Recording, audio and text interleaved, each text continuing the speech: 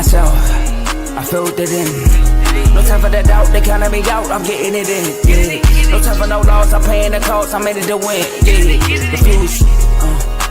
Mine, it can't be diffused. If you ain't thinking the same, then we playing by different rules. You can't see the vision, we living at different views. Until we complete the mission, keep getting up, never snooze. I walked a mile in my shoes, had the mind of a fool, chasing diamonds and jewels. Trust me, I was confused. Started minding my business and used my mind as a tool. Ended up finding my purpose and found the time to get to it. They told me I couldn't do it, they told me I couldn't make it. They sold it, could never break it. That's sadly mistaken. I need a piece of the pie, I want it so bad I can taste it. They told me like Toby, keep on running toes, they gon' take them. Refuse to lose, build the win. Apply myself, I filled it in. No time for the doubt, they counting me out, I'm getting it in. Yeah. No time for no loss, I pay for the cost, I'm winning to win. Yeah. Refuse to lose, I built the win. Apply myself, I filled it in. No time for the doubt, they counting me out, I'm getting it in. Yeah. No time for no loss, I'm paying the cost, I'm in it to win. Yeah. Refuse.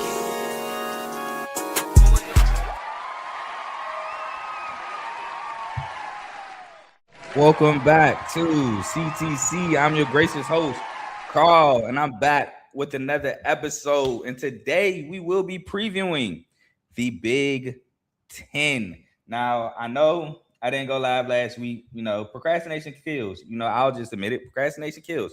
But we got 2 episodes this week. We got the Big Ten today, and we're going to have the Big 12 either Saturday or Sunday. TBD. I don't know what day I'm going to do it yet. But I got 2 guests with me, just like the ACC. The difference is they not fans of the same team, so we're going to have a difference of opinions. Now, one guy, you've seen him on the show a ton. Well, I ain't going to say a ton, but you've seen him on the show a couple times. He was on the Big Ten preview last year. We're not going to bring up last year, but that's my guy, Trent. What up, Carl? Yeah, we're not going to talk about last year. New I don't even remember. I don't remember what I said on the preview show last year. Me either. So I think, we're here to talk about the new season. Appreciate you having me back. Ready to talk some football. Yes, sir. Yes, sir. And my next guest, first time on Carl Talking College, but he's also part of the network. We've hosted R2L main shows together. He has his own show on the network. USC Trojan fan. So Teddy, you got somebody with you, and that's my boy Griffey. What's going on, Griffey?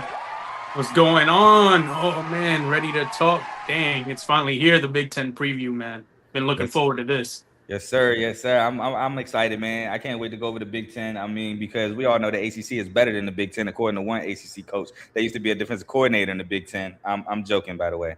But man, I'm just excited that Big Ten has won the last 3 national championships. So, man, the winner of the Big Ten might go on to win the national championship. 2 of the last 3 national champions have been the winner of the Big Ten. If you remember, Ohio State did not win the Big Ten championship when they won the national championship.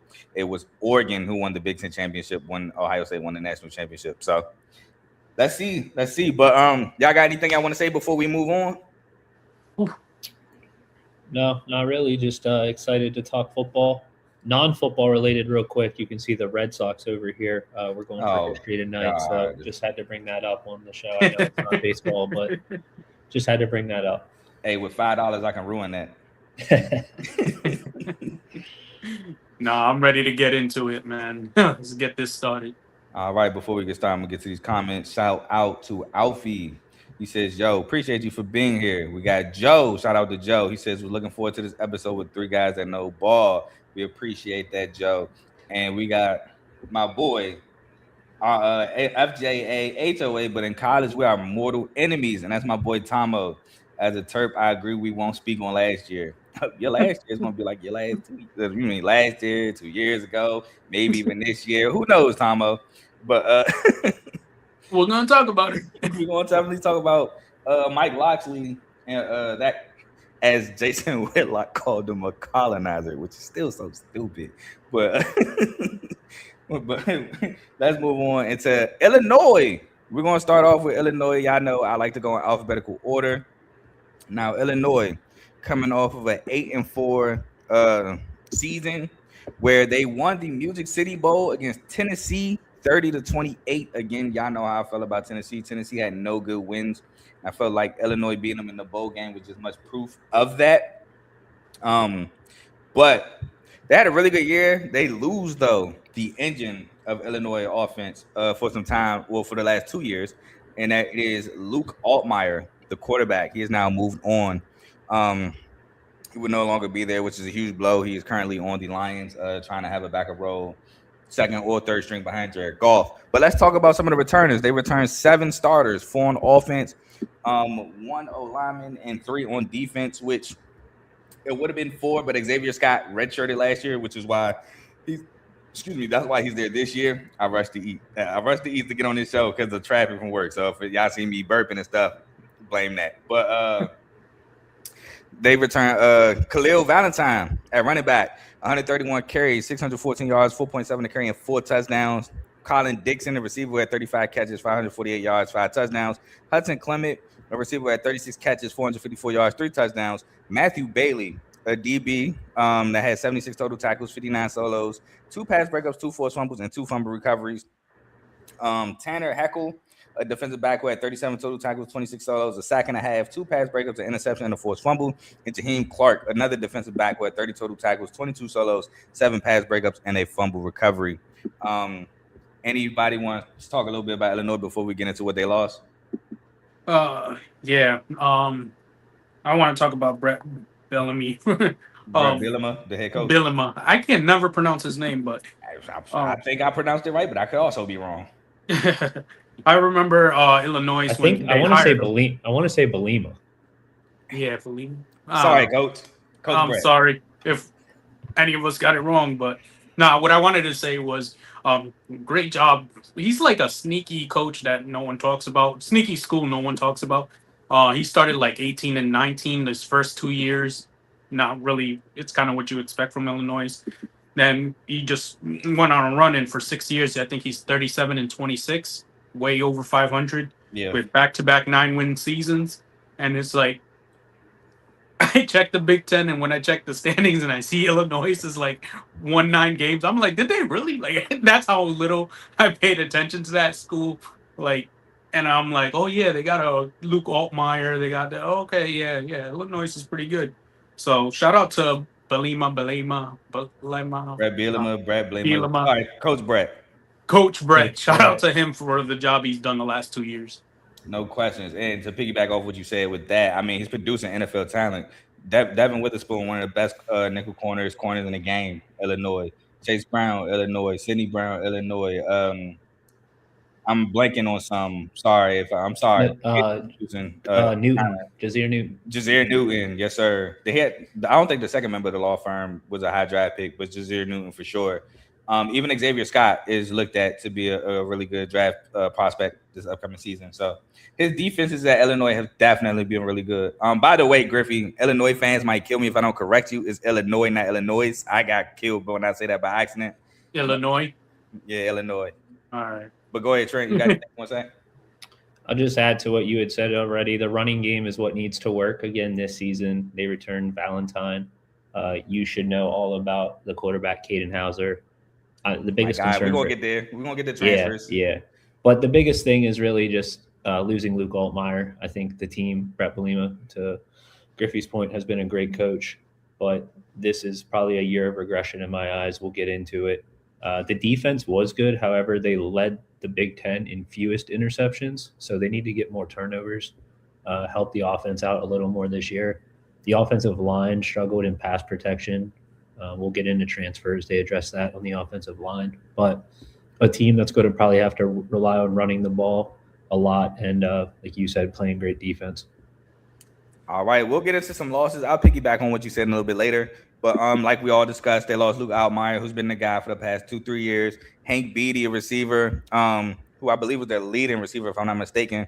70 catches, 864 yards, and 3 touchdowns on the Titans. Cole Russ, tight end, 19 catches, 217 yards, and a touchdown on the I think he transferred to Arizona. Justin Bowick, receiver that transferred to Oklahoma State, 22 catches, 265 yards, 5 touchdowns. Miles Scott, safety, who is, I believe, the brother of Xavier Scott, if I'm not mistaken. 64 total tackles, 50 solos, a sack, 4 pass breakups, and 3 interceptions. Currently on the Broncos. Dylan Rozick, linebacker, 53 total tackles, 29 solos, 3 pass breakups, an interception, and a forced fumble. Torrey Cox Jr., another defensive back, 50 total tackles, 36 solos, 3 pass breakups, an interception. Gabe Jacas, an edge rusher currently on the Pats, 43 total tackles, 23 solos, 11 sacks, pass breakup, and 3 forced fumbles. James Thompson Jr., a defensive tackle, currently on the 49ers, 41 total tackles, 17 solos, 2 sacks, and a pass breakup. And Malachi Hood, a linebacker, currently transferred to West Virginia, 44 total tackles, 28 solos, a sack, a pass breakup, forced fumble, and a fumble recovery. So they lost a lot of production on the defense. They lost 11 sacks in Gabe Jacas, so tough to replace a guy like that. Anybody want to talk about some losses before we move on to the transfers? No. All right, we'll go on to the transfer portal, where they were 43rd in transfers with 19 total incoming transfers. They were 32nd in overall recruiting class. As my boy Trent brought up, the top of my list was Caden Hauser. Now, again, as Trent said, he was a Michigan State guy, but he didn't get his name at Michigan State. He got his name at Eastern Carolina, where he was slinging the ball around and actually beat the head coach that said the Big Ten isn't better than the ACC in Pittsburgh in the bowl game last year. Caden Hauser went 269 for 408, 65.9% completion percentage, 3,300 yards, 19 touchdowns, and 6 interceptions. And that's what I wanted to piggyback on. I think their passing game is going to be just fine under Caden Hauser. I do feel like Caden Hauser didn't really get a fair shake at MSU. It was a bad time for MSU at the time, coming off the whole Mel Tucker, Brenda Tracy drama, unstable quarterback position. We've had Sam Levitt in our quarterback room that year, and we saw Sam Levitt the next year take Arizona State and win a Big 12 championship. So just a lot of dysfunction. So he left and blossomed, and great for him in that. By the way, Tom, I forgot about your comment. You did not enter the transfer portal. You are stuck at Maryland. You signed the contract. The next transfer I want to talk about is Alex Perry out of FIU. 56 catches, 840 yards, and 9 touchdowns. Who was FIU's leading receiver or offense that I feel like if they had a better quarterback, they could have been very explosive. Daryl Prater, a defensive lineman from Jack State, 23 total tackles, 14 solos, a 4.5 sacks. So nice pass rushing up the middle. Again, trying to, free up them outsides. Robert Edmondson, Colorado State, a linebacker, 47 total tackles, 26 solos, a sack, and an interception.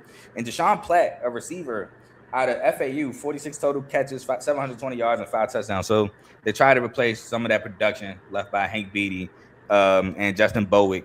I know I only went over 5. Y'all got any other transfers y'all want to talk about? I know you was going to talk about the O-line, right, Trent?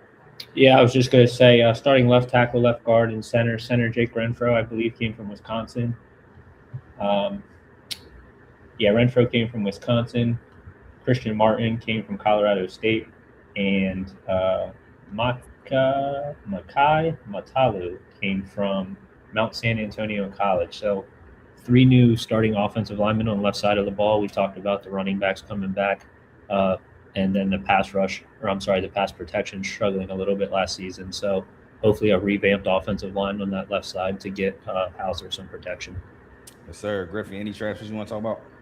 No, you guys named the transfers I was going to talk about. I will say this, though. It's not a transfer, but it's kind of something I found funny because I've seen FCS games, and Montana's head coach becoming their defensive coordinator. That was interesting to me. Okay. He had a great team in Montana. I know everyone, when they think of FCS, it's North Dakota State, pretty much. Which is now FBS. Yeah, which is now FBS. But he dominated that, what do you call it? A conference? I don't know. FCS. It's still a conference. It's still a conference. Yeah, they dominated that for the last 2 years. But it's kind of strange that he went for a DC job instead of a head coaching job, because he could definitely be a head coach for a smaller school. But that's the one I'm really interested in watching as like a new addition for this team. Well, I mean, I could see him going DC. A lot of coaching hires was kind of like getting filled early. And then there were some late, like, Michigan got theirs late. I feel like ours kind of late. So, probably work your way up. And then next year, something's bound to open Maryland. and take a job there. Or Florida State. Shoot, I think Florida State. We discussed on the ACC. I think Florida State opens up next year. I think Mike Norvell gets finally fired. So something is going to open up next year for sure. And if he does a great job, which I think he will at Illinois because they've been having some great defenses, he'll get a job. But I got some numbers, and then we can get into the schedule. I was so glad. I just hit the mic cord and I threw it on hook. But 78th in total offense, 46th in total defense, 53rd in scoring offense, 57th in scoring defense, 58th in passing, 63rd in pass defense, 89th in rushing, 36th in rush defense, tied 56th in the red zone offense, tied 58th in red zone defense, tied 49th in sacks, and 42nd on third down conversions on offense. Those are some numbers from last season. But without further ado, we can get into the schedule. So first game of the year is at home against UAB. I have them getting the dub. Yeah, UAB, interesting team, but I don't see them winning that. I don't see UAB winning that. Sorry. Yep, I have Illinois winning. All right, next game against Duke. This is a home to home, so they're back home, and I have them winning this one. I have them beating Duke. Last year's Duke, I would have them losing. This year's Duke, I'd have them winning too. I think they beat Duke last year. I was going to say they beat Duke last year, and I also have them winning this year. Was it? Mensa was there last year. Okay. Yeah. They beat no, I knew Mensa was there. I was like, was Altmaier playing that game? That's what I was thinking of. Yeah. Oh, that's why. Okay. And now Mensa is no longer there at Duke. I think Illinois is going to win. Next game at home against FCS Southern Illinois. I have a win here. Yeah. Also win. Next game, first Big Ten game at Ohio State. I have a loss, but I feel like if the point spread is big enough, I might take the points, but I have a loss. Yeah, I have a loss. I also have a loss. All right, next game at home against Purdue, who went winless in the Big Ten last year. I have a win against Purdue. I wish I could talk about Purdue now, but yeah, there's a reason. I was kind of iffy on this one, but I got Illinois winning that one. I have Illinois winning this one. All right, homer play right here. But next game on the road against Michigan State, against the revamped, hopefully Michigan State. I have a loss here. Nah, I have Illinois winning this one just because I don't know what to think of the. We'll get to that, but I got Illinois winning. I mean, I'm not mad at you, to be honest. Like, I can see us losing this game, but yeah, I got to win here for us. Trent. I have Illinois winning this game. Okay. Next game at home against Oregon. I have a loss. Yeah, definitely a loss. I have a loss. All right, next game on the road. Doesn't matter. Against Maryland, I have a win. I got a win. I actually have a loss. Oh, Tomo, you got somebody that supports you. And by the way, that's probably the end of my Maryland shots into the Maryland segment. Shout out my boy Tomo. Next, at home against Nebraska. I love you, dog. I love you, Anthony Calandria, but I got Illinois winning this one. I actually got them losing this one. Yeah, I have a loss. I didn't watch a lot of Calandria film, man. I know he will throw a pick, and I think that will bite him in the butt against Illinois. Next game on the road against UCLA, and because they are going cross country after what I perceive to be a brutal game against Nebraska, I have a loss here. I have a loss too. I also have a loss.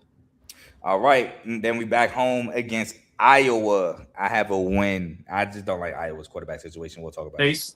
They started so hot, but I hate Iowa. But I'm gonna say it's a loss for Illinois. I mean, Iowa do be winning games, and you just wonder like how. Just annoying. It's just annoying playing them, bro. So annoying. I remember they averaged. Go ahead. I remember they averaged 40, and they were just running the ball. They weren't even good at passing the ball. And they averaged 40. And the last game of the year, which is always a good one, but this one is at which I didn't see anything about it being at Wrigley Field. I saw it was just a true road game against Northwestern, but I do have them beating Northwestern. Yeah, Illinois is winning that one. I actually have a loss. I ain't gonna lie, I like David Braun, but I also seen that quarterback that's supposed to be starting at Northwestern, and that is the reason why I have them beating Northwestern. So, My final record for Illinois, I actually have them going 8-4, 5-4, and I'll have them going over the 6.5 win total. Yeah, I got them 8-4, or is it 7-5? Yeah, 8-4. Big Ten record.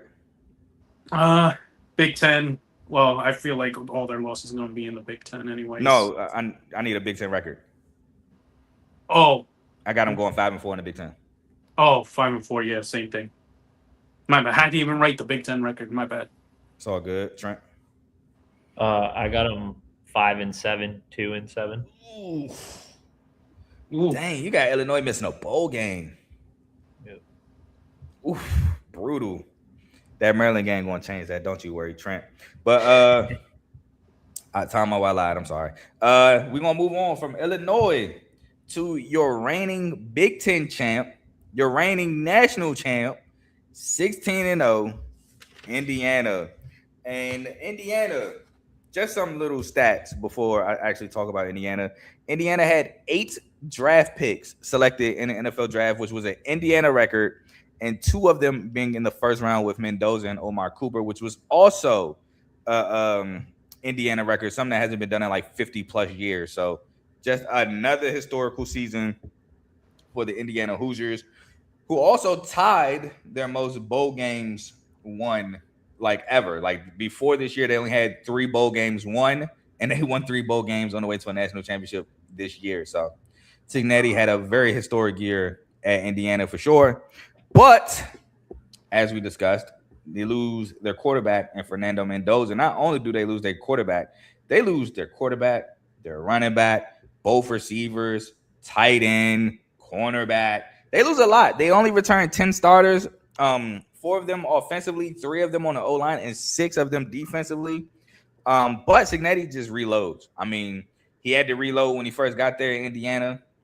With Curtis Rourke, nonetheless, took Curtis Rourke from University of Ohio and made the playoffs with him. And so I don't have any doubt in my mind that he will reload again at Indiana. But some returners, Charlie Becker, who had a breakout end of the year last year, made some big plays down the stretch. A receiver who had 34 catches, 679 yards, and 4 touchdowns. Valaje Hardy, a linebacker who had 103 total tackles, 48 solos, 8 sacks, and 5 pass breakups. Isaiah Jones, a linebacker who had 78 total tackles, 38 solos, 7 sacks, 2 pass breakups, an interception, forced fumble, and a fumble recovery. Jamari Sharp, a defensive back who had 49 total tackles, 36 solos, 5 pass breakups, an interception, 4 forced fumbles, and a fumble recovery. Amari Farrell, another defensive back who had 48 total tackles, 26 solos, 6 pass breakups, and 4 interceptions. Tyreek Tucker, a D lineman who had 38 total tackles, 17 solos, 6 sacks, and 2 pass breakups. And Mario Landino, a defensive lineman who had 32 total tackles, 14 solos, 5 sacks, 4 pass breakups, and 2 fumble recoveries.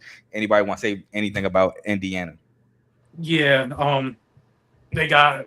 I think what you said earlier was right. They can retool a lot of the things that they lost, and I feel like they do a good job of doing that while also developing the people they already have. Like the Charlie Becker is gonna go into a bigger spotlight now. They got Nick Marsh from MSU. You're developing talent over there apparently. You guys are like just developing for other schools at this point. But yeah, they gotta see how a lot of those guys that they lost were leaders. I feel like on that team that were like their voices mattered. So it's about replacing the leadership aspect of that team. Unless like guys like Charlie Becker can do it. Turbo Richards, another one. We'll get into the transfers. Sorry. You good? Sorry. I was just about it. What I was gonna say was their run game needs to be as good as it was last year. That's all I was gonna really mention. So 2,000 yard backs in college football is insane. Mm-hmm. Trent? Yeah, I'll be the guy that talks about the offensive line. They're returning not 8 starters, but returning 4 starters, and then all 4 backups are returning as well, or either redshirt freshmen. So just veteran O-line who's going to protect the new quarterback and new running back that you guys just talked about. We'll talk about more, but when you have that foundation in the trenches, that helps a lot in college football, as we've seen the last few seasons.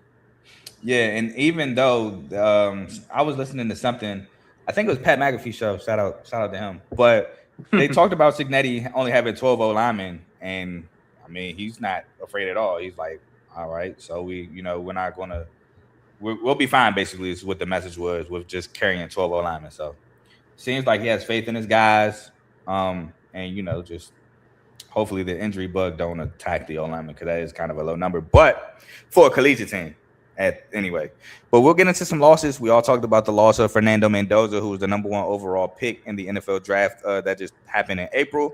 He went 273 at 379, 72% completion percentage, 3,535 yards, 41 touchdowns to 6 picks. Sounds like another quarterback that I know of that didn't win MVP, but he had 4 picks. Sorry, I had to get that off. 276 yards and 7 touchdowns currently on the Raiders. Roman Hemby left Maryland and hallelujah. 230 yards, 230 carries, 1,120 yards, 4.9 a carry, and 7 touchdowns. He also had 165 yards through the air. He's currently also on the Raiders. Kalen Black, 186 carries, 1,040 yards, 5.6 a carry, and 10 touchdowns on the 49ers. Omar Cooper Jr., currently on the Jets, 69 catches, 937 yards, and 13 touchdowns. Elijah Surratt, currently on the Ravens, receiver, 65 catches, 830 yards, and 15 touchdowns. Riley Nowakowski, tight end, currently on the Steelers, 32 catches, 387 yards, and 2 touchdowns. Aiden Fisher, linebacker on the Texans, 95 total tackles, 46 solos, 4.5 sacks, a pass breakup, 2 interceptions, a touchdown, forced fumble, and a fumble recovery. Lewis Moore, a safety currently on the Dolphins with 90 total tackles, 45 solos, 3 pass breakups, and 6 interceptions. D'Angelo Pons, currently on the Jets, a cornerback with 60 total tackles, 43 solos, 10 pass breakups, 2 interceptions, a pick 6, which was against Oregon in the semifinals, and a forced fumble. And Stephen Daly, who also got hurt, unfortunately, on that run, 35 total tackles, 24 solos, 5.5 sacks, and 2 forced fumbles. Do y'all just want to move on to the transfers? All right, so they got my guy. I ain't gonna lie, I've been a fan of this quarterback for a couple years, but it's something about guys named Josh and throwing interceptions, and that is Josh Hoover, the transfer quarterback from TCU. If he could stop throwing picks, man, he'd be one of the best quarterbacks in the country. But he does have an interception problem. He went 272, 413, 65.9 completion percentage, 3,472 yards, 29 touchdowns to 13 interceptions. Again, he has an interception problem. Nick Marsh, which I'm going to just look at Nick Marsh like Keon Coleman, man. Keon Coleman left, went to Florida State, won the ACC championship. Unfortunately, Jordan Travis got hurt. They didn't make the playoff, so they got spanked by Georgia because they sat everybody. That's how I'm going to look at Keon Coleman. Go get you a Big Ten championship, big dog, and hopefully a natty. Receiver out of Michigan State, 59 catches, 662 yards, and 6 touchdowns. Again, Griffey brought him up earlier, and that's Turbo Richard, a running back from Boston College, 145 carries, 749 yards, 5.2 a carry, and 9 touchdowns. I wrote down Chidi Obizior, an edge rusher from Kansas State, 28 total tackles, 17 solos, 2 sacks, a pass breakup, and a fumble recovery. And Shaz Preston out of Tulane, a receiver who had 43 catches, 723 yards, and 4 touchdowns. Hopefully, he can be like Chris Brazell last year, not in terms of skill set, but just breakout. Chris Brazell played at Tulane. I watched him at Tulane. I'm like, bro, he's really good.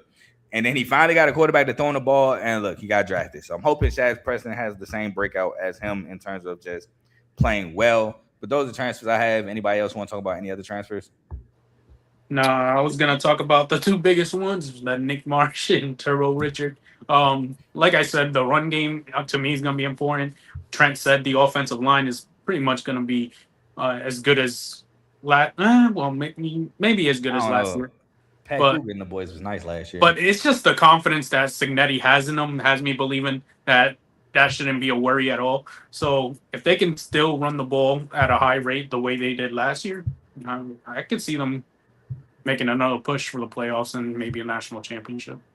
Oh, I see them making a push for the playoffs. I mean, 2 years at Indiana, and both years you made the playoff. Mm-hmm. I don't know. I don't think this is the year that regresses. Trent? I don't know if you said it or not, but shout out A.J. Harris, also corner. Nah, I didn't. Shout out to him, though. Penn State, Bama.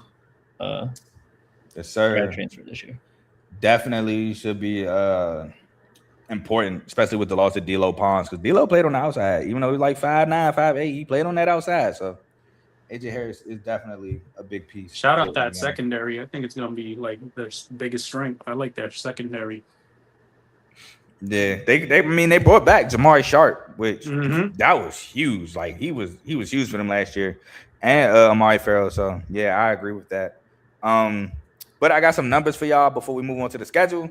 11th in total offense, 4th in total defense, 2nd in scoring offense, 2nd in scoring defense, 52nd in passing, 23rd in pass defense, 12th in rushing, 2nd in rush defense, 1st and 3rd down percentage on offense, 8th and 3rd down percentage on defense, tied 6th for sacks, 11th in red zone offense, tied 43rd in red zone defense. I thought it was funny that they were tied 43rd with Purdue in red zone defense. First of all, it's Purdue. Secondly, it's their rival. And 5th in penalties per game. So they are always very disciplined. With that being said, we're going to the schedule. Before you go to the schedule, I just want to say, because I didn't get to talk about it, but Josh Hoover, we going to find out who you are, boy. We going to find out. Don't go too hard on my dog. I seen what he did. I remember everyone picking UNC over him, and then that was crazy. I was telling Dave and Ace when we was going over that UNC episode, I'm like, bro, I don't even know why people think this is gonna be close. TCU's going to dog them. Dog walked them the whole game. Like, is that him, or is it what we saw like later on? I mean, the interceptions have been a constant problem under Signetti. Can he fix that for him? That's what I want to see. So now we can get to the schedule. I just wanted to say that. Nah, I think he will, though. I mean, Mendoza wasn't looked at as talented, and Mendoza actually had a solid year previous at Cal, but he wasn't looked at to be that. So I think he will. Again, if Josh Hoover just cut out the picks, he's one. To be honest with you, and this might be a hot take, I would take Josh Hoover over Dante Moore if, you know. Jeez Louise. Oh, wow. Okay. Listen to me real quick. Okay. Y'all forget, Dante Moore had a streak where he would start games throwing pick sixes. Don't forget that. And I brought that up the week they played Oregon. Joe will tell you, the week they played Oregon, I said Dante Moore has a history of starting games with a pick six. Threw a pick six to D'Lo Pons on 3rd down. So yeah, Dante Moore. What I would say to that is at least Dante Moore has been more consistent than I don't know. Hoover. Has he? No, he had. Well, last season. No, he hasn't. No, he hasn't. You had way more great performances than like mid-tier performances. Dante Moore was good last year, but at UCLA, and it might have been circumstances. I won't lie. He was not that good. He was that Oregon. He was a freshman with a terrible coach. With a terrible coach. No. Deshaun wasn't there, I don't think. Chip Kelly was the OC, but I don't think Deshaun was there yet. Deshaun was there. He got hired from like. Was Deshaun Foster there? Yeah, he was there. He was hired from within. I remember Deshaun Foster getting hired. I don't remember if he was there Dante Moore's freshman year. No, because wasn't Dante Moore at Oregon with Dylan Gabriel? He just didn't play. Yeah. So yeah, Deshaun Foster wasn't the head coach yet. But wasn't. Yeah, I think you're right. Hold on. I'm telling you, Chip Kelly was the OC though. So I mean. Yeah. Well, Chip Kelly, he's an OC. Yeah, but that UCLA is a whole bunch of problems, so I wouldn't even put that. And he was. That's what I said. That's like I said, he was a freshman. Chip Kelly could be a problem this year with the quarterback. Chip Kelly. We'll talk about that. Chip Kelly might lose his marbles with his quarterback, but yeah, man, I ain't gonna lie. That's my hot take.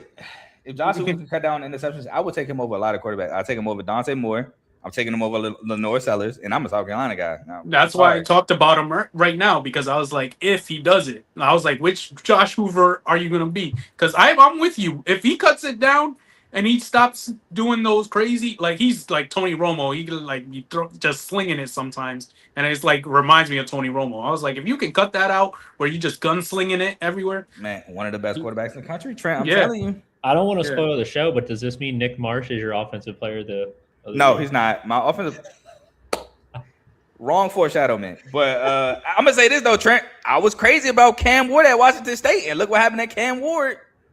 You called me crazy. You could watch Cam Ward and Josh Hoover and see a difference. But at Washington State, when I said I trust Cam Ward, you disagreed. I don't think I ever disagreed with Cam Ward at Washington State. You did in the chats. Mm-hmm. Well, either way, at Washington State, you're in a spread offense. You have a chance to throw the ball. So, shout out my boy. No, I mean that's true. I mean, but so did Anthony Gordon, Gardner Minshew, Luke Falk. Even though Gardner Minshew made the league, Washington State had a plethora of guys. John Mateer, even though he's not at Oklahoma, but all I'm saying is a lot of those guys had them opportunities and didn't pan out. But we'll move on to the schedule. First, I'll tell y'all like this. I'm going to name the schedule, but I got Indiana going undefeated again. I ain't going to lie to y'all. I do. All right. But first game is at home against North Texas. Dub. Second game at home against Howard. Dub. Third game at home against Western Kentucky. Dub. Fourth game at home against Northwestern. Dub. Fifth game on the road, against Rutgers. Dub. Sixth game on the road against Nebraska. Dub. Seventh game. Now this is where y'all might disagree with me. At home against Ohio State. L. I got a loss as well. I gave them the win day at home. I think that's going to be a tough game, but a lot of turnover at Ohio State. I get Matt Patricia, one of the best defensive coordinators, if not the best. I think it's Jim Knowles, me personally. But if not the best defensive coordinator in college football, I still got Indiana overcoming at home. Mm-hmm. Jim Knowles.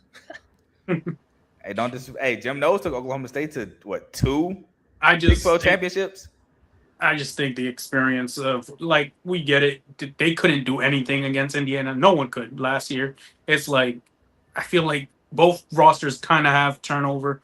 It's just like, at some point, something's going to give when you keep seeing this opponent multiple times. And you're like, we can't get over that. And, well, Ohio State is not a team you would think like that, by the way. Well, be like, we can't get over this. They did blow them out Cignetti's first year in the regular season. Yeah, it's first, but it's and like Ryan Day, Cignetti. Give me Cignetti every time. I mean, Cignetti brought Indiana undefeated. You would take Cignetti over almost every coach. I mean, if we really being honest, that national championship saved Ryan Day's behind because losing 4 straight to Michigan, didn't win a Big Ten championship in quite some time. I don't remember the last time. Has he won a Big Ten championship at Ohio State? It's probably been before it's probably been 2020s. Before Michigan won. Before Michigan won the Natty, I think. I was about to say because when Michigan won the Natty, I think Michigan rattled off 3 straight Big Ten championships. Mm-hmm. So it's been a minute for Ohio State winning a Big Ten championship. So that Natty kind of saved them. And forget you, Joe. Gardner Minshew does not play the Ravens. Shout out to Joe. And then he said they play Howard. Yeah. I mean, Indiana. Y'all heard what Drinkwitz said. Their non-con is the reason why they won the national championship. I'm like, come on with these lame excuses. Man. They play Howard. But yeah, I have them going undefeated. Next game after Ohio State at home, they travel to the Section 8 housing at Michigan. There's a reason for this, but dub. I also have a dub. I want to hear the reason. Like I said, I'm going undefeated, so I will let her hear your reason. No, I'm gonna get to that in the Michigan. Oh, okay, cool. Next game at home against Minnesota. Dub. All right, Griffey at home against USC. L. I have a dub for Indiana. At Washington. I don't have to say what I have. L. Oof. I actually also have an L here. Ooh, Trent. At Washington, Damon Williams, has he won back that locker room after that stunt after the end of the season? Trent's with me. He knows sneaky Washington right there. I know Washington sneaky. I know about Damon Williams. I also know about him leaving and coming back. And oh man, they better give me money. Oh man, they said I can't leave, so now I'm back, y'all. Last game, which this isn't really a rivalry anymore because Indiana's actually good, at home against Purdue. Dub. Oh. Nah, I figured I let it ride because, USC fan. Nah, I let it ride. He talking about you having USC beating Indiana. Yeah. I'll let it ride. So I can explain that in the USC side too. I also thought you was gonna do that too. So just like the Michigan part. So that's why I'm like not talking when I do this, because I'm like explain it on the other team side. So obviously, like I said, I got Indiana going 12-0, 9-0. Griffey, what is your Indiana 9? You got what, 9-3? Yeah, they're going 9-3, 6-3. And Trent? 7-2, 10-2. So Griffey got them missing the playoffs. Yeah, 9-3, not making the playoffs. Yeah, barely. All right, we'll move on to Iowa.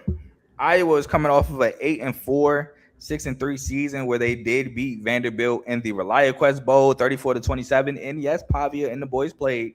And to be honest with you, again, that game was more dominant than the final score indicates. To be very honest with you, but nonetheless, they still got the dub. Kirk French, no matter what, just finds ways to win a bunch of games at Iowa. And like Griffey says, it's very ugly, but it's also, it works for them. So it just is what it is at that point. Yep. So they only returned 6 starters, 3 on offense, but out of those 3 on offense, 2 of them are O-linemen and 3 on defense.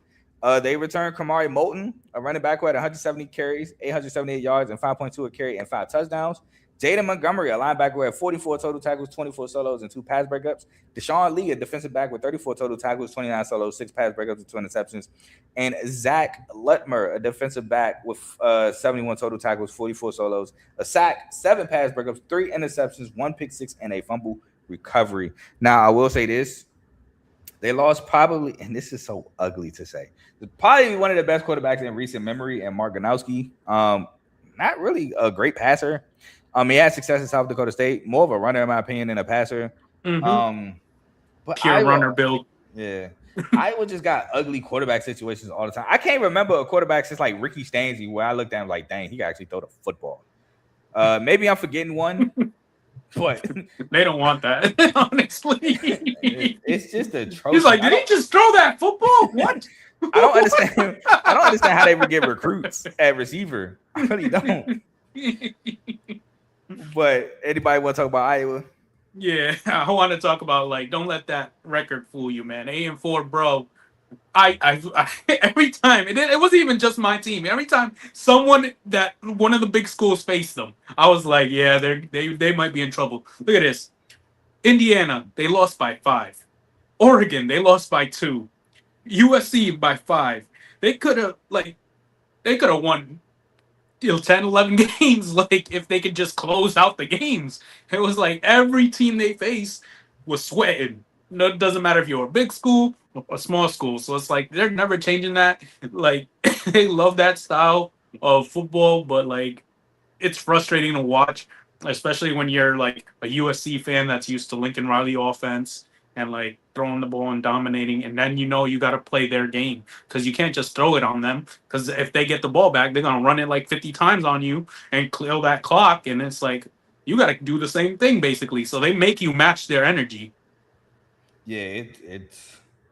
I ain't gonna lie. Me personally, it can be atrocious at times, but I found an appreciation for it. I just found it atrocious that they average 40 points a game running the ball. That was crazy. I think that was with Cade McNamara, wasn't it? Yeah, I want to say that was with Cade McNamara and Caleb Johnson at running back. Atrocious, but got it done. It's effective. It's very effective. I don't hate it. I'm just saying, when your team is playing them, you're like, you get frustrated. Hey, I will say my team had some success. One of the few Big Ten wins was against Iowa. I don't think it was last year. I think it was 2 years ago, but still. Trent? Just a fun fact: they're 20-2 over the last 4 seasons when getting over 150 yards or more on offense. So, and they're doing that all running. Yeah. So, I mean, again, to just emphasize what you guys have said, I've been on the receiving end of Iowa beatdowns plenty of times as a Penn State fan. So it's not always the sexiest, but it's Iowa football. It's, run the ball and play great defense. You mentioned it, Zach Lutmer in corner. He's going to probably be their best player. Mm-hmm. So just Yeah, I mean, expect a lot of running, expect a lot of low death taxes and Iowa unders. Man. And they take care of the ball and make the other team have a lot of turnovers too. It's like disciplined team. Yeah, number 2 in the nation in fewest penalties, only behind Army last season. Yeah. I was just about to say, like you said, death taxes and Iowa unders is kind of like military unders when military academies play each other.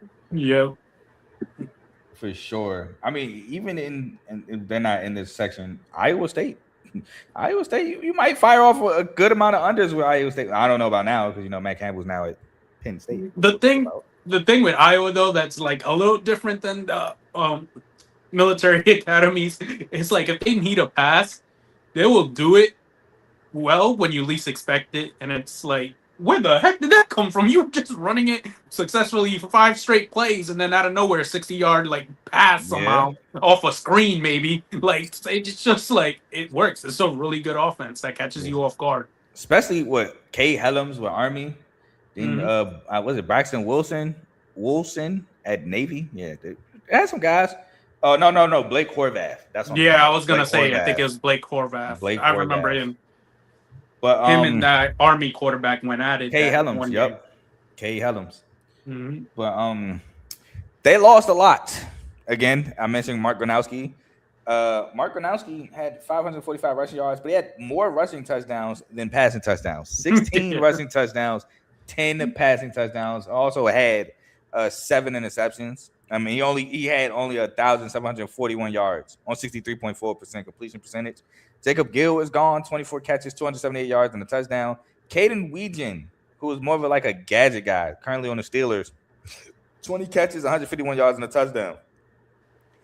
Carson Shahar, linebacker, currently on the Cardinals, 83 total tackles, 42 solos, 4 sacks, and a pass breakup, forced fumble. Xavier Wampa was my guy. I was kind of shocked. He was drafted 7th round or something like that. But he's currently on the Chiefs. Safety, who has 76 total tackles, 50 solos, an interception, 2 forced fumbles. Keon Integer, another defensive back, transferred to Louisville. 73 total tackles, 43 solos, 4 pass breakups, a forced fumble, and a fumble recovery. TJ Hall, a cornerback currently on the Saints, 47 total tackles, 30 solos, 10 pass breakups, and a pick. Ethan Herkett, defensive lineman, 31 total tackles, 21 solos, 8 sacks, and forced fumble. Max Llewellyn, currently on the Dolphins, edge rusher with 26 total tackles, 14 solos, 6.5 sacks, 5 pass deflections, 2 forced fumbles. Aaron Graves, a defensive tackle, currently on the Ravens, 37 total tackles, 17 solos, 5 sacks, pass breakup, and an interception. So, again, lost a ton of production there. But I think Iowa does a good job, especially retooling the defense. We'll move on to transfers, where they were 41st in overall recruiting, 77th in transfer portal. They had 15 transfers. Funny, I didn't see a quarterback, which was kind of funny to me, but I could have just overlooked it. Evan James. There was none. Yeah, I didn't think so.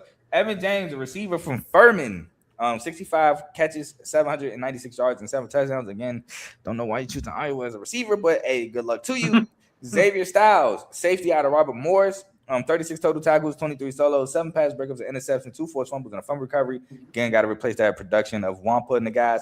Landon Phillips, a running back who's probably going to be the backup behind Kamari Moulton, 295 carries, 1,920 yards, 6.5 a carry, and 19 rushing touchdowns out of South Dakota. Lance Ingold, an edge rusher out of Northern Illinois, 17 total tackles, 7 solos, a sack and a half, and a forced fumble. And Kamari Brown, an edge rusher from Elon, 66 total tackles, 39 solos, 12 sacks, pass breakup, and 3 forced fumbles. Anybody want to talk about any transfers going to Iowa? No, I think well, I guess Trent Wilson from James Madison. I think they're just so good at the offensive line that they're like, let's figure out everything else later. And so I think that was a good pickup. James Madison had pretty good O-line, if I remember correctly. No, they did. They ran the ball really well. Yeah, they had a really good O-line. So getting someone from there, especially saying that he's old school. I know he probably didn't coach him, but it's kind of funny that people are now looking at James Madison like, let's get players from there. Shoot, not even players. We got another coach in this conference who came from JMU later on. Yeah, I was going to talk about that too. So, yeah, I think that's going to be a good pickup. Everything else, and you were talking about the quarterback earlier. And the receiver that chose to go to Iowa. he chose it at the worst possible. Like, there's not a good time to be a receiver at Iowa, but like, this is probably the worst possible time because they're just gonna have like Hank Brown and I forgot the other dude's name. Kamari Moulton. Kamari. No, the Oh, quarterback. Oh, quarterback. It was like I don't even know their quarterback name. let me see. It was what for this season? I had it in the notes somewhere. It's Hicklinski, Jeremy Hicklinski. Jeremy Kinski, yeah, there was like one of those two are supposed to take over. And none of them are even like as good as Gronowski, so it's like good luck. Good luck getting something there. Pretty nasty at Iowa. Pretty nasty. The only thing I'll say is just biggest loss, like Carl said, that Cohen Integer going to Louisville. I think they retooled pretty well in the transfer portal with Tyler Brown and Anthony Hawkins. Tyler Brown from JMU and Anthony Hawkins from Villanova. So 2 good safeties coming into. Is that James Madison? Yeah, Tyler Brown was. Of course. Yeah, I did leave out a receiver. I was seeing if one of y'all said something. Tony Diaz, another receiver from UT Rio Grande Valley. He had 67 catches, 881 yards, and 11 touchdowns. So good luck to y'all boys. Right. Okay. Good luck to y'all boys. But some numbers before we get into the schedule. They were 117th in total offense, 9th in total defense, 54th in scoring offense, 8th in scoring defense, 127th in passing, 10th in pass defense, 42nd in rushing, 17th in rush defense, tied 69th in sacks, 2nd, like Trent said, in penalties per game, 35th in third down percentage on offense, and 23rd on third down percentage on defense. Like, again, we're going to run the football, play defense, and hopefully you better hope you can stop us. Which shout out to Penn State because I remember they beat them at their own game at their field last year. So shout out to Oregon did too. Hardy, hard. I wasn't even trying to be funny, but my bad, big dog. But we're going to jump into the schedule. First game of the year is against Teron Dickens in Northern Illinois, but I still have this as a win. But I'm interested to see how Teron Dickens does against Iowa defense. Oh, Northern Illinois? Oh, I'm like, okay, yeah, I got that as a win. Yep, I also have it as a win. Next game, we got the Cyhawk rivalry game. I got them beating them in the Cyhawk against Iowa State. Yeah, I got them winning that one too. I also have a win. Next game for the state championship against Northern Iowa. I have this as a win. Yeah, that's a win. I have that as a win. Next game at Michigan. I have this as a loss. First Big Ten game. Ooh, I actually have this as a win. Hey, I'm not mad at you. I hope it happens, but I can't be biased. As much as I dislike Michigan, I think that they're probably going to run through Illinois. I mean, not Illinois, Iowa. Like I said, I'm going to explain that later. But I have a loss. We're on Michigan, right? Yeah, I have a loss. Yeah, it's in Michigan. Yep. Next, at home against Ohio State, I have as a loss.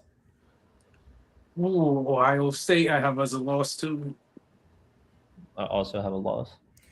On the road against Washington. Now, funny enough, they did beat Will Rogers and Washington 2 years ago in Washington. But I have this as a win. I just feel like they can really affect DeMar Williams in that offense. I have this as a loss. I have this as a loss. All right. Next game at Minnesota. I have this as a loss. I have this as a win. I also have it as a loss.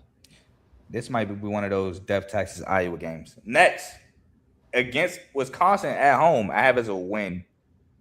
Yeah, I have it as a win. I have it as a loss.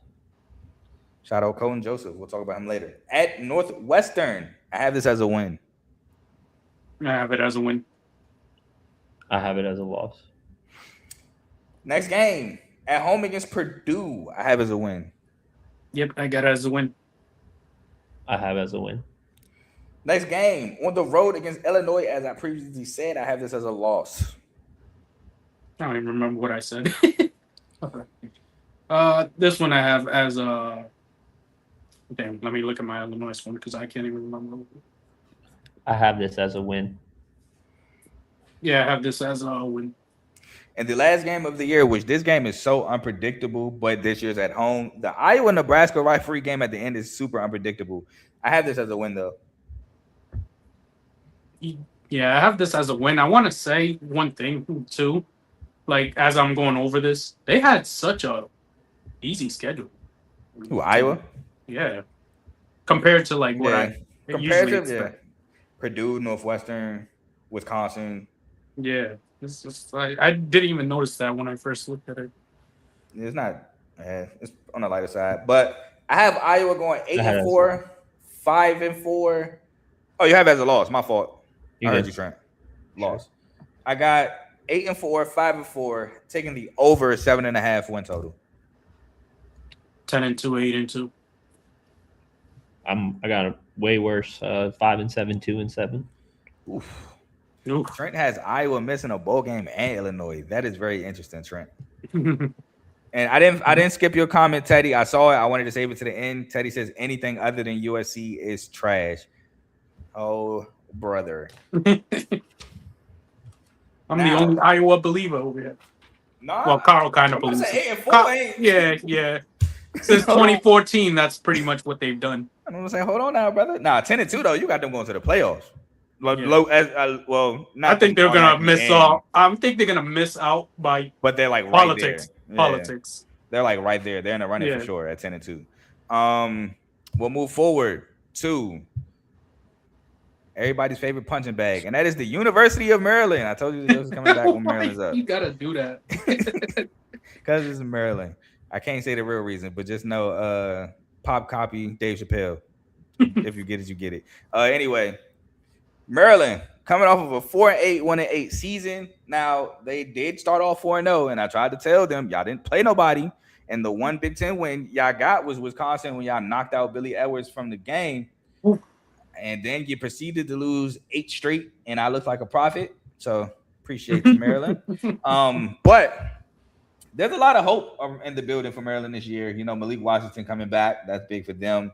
I feel like Coach Loxley has to be coaching for his job. Now, he may not feel that way, but I do feel that way. I feel like last year he went 4-8, 1-8. I want to say the year prior he missed a bowl game. I want to say he had the same record. So if he has another bad season, it might be a wrap for bruh. But he also did. I want to say he was the head coach when they won 2 straight bowl games. I think one was the Duke Mayo Bowl and one was the Music City Bowl, if I'm not mistaken. I know one of them was against NC State. So who knows? But me personally, I think he's on the hot seat. Does anybody disagree or agree?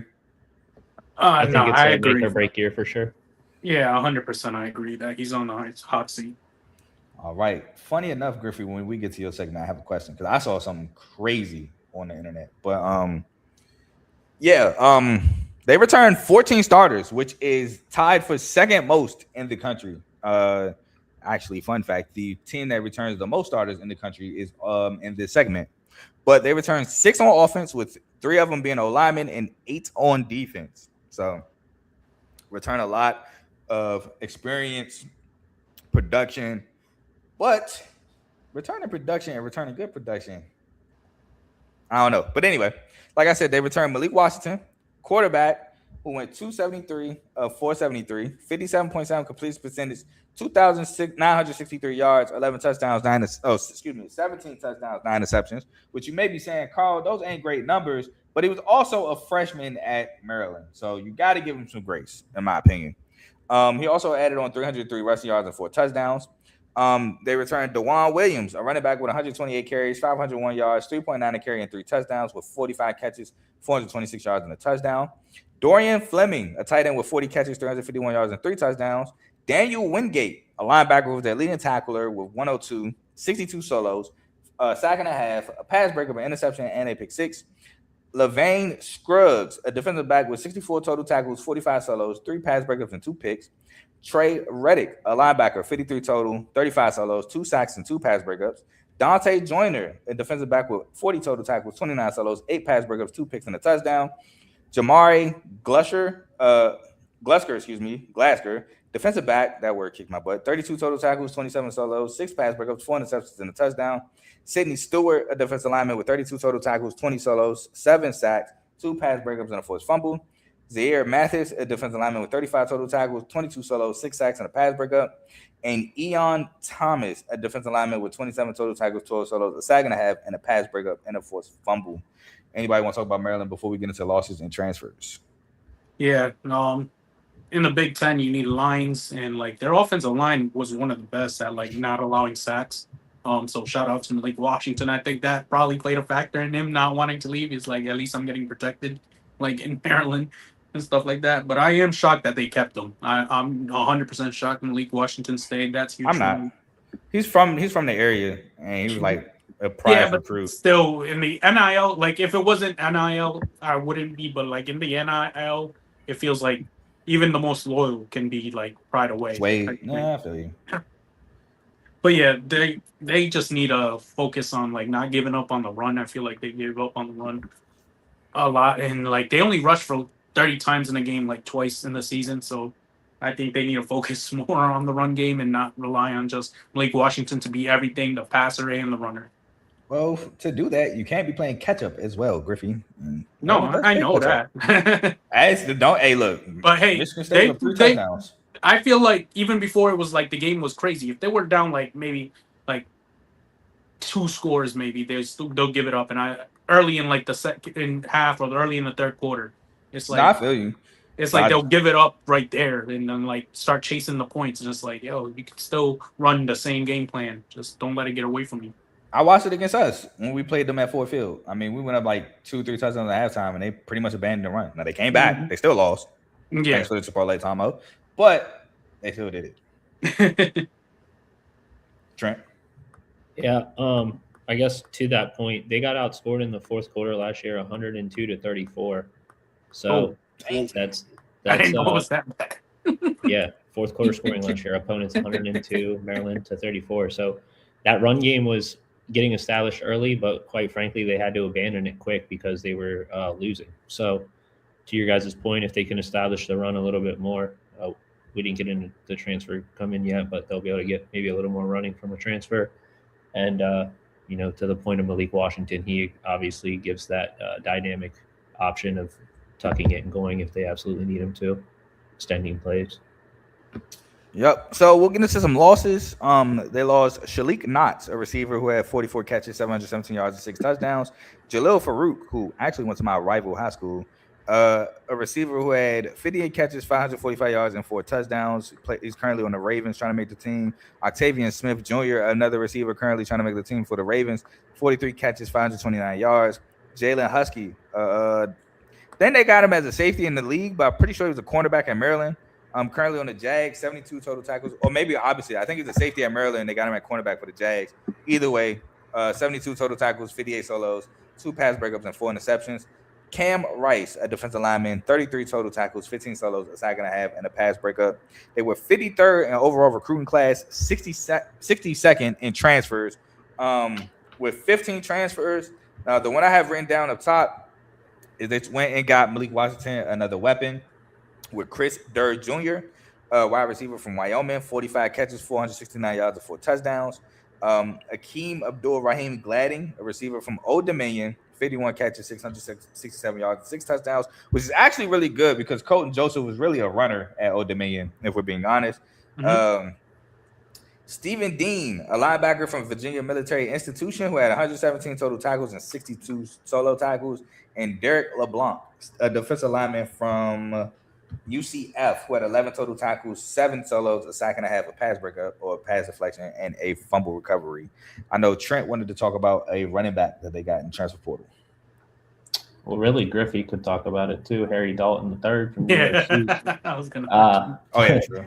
But yeah, I mean, he's just gonna be. DeJuan Williams is returning, so a little bit of maybe a 2-headed monster back there. I don't know that it's a competing job. Maybe more of just a complementary backfield. So I wanted to mention too, I think you already had said it, that they hired Clint Trickett as the offensive coordinator. I didn't. So, okay, well, sorry. Yeah, they hired Clint Trickett as the offensive coordinator. Hey, Clint. Look at Clint, man. How far Clint Trickett has come. If y'all don't remember, Clint Trickett was at EMCC during what's the Netflix documentary? Last Chance U. Last Chance U, yeah. During that documentary, he was at East Mississippi. I've also just heard, I don't know how I get random, obviously in the sports world, you get random stuff served to your phone, but he's had high praise in the coaching community, I feel like. So I'm excited for what they can do on the offensive side of the ball this season. Yeah, former quarterback, played at West Virginia. Probably knows Maryland. I'm pretty sure he played at West Virginia when Maryland and West Virginia were like playing each other, if not every year, every other year. So. Yeah, since he already said what I was gonna say about Dalton, but I like what they do, like at Maryland and like at all these schools that aren't like, what Maryland you giving like Maryland a compliment. Yeah.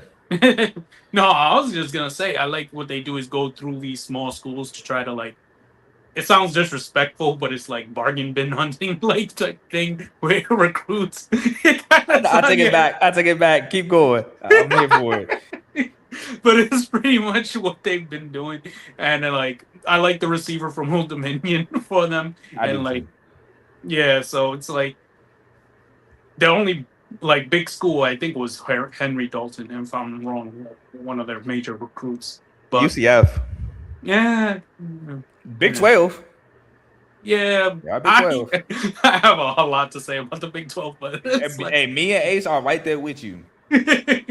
But yeah, like at least they're like trying to find something to help from like the bargain bin of college schools. All right, and then got a question for you, Griffey. It was there for a minute. I wanted to wait for a perfect time. Teddy asked who's your school. Go ahead, let him know. Say again? Teddy asked who's your team. Oh, who's my team? USC. So if you heard that, Teddy, you got somebody with you now. But some numbers: Maryland was 85th in total offense, 97th in total defense, tied 93rd in scoring offense, tied 76th in scoring defense, 33rd in passing, 82nd in pass defense. To y'all point, 122nd in rushing. And for context, it's only 134 schools. It's now going to be 136, but for context, 99th in rush defense, 89th in red zone offense, 33rd in red zone defense, 107th on third down percentage on offense, and 93rd on third down percentage. No, excuse me, 107th was defense, 93rd was offense. So those are the numbers. We're getting to the schedule. First game against Hampton University, I have as a win. Yeah, that's a win. I also have it as a win. The next game at UConn, very surprisingly enough, because I have UConn beating some pretty good schools. I have Maryland winning. No, I got that as Maryland winning. I also have Maryland winning. Next game against Virginia Tech. I thought this was one of those weird games. Maryland, Virginia Tech, Maryland at home. I have it as a win. I have it one of those weird games. Shout out James Franklin, though, because I do have them having a good season. Trent would know who would win this game better than anyone. But this one, actually, I kept going back and forth on because I was like, James Franklin, Maryland. I got Maryland winning, though. I'm not confident. I'm not confident saying that. I will say this. That's why I said it's a weird game. James Franklin normally beats opponents he's supposed to beat. And I do feel like Maryland is an opponent that he's supposed to beat. But that's why I say I feel like it's one of those weird games. Yeah. It's like, oh, man. I don't know. I don't think James Franklin's lost to Maryland in like 10 years. And the fact that it's in Blacksburg at 7:30 at night, I got to give the edge to Virginia Tech. I got it in Maryland. Or, I'm sorry, you're right. It's in Maryland. I'm sorry, you're right. It is in Maryland. But the fact that it's in, I guess it's still a night game. I'll take Virginia Tech. I mean, you're probably on the right side. If we're being completely honest. He knows. Trent knows. If we're being honest, you're probably on the right side. Chalk anyway, the chalky side. I just got it. Like I said, it's a weird game. But we'll move on to their first Big Ten game is at home against UCLA. I have this as a loss. Yeah, I have that as a loss. I also have it as a loss. Next game at Nebraska, I have as a loss. Yeah, that's a loss. I also have as a loss. Next game, you got barbecue back there, and you ain't invite me against Ohio State on the road. I have as a loss. This is depressing. That's a loss. I also have it as a loss. For those that don't know, that call came against Maryland versus Ohio State from my dog, and I'm blanking on it. Gus Johnson. Salute. Next game at home against Rutgers. I have as a win. Maryland gets a Big Ten win. They finally win. Yep. I do have this as a win. I have them losing out the rest of the year, but against Illinois, I have as a loss. As mentioned earlier, I have as a win. Yeah, I have that as a loss. At Purdue, I think Purdue gets a Big Ten win, y'all. I have this as a loss. Ooh, I have that as a win. I also have a win.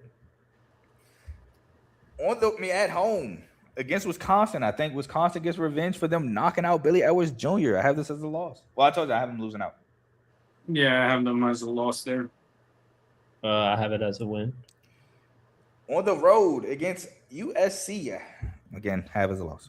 No, I got them losing out because I got them as a loss. I also have a loss. And then at home, another back in the day game.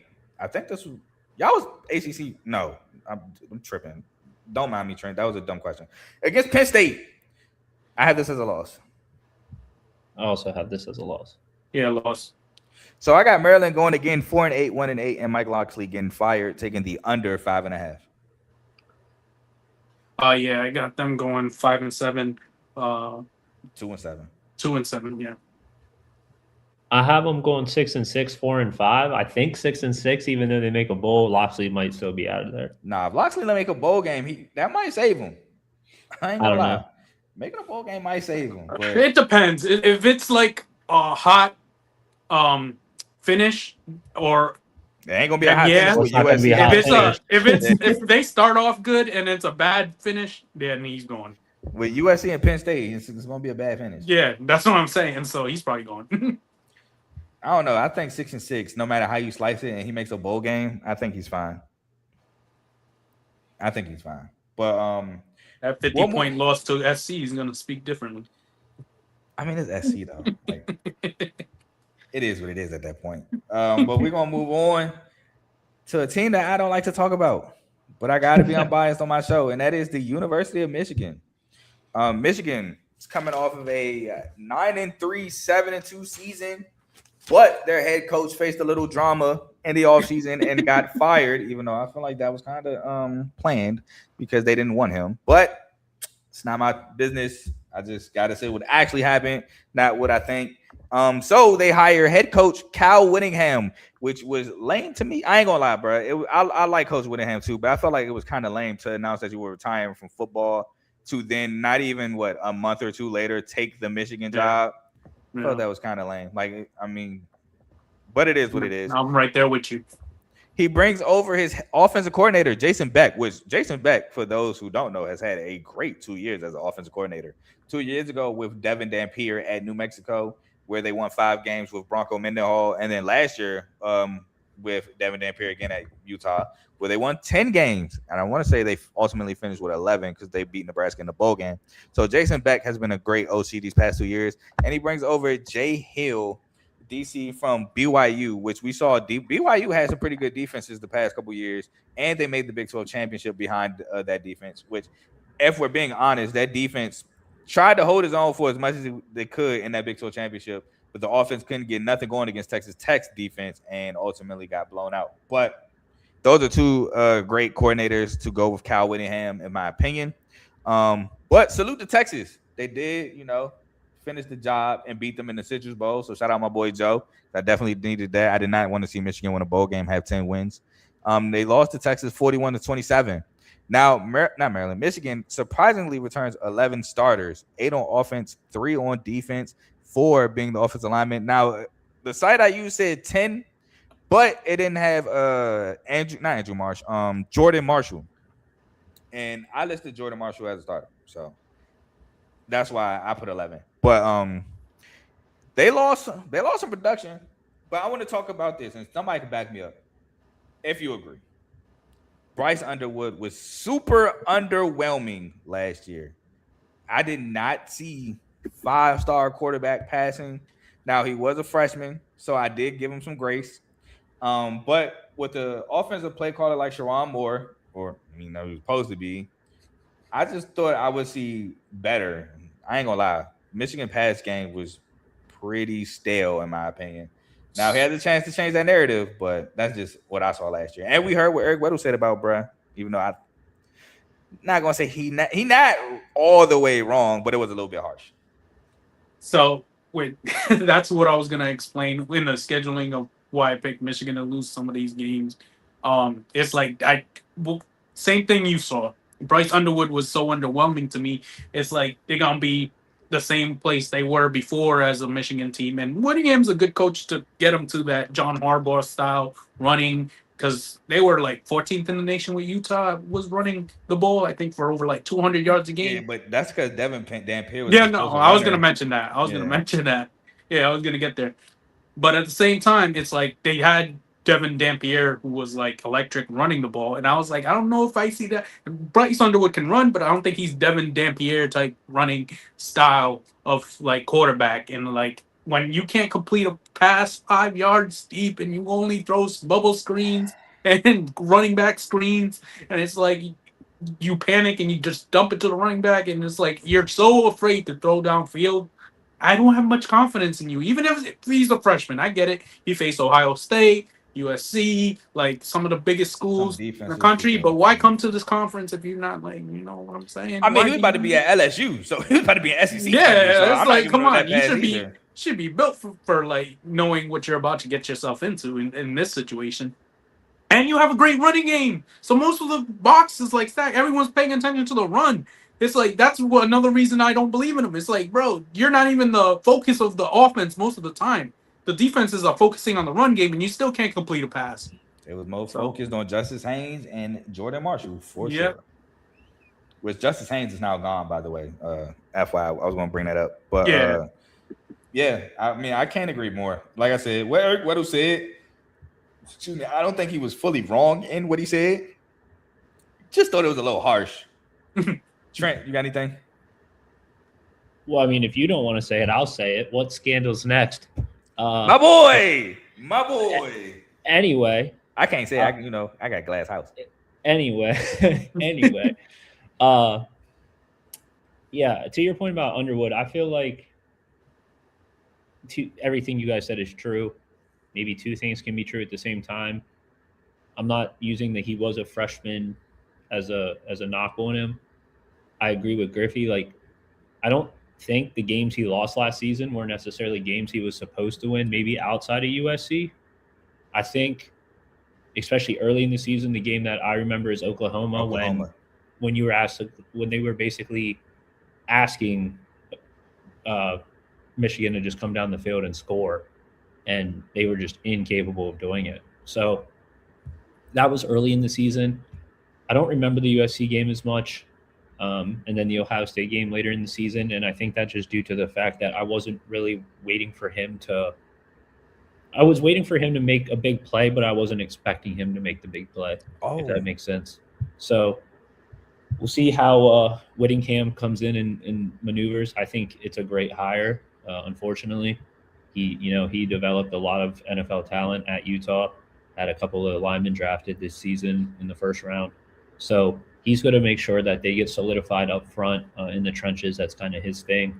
And obviously with the resources at Michigan, he shouldn't have a hard time doing that. I don't necessarily know that it's this season, but Michigan will be back in no time. And it's unfortunate as a Penn State fan. What you doing? Hey man, you gotta give him credit at some point.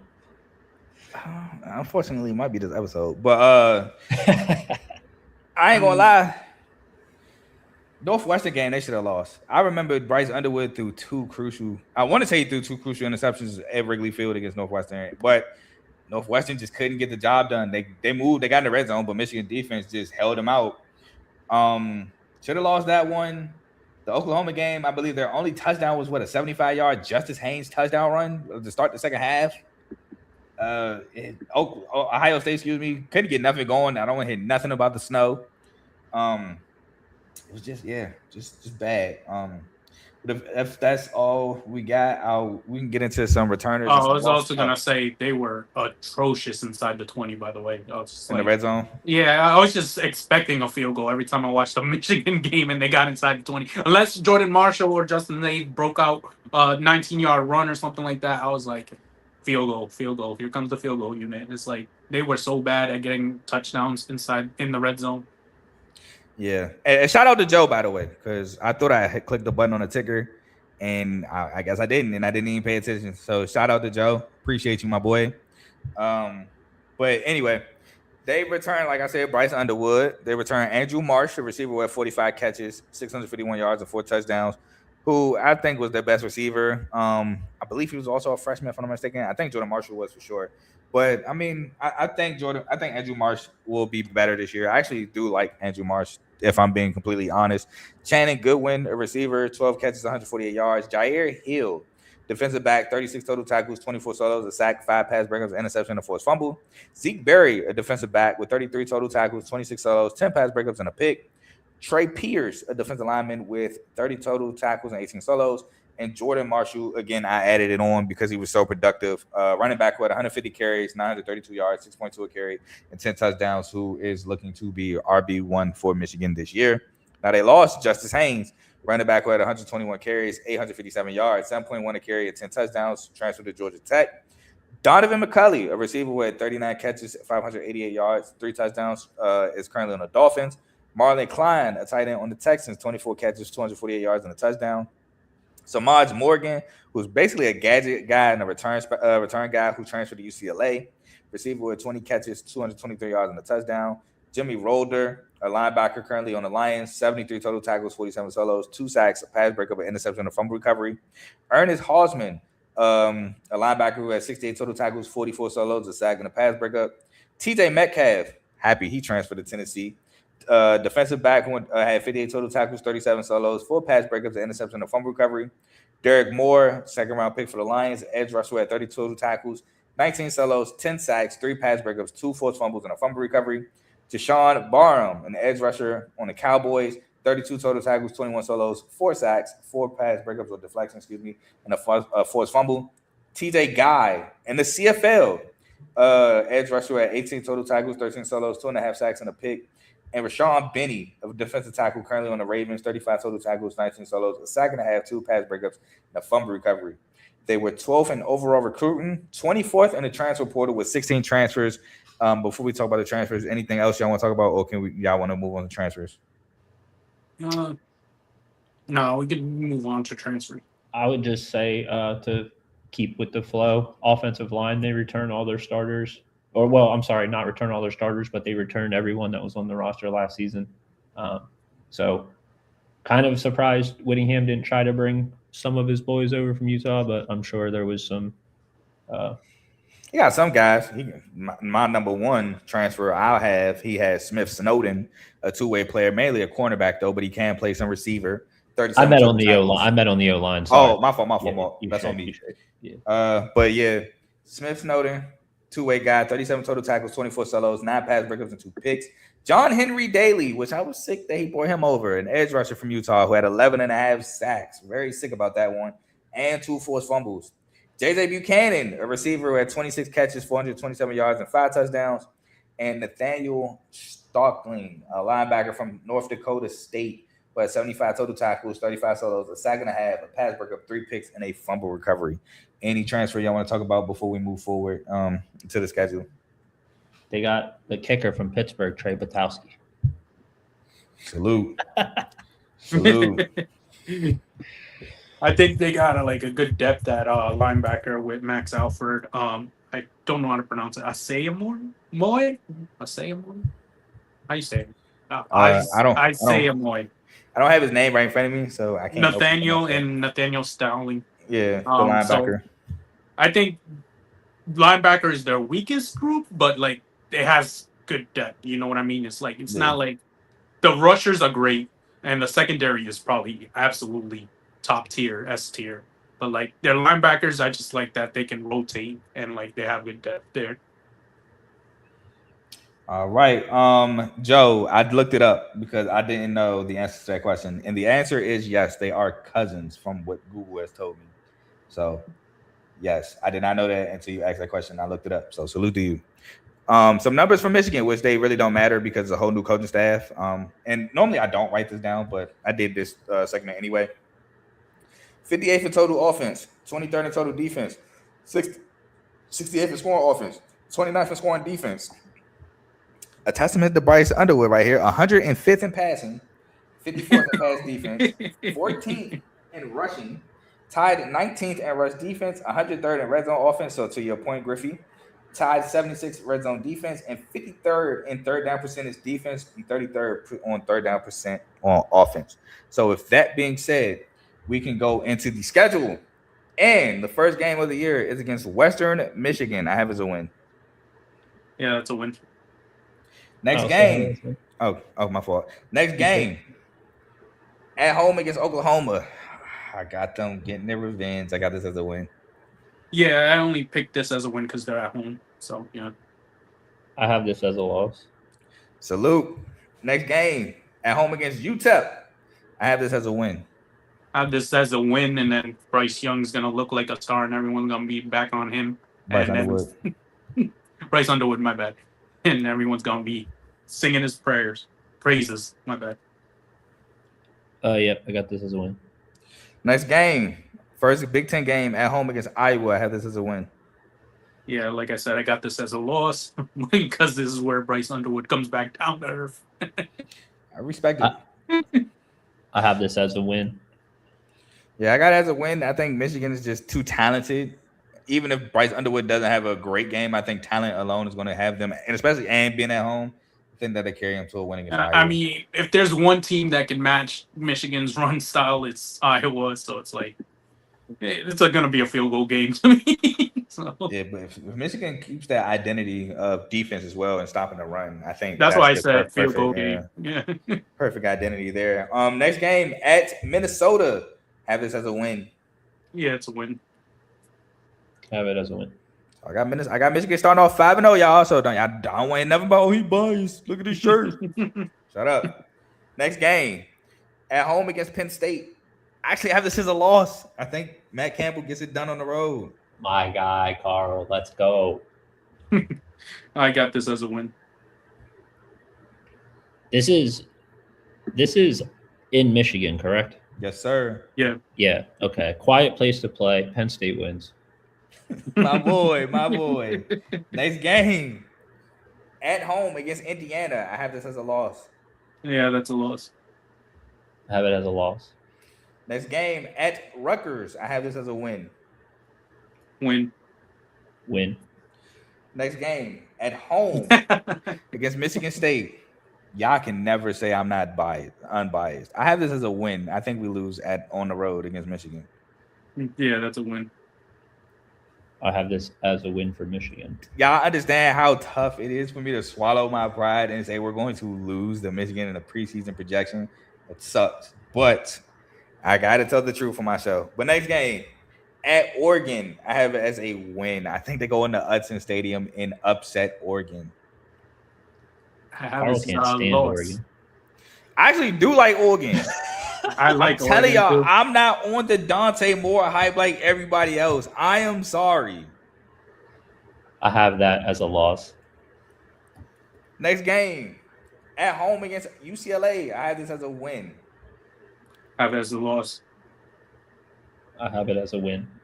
And their final game against the team they won 4 out of 5 against, and that is on the road in the shoe against Ohio State. I have this as a loss. Ohio State gets back-to-back wins. I have it as a loss. I have it as a loss. So I have Michigan going 9-3, 6-3, taking the over 8.5 win total. So don't y'all be in my comments. Why you like the Michigan State?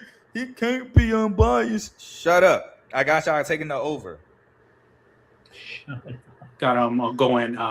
What is it? 8-5? 4-5. 8-4. 8.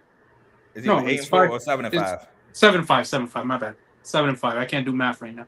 7-5. Michigan fans, don't attack me. 4-5. This man got y'all losing in Big Ten play. I have them going 5-4. Honestly, not even trying to be a hater when I did the schedule. They just have a tough draw. Yeah, that's what I thought about the last part of their schedule. But anyway, 5-4, 7-5. I have the best record. Okay, so again, y'all can never say I'm not unbiased. I have the best record for Michigan on this segment, and I'm the one that's supposed to hate them. or very much just like them. Sorry, YouTube. I don't know if that's a word you can or can't use. But yeah, man, we'll move forward. My time to shine, baby. The Pat Fitzgerald era is here. We are talking about the Michigan State Spartans. Let's not talk about what we went last year. We went 4-8, 1-8. Dang it. We started off with an 8-game losing streak in the Big Ten, but we won the game that mattered most, and that was the Chipotle Bowl. We beat Maryland in the Chipotle Bowl in Ford Field. So I want to say this, though. We got cheated against Minnesota. PJ Fleck cried for 5 minutes about a pass interference as the ref spot the ball. We go to the line. The defense is set. We're about to hike the ball, and then the ref said, "You know what, PJ? You're right. No pass interference." After 5 minutes of crying, and moved the ball back and negate the penalty. Is Joe in the back? We need the violin. We need the violin. Nah, Joe is not producing. No violence for you. But yeah, that Minnesota. And the whole thing was, I was like, bro, I'm done with this season. They made me reinvest. That game made me reinvest in the Michigan State. But yeah, man, terrible season for us.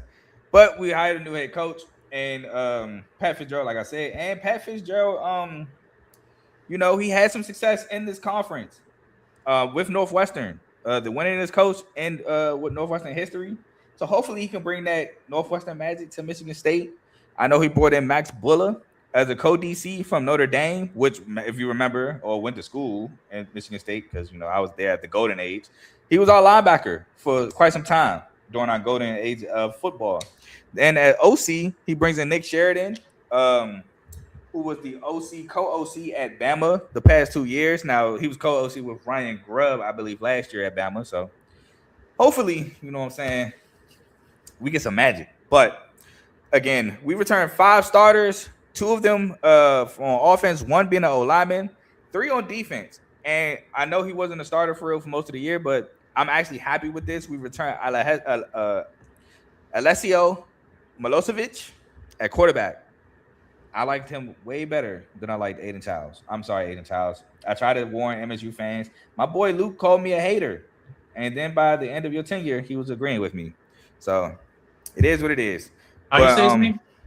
Alessio Milosevic. And I could be wrong, but okay.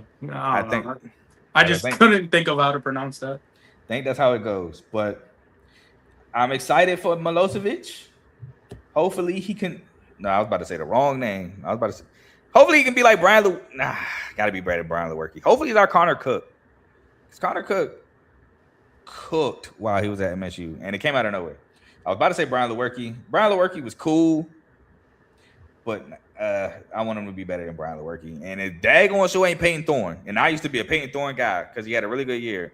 And then the rest of it was trash. Ask Auburn fans. But yeah, man. We returned Christian McCray, wide receiver, 24 catches, 330 yards, and 3 touchdowns. Jordan Hall, linebacker, 88 total tackles, 47 solos, 2.5 sacks, a pass breakup, an interception, 3 forced fumbles, and a fumble recovery. Isaac Smith, an edge rusher with 26 total tackles, 16 solos, and a sack. Ben Roberts, a D lineman, 11 tackles, 4 solos. Not to be confused with Ben Roberts at Texas Tech. Do anybody want to say anything about Michigan State before we move forward? Yeah, I can see what Pat Fitzgerald is doing already. It's like, yeah, he's definitely trying to bring some toughness. It's going to be a tougher Michigan State team. I'm not going to mention them, but just by what he's done with the transfer portal. And the only question I have is that quarterback, Leslie, I already forgot. Milosevic. Milokovic.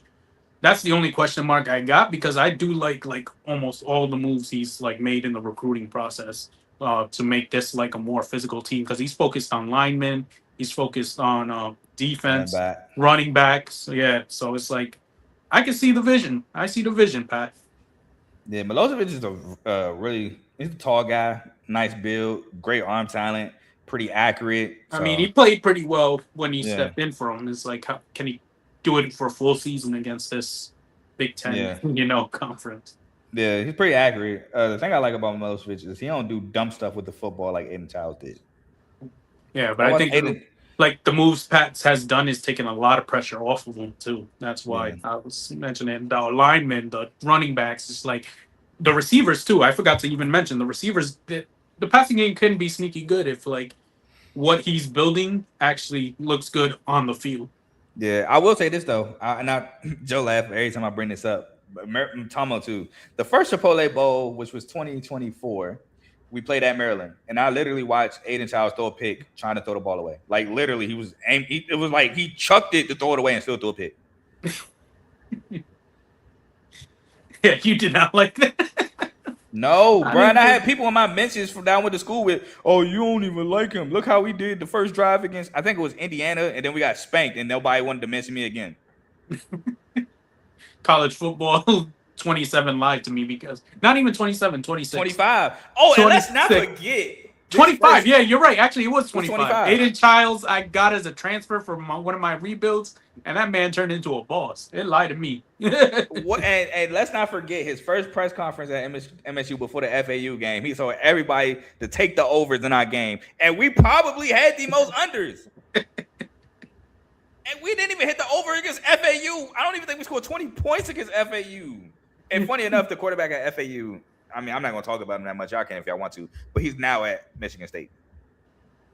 I don't think he's a good quarterback, though. I would just say that, I mean, I like the Pat Fitzgerald hire. Obviously, he had the success at Northwestern you talked about. I think he's going to, when we get into the transfers, he's going to make the defense better right away. All the little things that Michigan State did wrong last year, from just X's and O's standpoints and the penalties and the small things, I think are going to get cleaned up right away. So that's a good thing for him. The offensive line, even though Aiden Childs was a little indecisive, I don't think they really helped him out a lot last year. So getting more transfers in and a different look on the line will, I think, help a lot. And then just getting a better identity on defense. So I like the hire and I like the direction that Michigan State's going to be going. My biggest question is, can it get turned around in year one?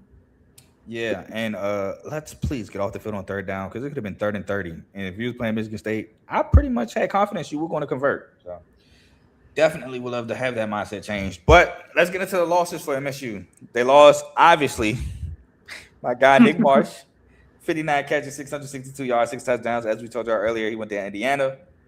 Mekhi Frazier, running back, 116 carries, 520 yards, 4.5 a carry, and 2 touchdowns. Went to Ole Miss, which, I mean, it's going to be a backup behind Kawan Lacey, but salute to you and good luck there. Aiden Childs, quarterback, 128 of 203, 63.1 completion percentage, 1,392 yards, 10 touchdowns to 3 picks. Also has 6 touchdowns on the ground. He's at Northwestern, so if you heard me being down on Northwestern, it's mainly the reason why. Amari Kelly, a receiver, currently trying to make the Bears, 47 catches, 626 yards, and 2 touchdowns. Jack Villan, who I actually really liked, tight end, currently trying to make the Falcons, 36 catches, 359 yards, and 3 touchdowns. Wayne Matthews, who went to my high school, actually played. I watched him play at my high school one year because my boy, who I played football with, his brother, both his brothers went to the high school we went to, so I used to go watch his brothers play. But he's a linebacker trying to make the Bears, 73 total tackles, 32 solos, a pass breakup, and an interception. Malik Spencer, a safety trying to make the Commanders, 52 total tackles, 35 solos, 2 sacks, 5 pass breakups, a pick, and a forced fumble. Alex Van Sumeren, a D lineman who transferred to USC, 52 total tackles, 18 solos, a sack and a half, and a pass breakup. Malcolm Bell, a defensive back who had 49 total tackles, 31 solos, sack, and 6 pass breakups. Darius Snow, which I saw he transferred to Texas, but it may be some complications with that because Darius Snow has been in college for a long time, so it may be complications with that. But he's a linebacker with 34 total tackles, 17 solos, and a sack. Amarion Smith, a safety who transferred to Toledo, 36 total tackles, 22 solos, a pass breakup, interception, forced fumble, and a fumble recovery. And Jalen Thompson, a D lineman who transferred to Arizona State, 29 total tackles, 15 solos, 2.5 sacks, and a pass breakup. They are 51st in the overall recruiting class, 55th in transfers with 29 transfers. The first transfer I have on my list is Cam Edwards, dog running back from UConn. He had 210 carries, 1,240 yards, 5.9 a carry, and 15 touchdowns. Caleb Whiteland, linebacker from Auburn. Now, this is his stats with Maryland in 2024. He had 42 total tackles, 24 solos, 4 sacks, and 2 pass breakups. Trey Bell, a cornerback from Iowa State, who had 36 total tackles, 28 solos, 2 pass breakups, 2 picks, and a forced fumble. Deion Crawford, a linebacker from Buffalo, who had 79 total tackles, 30 solos, 3.5 sacks, a pass breakup, and a forced fumble. And Kenny Soares Jr., who I think Kenny Soares Jr. is actually going to be the one beside Jordan Hall, linebacker from NC State, 80 total tackles, 35 solos, a half a sack, 2 pass breakups, and a fumble recovery. Any transfers y'all want to talk about? Yeah, Jazween Patterson from Iowa. I think it's always important to, like, if you're going to get a transfer portal running back, get him from a school that loves running the ball. And, like, I think that's going to be a sneaky pickup because he goes from one offense that's solely focused on running to probably what Pat Fitzgerald wants to build at Michigan State, which is a offense that's focused on running. So it's like getting someone like that from a school like that where the coaching won't be that difficult because he's already been around this kind of coaching. I think that's a big pickup.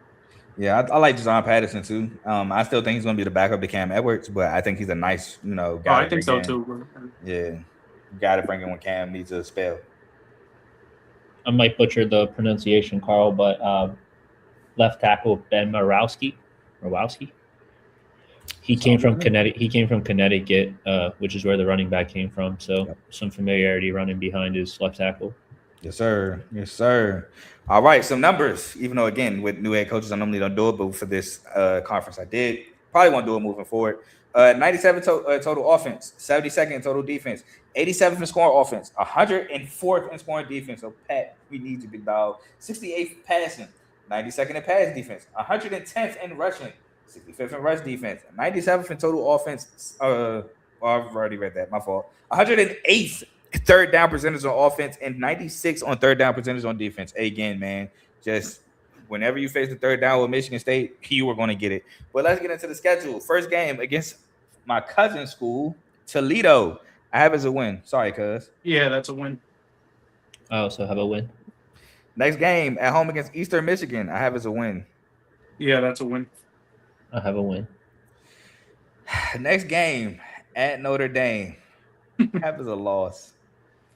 Yeah, that is a loss. I just think Notre Dame's going to be on some revenge tour type thing. I can't stand Notre Dame. I also have a loss. Next game at home against Nebraska. I have as a loss. I have that as a win. I have that as a loss. Next game at Wisconsin. I have as a win. I was confusing Nebraska and Wisconsin. I have that as a win too. So Nebraska, you still got as a win, or do you have that now as a loss? No. I was looking at because it's red, so I was like looking at Wisconsin instead of Nebraska and what I wrote. But I put a win on both of them, but I got confused. Trent, Wisconsin. Oh, I'm sorry, Wisconsin. I had a loss. All right. No Wisconsin fan, Trent, by the way. If you watched last year's, you get the joke. But Illinois, I have as a win at home. I have that as a loss. I also have that as a loss, as mentioned Northwestern, earlier. I have as a win. Aiden Childs comes in the Spartan Stadium and gives us a couple parting gifts. Yeah, Pat Fitzgerald revenge game. Yeah, I got that as a win. That is also another angle. I got the Aiden Childs lick back game. I got that as a loss for Michigan State. Oh my God, Trent! Might be the last episode, my boy. After that one, at UCLA, I have as a loss. I am so friendly to UCLA today because I got that as a loss too. I do have that as a loss to UCLA. Bro, I had the best record on Michigan, so I don't want to hear nothing about being friendly to a rival. Next game at Michigan, as mentioned, I have this as a loss. Yeah, I have it as a loss. As mentioned, I have it as a loss. Next game at home against Washington, I have this as a loss. I have it as a loss. I have it as a loss. Next game at home against Oregon, I have this as a loss. I have it as a loss. I have it as a loss. And the final game on the road against Rutgers, which Rutgers normally hasn't been too nice to me, but I don't like the quarterback. I like this as a win. Yeah, I got this as a win. I have this as a win.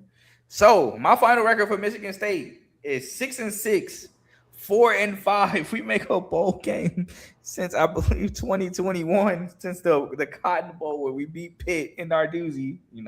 Another Narduzzi trend. But anyway, I have the over 4.5. I literally got you in a bowl game too, 6-6, 4-5. I feel like we disagreed on teams though. Like, but I think because you got us beating Nebraska. You got losing. Okay, that's what it was. I was like, how did we end up same high?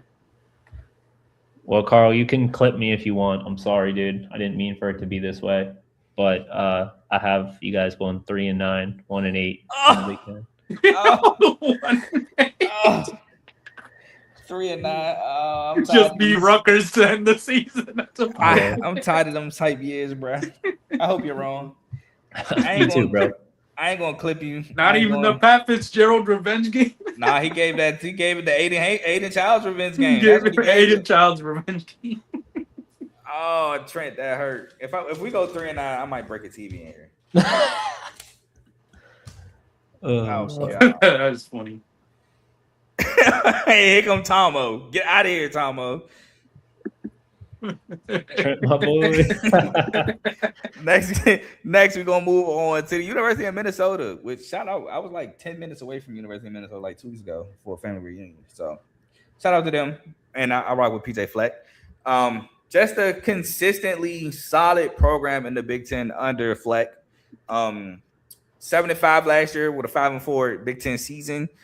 They won the Rate Bowl in overtime against New Mexico, which New Mexico was a surprise, in my opinion, to a lot of people. They were actually tied for first place and a chance to play for the Mountain West Conference Championship. They ultimately lost the tiebreakers. It was a full-way tie for the Mountain West Conference Championship. It was them. The eventual two that made it was Boise State and UNLV, which Boise State won their third straight Mountain West title before moving on to the Pac-12. And I want to say it was San Diego State, if I'm not mistaken, that were all tied for a chance to make the Mountain West Championship game. But Minnesota, they did not hire a new DC, which was, after losing Heatherman to Miami, the next DC had a lot of shoes. I'm butchering that.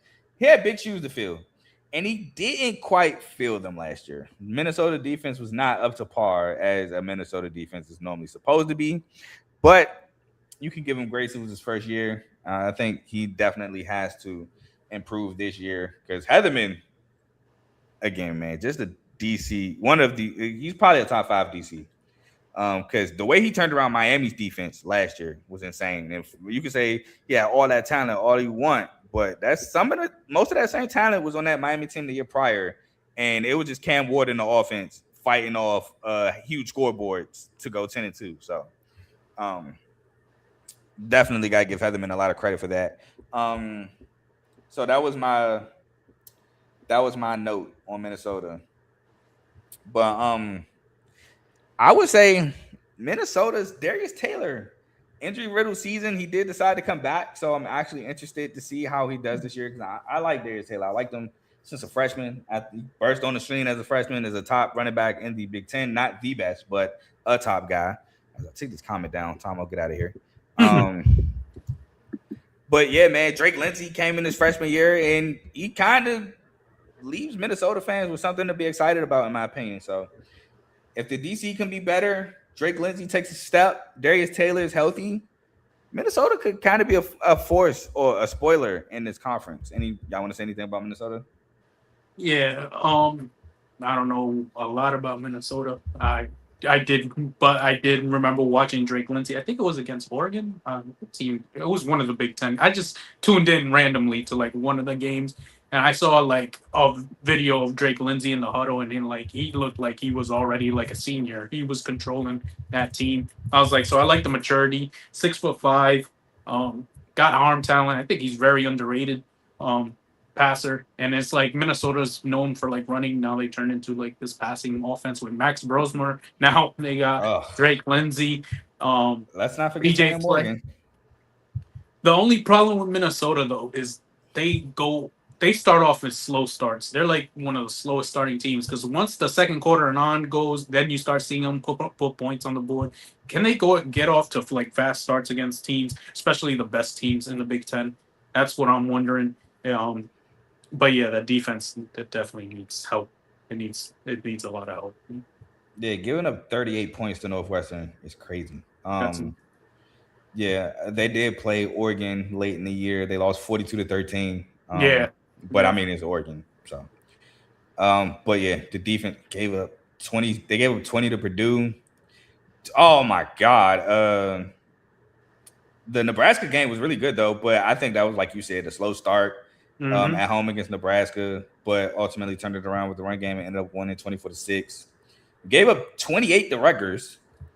Gave up 27 to Cal, which Cal offense actually ended up being really prolific, especially with JKS tearing up the team. And I think the slow starts have a lot to do with it because once you're like going 3-and-out to begin the game, your defense is already out there early on in the game multiple times. And it's like, I'm not saying they're a good defense and they would have needed rest. No, I'm just saying that does not help.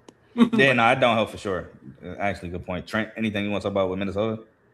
Yeah, I want to just say shout out local guy, family friend, Anthony Smith, 12.5 sacks last year, defensive end. Led the Big Ten.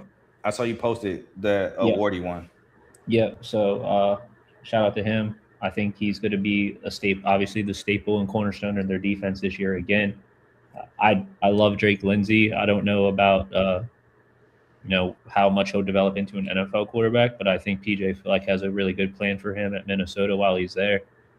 PJ Fleck's a good coach, one of those teams that's always going to kind of be knocking on the door and maybe waiting to get over that hump. I think last year Lindsey didn't have a ton of weapons, and they definitely got him some in the transfer portal that I'm sure you'll talk about. So excited to see what Minnesota can do this year.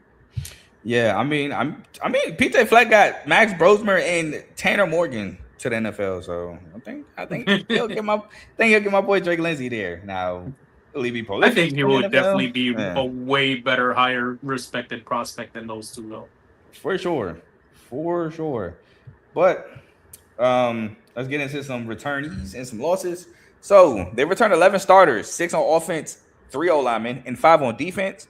Namely, Drake Lindsey, like we all been discussing, 246 of 389, 63.2% completion percentage, 2,382 yards, 18 touchdowns to 6 picks, and he had 4 rushing touchdowns added on the ground. Darius Taylor, a running back, 143 carries, 670 yards, 4.7 to carry, and 4 touchdowns. Jalen Smith, a receiver, 28 catches, 419 yards, and 4 touchdowns, and I believe the one that caught the game winner against New Mexico in the Rape Bowl. Maverick Bernowski, linebacker, 103 total tackles, 52 solos, 3 sacks, pass breakup, and a forced fumble. I'm actually really excited about him this year. Kenny Brown, defensive back, 56 total tackles, 40 solos, 3 pass breakups, and 2 picks. Josh Nestor, another defensive back, 50 total tackles, 33 solos, 6 pass breakups, 6 picks, pick 6, and a fumble recovery. Anthony Smith, Trent's guy, 38 total tackles, 21 solos, 12.5 sacks, and 3 pass breakups. And Jackson Howard, a linebacker, 29 total tackles, 6 solos, and 4 sacks. Now, they lost Lemeki Brockington, a receiver who had 46 total catches, 484 yards, and 4 touchdowns, trying to make the Falcons. Jamison Gears, a tight end who had 26 total catches, 206 yards, and 4 touchdowns, trying to make the Cardinals. Devon Williams, a linebacker, 89 total tackles, 37 solos, 2.5 sacks, 2 pass breakups. Corey Perch, that has to sting. A defensive back who had 82 total tackles, 39 solos, a sack, 2 pass breakups, a pick 6, and a forced fumble. Transferred to Oregon, so took the Dylan Thiemann route. Also can play receiver as well. Devin Eastern, defensive tackle, trying to make the Seahawks, 38 total tackles, 18 solos, 2.5 sacks, pass breakup, and a forced fumble. Jaquan Bryan, a cornerback, transferred to South Florida, 36 total tackles, 21 solos, 3 pass breakups, and a forced fumble. Darius Green, a defensive back, 26 total tackles, 17 solos. And Giante McMillan, a defensive back, 22 total tackles, 16 solos, and a pass breakup. They're the 37th overall recruiting class, 51st in transfers with 19. And a guy I have on my list is TJ Bush, edge rusher, TJ Bush Jr., an edge rusher from Cal, 40 total tackles, 17 solos, 5.5 sacks, a pass breakup. Andrew Marshall, a linebacker from Eastern Michigan, 61 total tackles, 30 solos, and a sack. Naquan Crowder, a defensive lineman, 26 total tackles, 6 solos, a sack, pass breakup, and a forced fumble from Marshall. Makai Smith, a safety from Lehigh, 56 total tackles, 35 solos, 3 pass breakups, 4 picks, a forced fumble, and a fumble recovery. And TJ Thomas Jr., a running back from Elon, 91 carries, 384 yards, 4.2 a carry, and 6 touchdowns. Y'all could talk about transfers that came. Yeah, I was gonna just mention again Tennessee transfer Bennett Warren. I think a quarterback's obviously best friend is the offensive line. I think when you're building a team, my philosophy is focus on the lines, both offensive and defense. So I think getting some experience, because they got nothing but like veterans in like the offensive line for Minnesota. So I was like, getting the experienced people to protect basically the guy you want to make the guy, I think was a good move. So I think that's going to help Lindsey a lot in his development. Trent. I was just going to say Perry Thompson, wide receiver from Auburn. Not a huge sample size last year, but efficient, averaging 9 yards a catch when he did get the ball. And then Caden Helms, who came over from Oklahoma, also a guy who didn't get a ton of playing, probably transferred due to playing time, and highly recruited and was efficient also when he got the ball in his hands last year, averaging 7 yards a catch. So back to Drake Lindsey, I think you got to get him some weapons to see what he's all about, and they did that a little bit in this year's transfer portal on the receiving on pass catchers. All right, so some numbers with Minnesota. They are 127th in total offense, 34th in total defense, tied 99th in scoring offense, 50th in scoring defense, 100th in passing, 51st in pass defense, 126th in rushing, 27th in rush defense, 49th in red zone offense, but 113th, tied 113th in red zone defense. And on to the schedule. Now, their first game is against Eastern Illinois. I have this as a win. Yeah, I got it as a win. I also have it as a win. Now, recently getting joked on Twitter about a certain TikTok. Next game against Mississippi State. I have this as a win. I feel like I'm being too friendly here, but I got it as a win. I feel like I'm out of the loop because I don't understand the TikTok reference, but I got it as a win. You didn't see it? It's in the college football chat. Okay, I'll have to look at it. Next one, at home against Akron. I had this as a win. Yeah, that's a win. I also have this as a win. First Big Ten game on the road against Washington. I have this as a loss. Yeah, I have that as a loss. I also have that as a loss. Next game at home against Michigan. I have this as a loss. I have it as a loss as well. I also have this as a loss. Next game at Purdue. I have this as a win. Yeah, I have it as a win.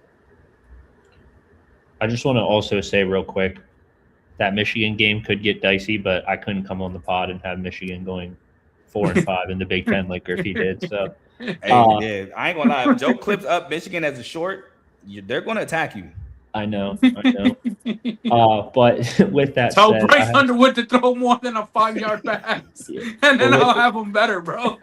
What the heck are you talking about? I haven't seen the man complete a 5-yard pass yet. I'm just letting you know what's gonna happen.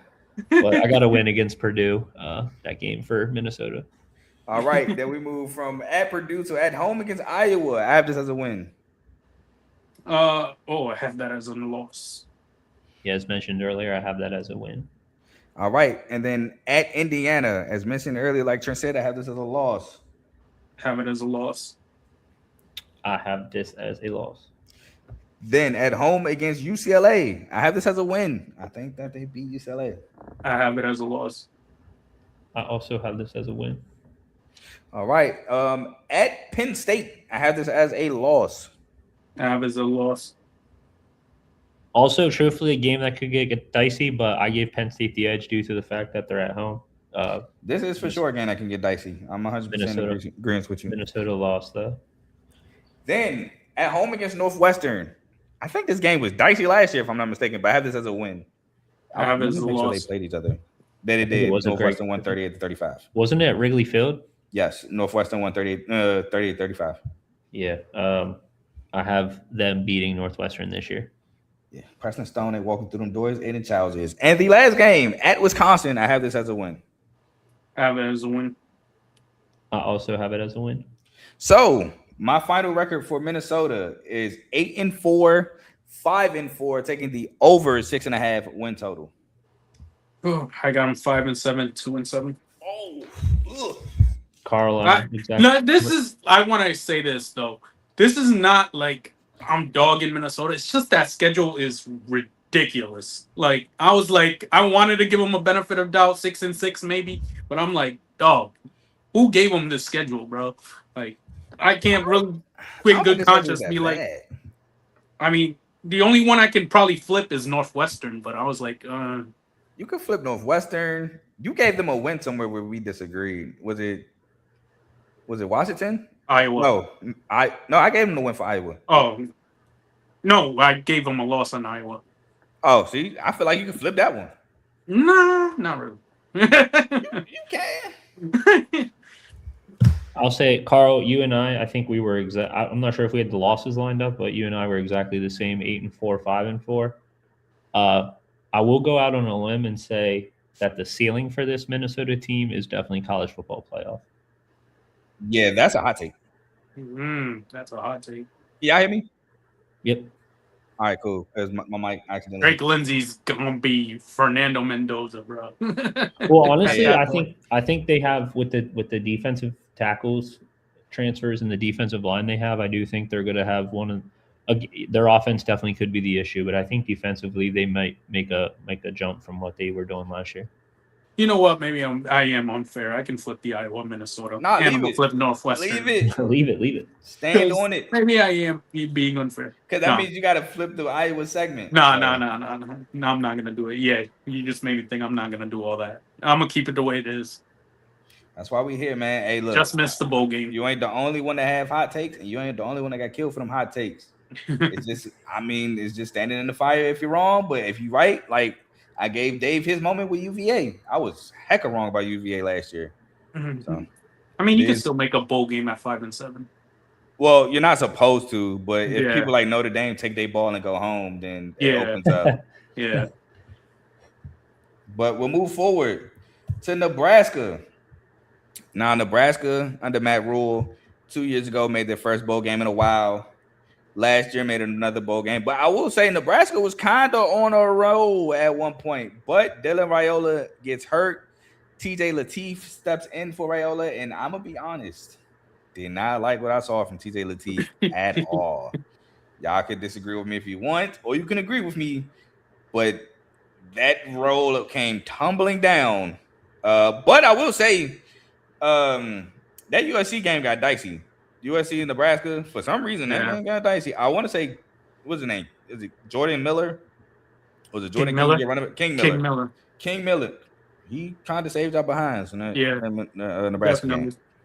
But I feel like Matt Rule, he kind of was building something. It's just starting quarterback goes down. So shout out to him. But they're coming off a 7-5, 4-5 season nonetheless, where they lost the Las Vegas Bowl 44-22 versus Utah.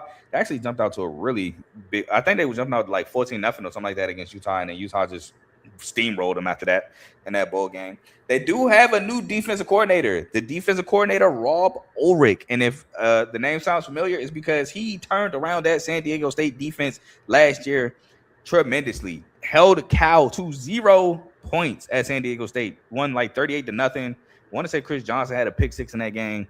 That San Diego State defense was legit, and it was part of the reason, well, mainly the reason why they were in contention and tied first place for a Mountain West Conference championship. I would actually love to see San Diego State versus Boise State for the Mountain West Conference championship. But I predicted UNLV versus Boise State. Wait, aren't they Pac-12? Well, I was talking about last year. Oh, last year. Yeah, I want to say they both went Pac-12, but yeah, I was talking about last year. Yeah, they did. I want to say they played each other. State.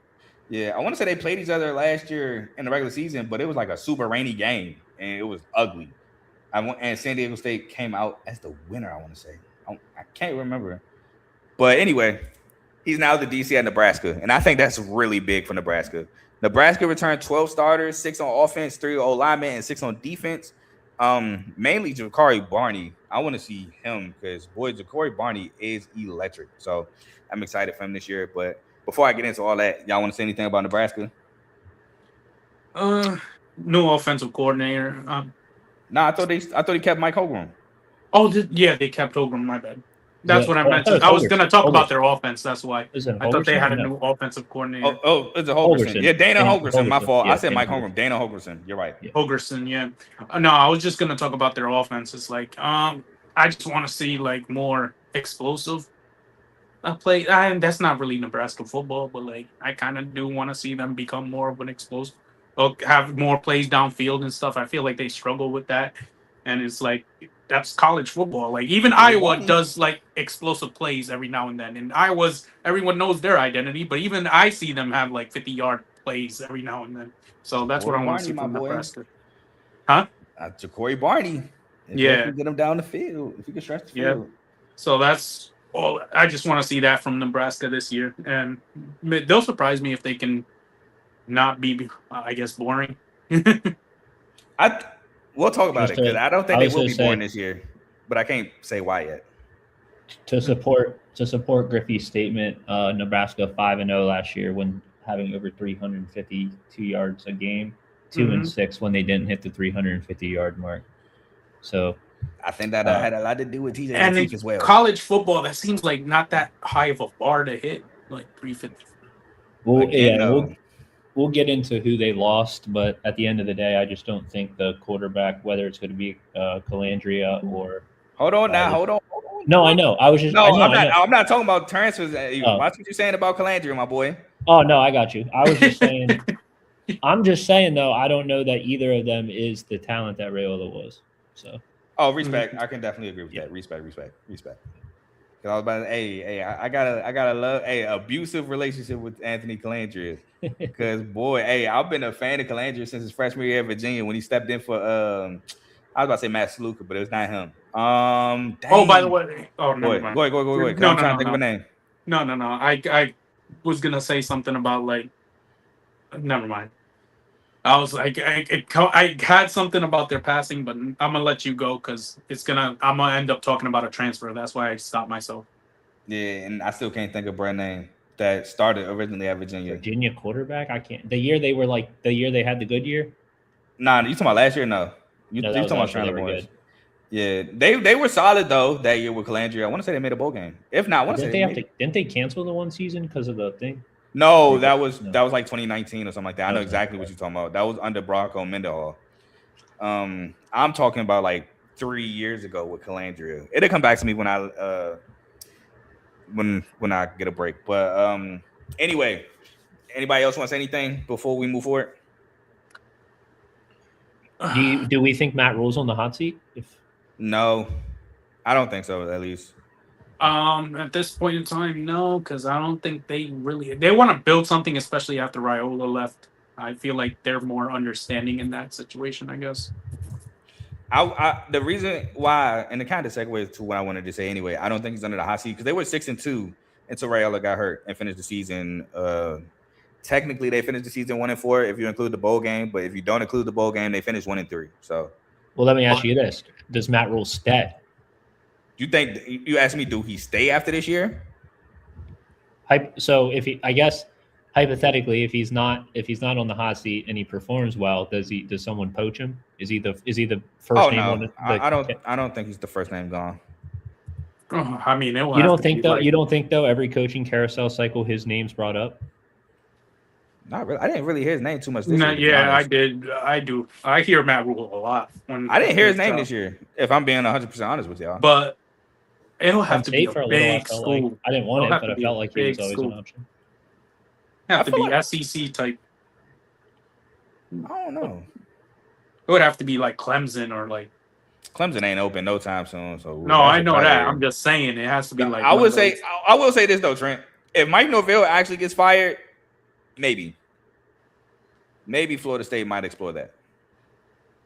Even though somebody in my comments of the Florida State video asked about Deion, and I don't think so. Just because when Deion selected Jackson State to go coach at, Florida State fans just didn't know how to act, and even some former players, Danny Cannell, I felt like were distasteful. I got you. But yeah, maybe Florida State. It got to be like a better prestige job, like Griffey said. Mm-hmm. By the way, the quarterback I was thinking about was Tony Muskett. Oh yeah, I wouldn't have thought of that. But yeah. So like we said, they returned Ja'Cory Barney, a receiver who had 45 catches for 484 yards and 5 touchdowns. And Isaiah Hunter, a receiver who had 43 catches, 617 yards and 5 touchdowns. Luke Lindenmeyer, a tight end who had 29 catches for 312 yards and 2 touchdowns. Rex Guthrie, a defensive back who had 63 total tackles, 35 solos, and a pass breakup. Vincent Shavers Jr., a linebacker who had 61 total tackles, 29 solos, a sack, and a forced fumble. Donovan Jones, a defensive back who had 59 total tackles, 40 solos, 5 pass breakups, and a pick. Andrew Marshall, a defensive back who had 45 total tackles, 32 solos, 3 pass breakups, and a pick. Williams Nawari, defensive lineman who had 27 total tackles, 10 solos, 2.5 sacks, a pass breakup, 2 forced fumble recoveries, and a scoop and score touchdown. Cameron Leonard, defensive lineman who had 23 total tackles, 11 solos, 2 sacks, and a pass breakup. They lost Dylan Raiola, who, funny enough, transferred to Oregon while Dante Moore was there. Now, I think he did it before Moore announced his return to Oregon, which, I mean, they had new transfer portal rules, so I don't think he could have. I'm pretty sure they gave him, like, before he did it, and they told him, hey, this might be an option, and he still was like, I'm good. Like, well, they told him that. If it held his water, he had the option to do the funniest thing ever and go to Texas Tech. But God. That can't happen no more. But unless he sit out and, you know, goes next year. Anyway, he had 181 of 250, 72.4 completion percentage, 2,000 yards, 18 touchdowns, and 6 picks. They lost Emmett Johnson, who had a really good year on the Chiefs, 251 carries, 1,451 yards, 5.8 a carry, and 12 touchdowns with 370 catches and 3 extra touchdowns through the air. Dane Key, a receiver who had 39 catches, 452 yards, and 5 touchdowns, currently on the Broncos. Javin Wright, a linebacker trying to make the Bucks, 86 total tackles, 39 solos, 3 sacks, 4 pass breakups, and a pick. Deshaun Singleton, a safety trying to make the Chiefs, 70 total tackles, 44 solos, a sack, 4 pass breakups, 2 picks, and a fumble recovery. Deshaun McCullough, edge rusher, had 21 total tackles, 11 solos, 2 sacks, and a pass breakup, trying to make the Broncos. Marquise Watson-Trent, 39 total tackles, 15 solos, a sack and a half, a linebacker. They had a 66 overall recruiting class, 31st in transfers with 17. And we kind of talked about it already. The main guy, my guy, Anthony Colandrea, who, again, I've had an abusive love-hate relationship with because 1 quarter or 3 quarters of Colandrea looks like that guy. And then some quarters, he can't stop throwing picks. Stop throwing picks. He's an athletic guy who has a lot of arm talent, but he does have a tendency to, once he throws a pick, it might be another one right behind it. So, got to cut that out, or he's going to give Matt Rule a bunch of frustrations. But, hey, Matt Rule's used to it. He had Jeff Sims at quarterback for 1 year. So, and we all know Jeff Sims is turnover guy. So, but he transferred over from UNLV. And then, I ain't going to lie, as much as I'm a Colandrea guy, the way he left UNLV was kind of lame. He told them, I don't want to go through this process again. I found my new home in UNLV and then entered the portal, like maybe not even a week after that, and went to Nebraska. So, that was kind of lame if you ask me. Owen Chambliss, a linebacker, San Diego State, following his DC, 109 total tackles, 68 solos, 4 sacks, 5 pass breakups, a pick, and a fumble recovery. Dwayne McDougal, another safety from San Diego State, 51 total tackles, 29 solos, 3 pass breakups, 4 picks, a forced fumble, and a fumble recovery. Victor Evans III, a cornerback from FIU, 42 total tackles, 35 solos, 4 pass breakups, and a pick. And Quasi Gilmer, a receiver, 50 total catches, 535 yards, and 4 touchdowns from UCLA. Y'all want to talk about any transfers? Yeah, the last one you just mentioned, that was the one I was going to bring up because it broke my heart. I wanted him to go to USC. Quasi Gilmer to replace Mekhi Lemon. But I got my boy. We'll talk about him later, but I got we'll my talk guy. about it later, but it's like I wanted Quasi. I don't know why he left LA. But yeah, he's going to be good for them. That was a great get for them. I was like, I didn't even think Nebraska was an option. I thought if he didn't go to like USC, he was going to Oregon or something. But he went to Nebraska. So that's going to help whatever quarterback, Colandrea, probably a lot. But it's like, if it was Raiola, I'd be more confident in it. I feel like he might fall into the same situation he was in UCLA, where the quarterback is like up and down. Hey, don't be comparing my man to Nico Amalava. I was never a buyer in him. We'll get to never. That. But yeah, I was just like, but it's like you said with Colandrea. Like sometimes he looks like football Jesus. The other times he looks like, what are you doing type thing. And that's what I'm afraid of. Is like I still think Quasi can put up numbers, but it's like I just wanted him to transfer to USC. That's all I wanted. Hey, who was that who transferred from USC to UCLA and back to USC and was like, "Man, my fault, y'all. I was tripping." I can't remember who that was. Was it Kamari Ramsey? I can't remember. It was a receiver. I just can't remember I who it was. remember what you're talking about because I saw that. That was funny. He said, "My bad, y'all. I was tripping." I think that was hilarious. That's why I started laughing. I was like, wait a minute, I know what he's talking about, but I don't know who the player is. The only one I would mention is you mentioned him too is Owen Chambliss, the weak side linebacker coming over from San Diego State, following his coordinator. He had 62 solo tackles last year. He was flying all over the field for him, so he'll be a fun player to watch on the Nebraska defense. Yes, sir. All right, so some numbers for Nebraska. You can kind of disclude the defensive numbers, again, new DC, but 80th in total offense, 30th in total defense, 58th in scoring offense, tied 67th in scoring defense, 66th in passing, 3rd in pass defense, 80th in rushing, 98th in rush defense, tied 64th in third down percentage on defense, 27th in third down percentage on offense, and tied 98th in sacks. Now, let's hit the schedule. First game against Ohio. I want to say Parker Navarro got declined for his eligibility this year, so he's no longer quarterback there. I had this as a win. Yeah, I have it as a win. I also have this as a win. Next game, Bowling Green. Shout out to Coach Eddie George, but I have this as a win. Yeah, I have it as a win. Also have it as a win. Next game against North Dakota. I have this as a win. If it was North Dakota State, but it's North Dakota, I have it as a win.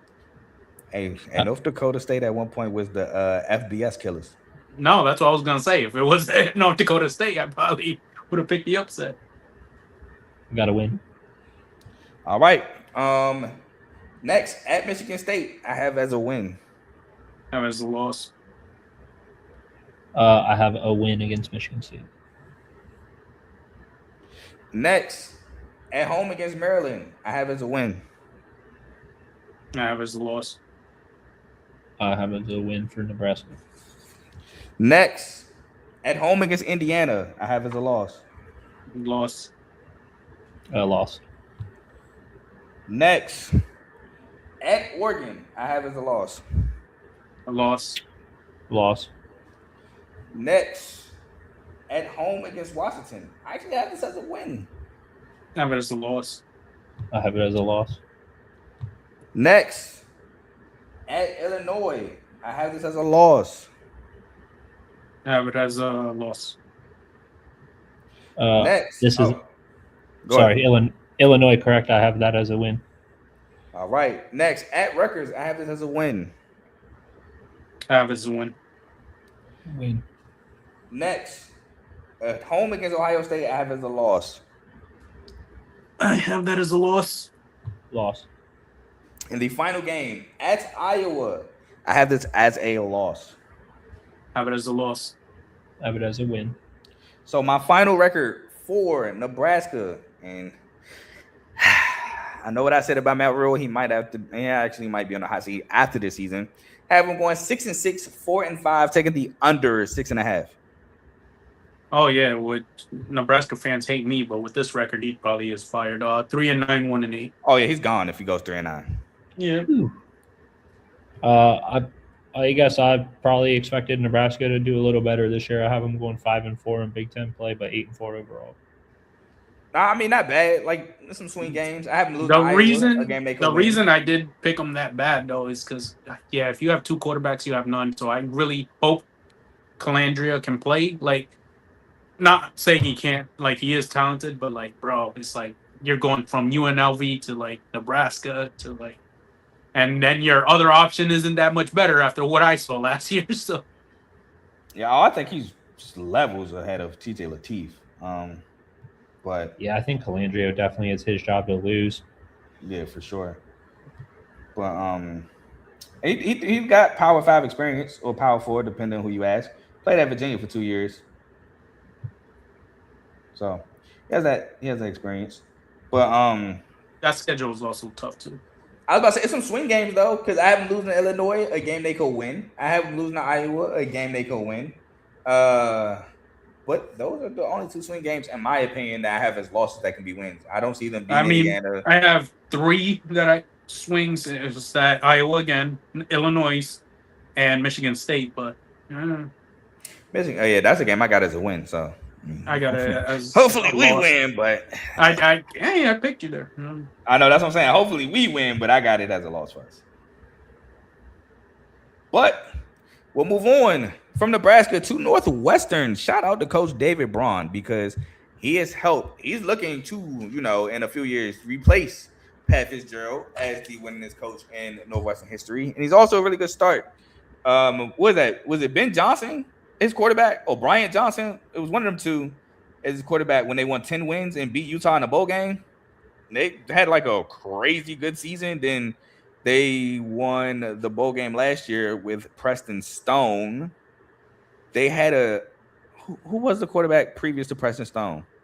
My mind says Malik Murphy, which was incorrect. Malik Murphy was the quarterback at Duke that year, but they played Malik Murphy and Duke that season. I just can't remember who the quarterback. Oh, was it not AJ Swan? Was it Mike Wright? I want to say it was Mike Wright. I don't know Northwestern. Last the 2025 quarterback. Trent, you looking? Oh, the 2025. Yeah. Oh, actually, I want to say that was Mike Wright. Because I played Northwestern in college football. I should know this. I'm 2025.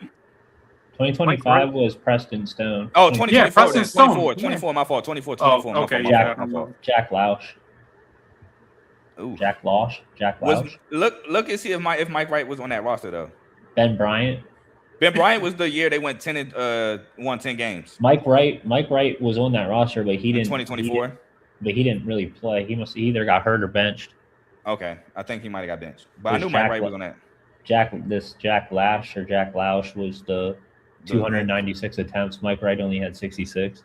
Okay, yeah, then Mike Wright got benched for Jack Lausch. I know Ben Bryant was the quarterback when they won 10 games. I don't remember if they made a bowl game that year though. I want to say yes. In 24.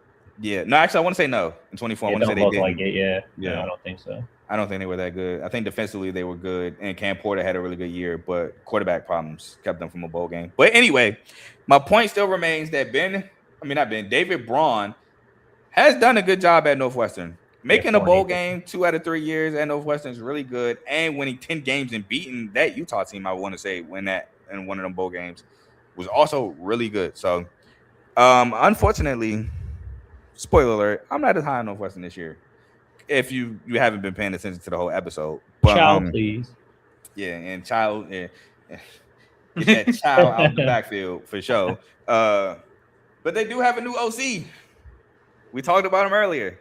He wore a hard hat to media day, and that is Chip Kelly. Just moving from job to job. He was at UCLA. He was at the Raiders. I actually want to say, wasn't he the OC when Ohio State won the national championship? Ohio State, yeah. He was their OC when Ohio State won the championship. So he got that year.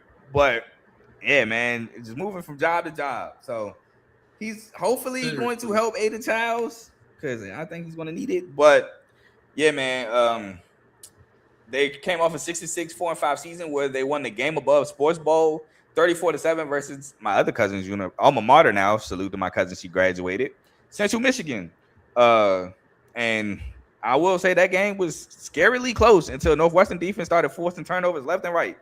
Then they got out of hand. But that game was also at Ford Field. But they returned 9 starters, 4 on defense, 4 on offense, 1 on lineman, and 5 on defense. Namely, Caleb Kumalafe, the running back with 190 carries, 941 yards, 5 a carry, and 11 touchdowns. My fault, y'all. I was moving a little too fast. I forgot to let y'all talk about Northwestern. Yeah. Main focus obviously is Aiden Childs and Chip Kelly for some reason. Oh my God.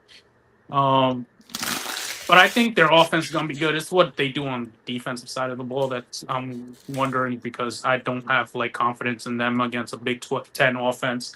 I mean, shootout maybe, I don't know, but then you got to rely on Aiden Childs to be consistent throughout a whole game, and I don't know if you can do that either. So not much confidence in what they're gonna be this year. That's all I'm saying. Trent, I want to know because they brought in the transfer from West Virginia at quarterback too. did they fully announce that Aiden Childs was going to be the day one starter? Who they bringing from West Virginia? Was it Nico? It was Marchol. Yeah, Nico. Yeah. Ooh, I don't think they announced it. I just assumed it, to be completely honest. Yeah, he's been like the main talking point was Aiden Childs being the starter. Yeah. I'm going to look it up right now. I mean, you basically were just going to say what I was going to say. I mean, the headlines are truthfully just the quarterback and Chip Kelly running the offense now. Just to add context, Northwestern's playing in a new stadium this year. Yeah. So they'll have upgraded facilities, maybe a little bit more money going into the program from an NIL standpoint. So maybe they, I'm actually we'll get into it. I like them a little more this year, but we'll get into that. So I just looked it up, and Aiden Childs is projected. They haven't named the starter, so he's still the projected starting quarterback. But I'm never mind. I was about to foreshadow something. But back to who they return. Griffin Weldy, receiver, 71 catches, 880 yards, and 9 touchdowns. Yeah, that's a 9. Hayden Elegant Jr., or the second, receiver, 37 catches, 521 yards, and 3 touchdowns. Robert Fitzgerald, a defensive back, 114 total tackles, 69 solos, 4 pass breakups, a pick, and a fumble recovery. Braden Bruce, a linebacker, 81 total tackles, 41 solos, 2.5 sacks, 4 pass breakups, 2 forced fumbles, and a fumble recovery. Braden Turner, a defensive back, 56 total tackles, 28 solos, 2 pass breakups, 2 picks, 2 forced fumbles, 2 fumble recoveries, and a scoop and score. Josh Fusil, a defensive back, 32 total tackles, 18 solos, and 9 pass breakups. Braden Flukes, defensive lineman, 18 total tackles, 6 solos, and a sack, and a fumble recovery. They lost Preston Stone, quarterback, 222 of 370, 60% completion percentage, 2,400 yards, 17 touchdowns to 12 interceptions. Mac Uline, linebacker, 100 total tackles, 59 solos, 4 picks, and 2 fumble recoveries. Hunter Wilson, a tight end who transferred to Ohio State, 28 catches, 296 yards, and 2 touchdowns. Garner Wallace, a defensive back, 51 total tackles, 34 solos, a half a sack, and a pass breakup. Aiden Hubbard, a defensive end, currently trying to make the Seahawks, 28 total tackles, 14 solos, 7.5 sacks, and a forced fumble. Anto Saka, defensive end, transferred to Texas A&M, 13 total tackles, 7 solos, 3 sacks, 2 forced fumbles, and a fumble recovery. And Fred Davis, a cornerback, trying to make the Commanders, 32 total tackles, 24 solos, 6 pass breakups, and a fumble recovery. They had the 56th overall recruiting class, 42nd in transfers with 17. Aiden Childs is at the top of my list. Again, being a quarterback, 128 of 203. Well, I said this is going to be broken up to another video. 128 of 203, 63.1% completion percentage, 1,392 passing yards, 10 touchdowns, 3 picks, with 227 yards and 6 rushing touchdowns to add on. Transfer from Michigan State. Gavin Sawchuk, which I feel like is a very underrated move at running back, but they do have Caleb Kumalafe, so I feel like Sawchuk will be the backup. 109 of carries, 486 yards, 4.5 attempt, 8 touchdowns. Transfer from Florida State, but he was also really good at Oklahoma. Luke DeHeineke, tight end from Minnesota of Duluth, D2. 53 or D3. I want to say it's a D2 though. 61 catches, 1,119 yards, and 14 touchdowns for a tight end. Monte Pate, a cornerback, 53 total tackles, 40 solos, 10 pass breakups, and a pick for Weber State. And Brendan Dusa Fernandez, I hope I pronounced that right. Cornerback from Central Michigan, 25 total tackles, 13 solos, 8 pass breakups, and 2 picks. Any transfers y'all want to talk about? No, Trent mentioned it earlier. Mine was going to be Nico Marichal because, again, like I said, Aiden Childs doesn't perform. I think he's good enough to be the starter, so he's probably, gotta play with, looking behind his shoulder, whatever the phrasing is. But, just having that pressure on Aiden to, this is pretty much his last shot to be a NFL quarterback, if that's what he's looking to do, and having another quarterback that they can easily go to. I think it was kind of smart on Northwestern, but also kind of dumb because now you put more pressure on a quarterback that already had a lot of disappointment. I'm not that high on Nico, to be honest. I don't think that Nico put pressure on Aiden Childs. Yeah, but he's just good. I think he's good enough to be a starter. It's that's the thing. It's just having that idea of, and they got him from the transfer portal for a reason. So it's go holler at Kennesaw State, Nico. Trent. as far as I did want to, I kind of missed. I did want to mention the running back who returned, Caleb Komolafe. He had 4 games last season where he his four of his finishes last year were all over 100 yards, so he was real close to 1,000 yards. The only other transfer I would say is middle linebacker. They brought in from Oklahoma, Kobe McKenzie. He's a grad transfer. Didn't play a ton, but you would think, obviously, having the talent to play at Oklahoma, he'll come in and make a good impact for Northwestern at that middle linebacker position right away. Yep. All right, some numbers for Northwestern. Now, you can do what you want with the offensive numbers. Again, new OC. But 96 in total offense, 31st in total defense, 96 in scoring offense, tied 23rd in scoring defense, 106 in passing. Ooh, bad headline, but I think this is 50th in pass defense. Could be 80th, but I think it's 50th. 65th in rushing, 48th in rush defense, tied 98th in third down percentage on defense, 36th on third down percentage on offense, tied 91st in sacks, tied 77th in turnover margin. Now, for the schedule, first game of the year. I mean, I don't think this is the smartest decision. Not a bad FCS school at all. South Dakota State, I do have this as a win, but I can't see an upset brewing.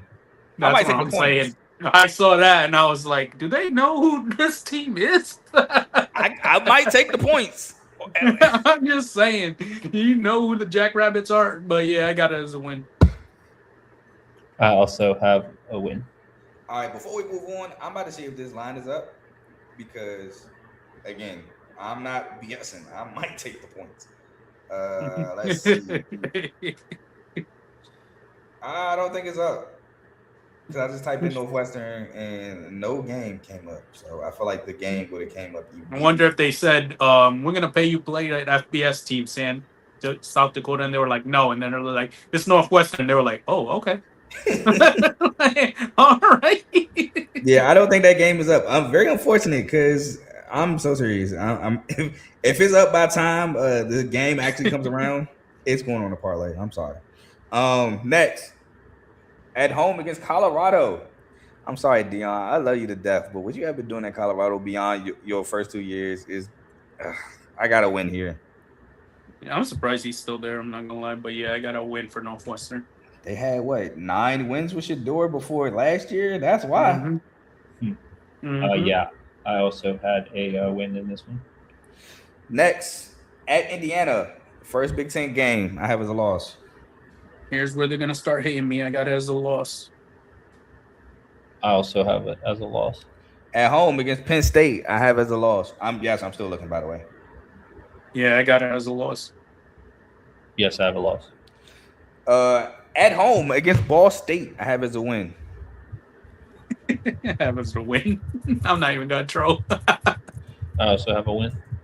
All right. And me personally, I have them losing out the rest of the year. But at Michigan State, I have as a loss. I have as a loss, too. I have as a win. At home against Rutgers, I have as a loss. I have it as a win.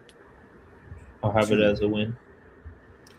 On the road against Oregon. Funny enough, they played them really well last year. I have this as a loss. I have it as a loss. I have it as a loss. Oh, hold on. Dang, it's only 4 to 7 points. Okay, the books got smart. Yeah.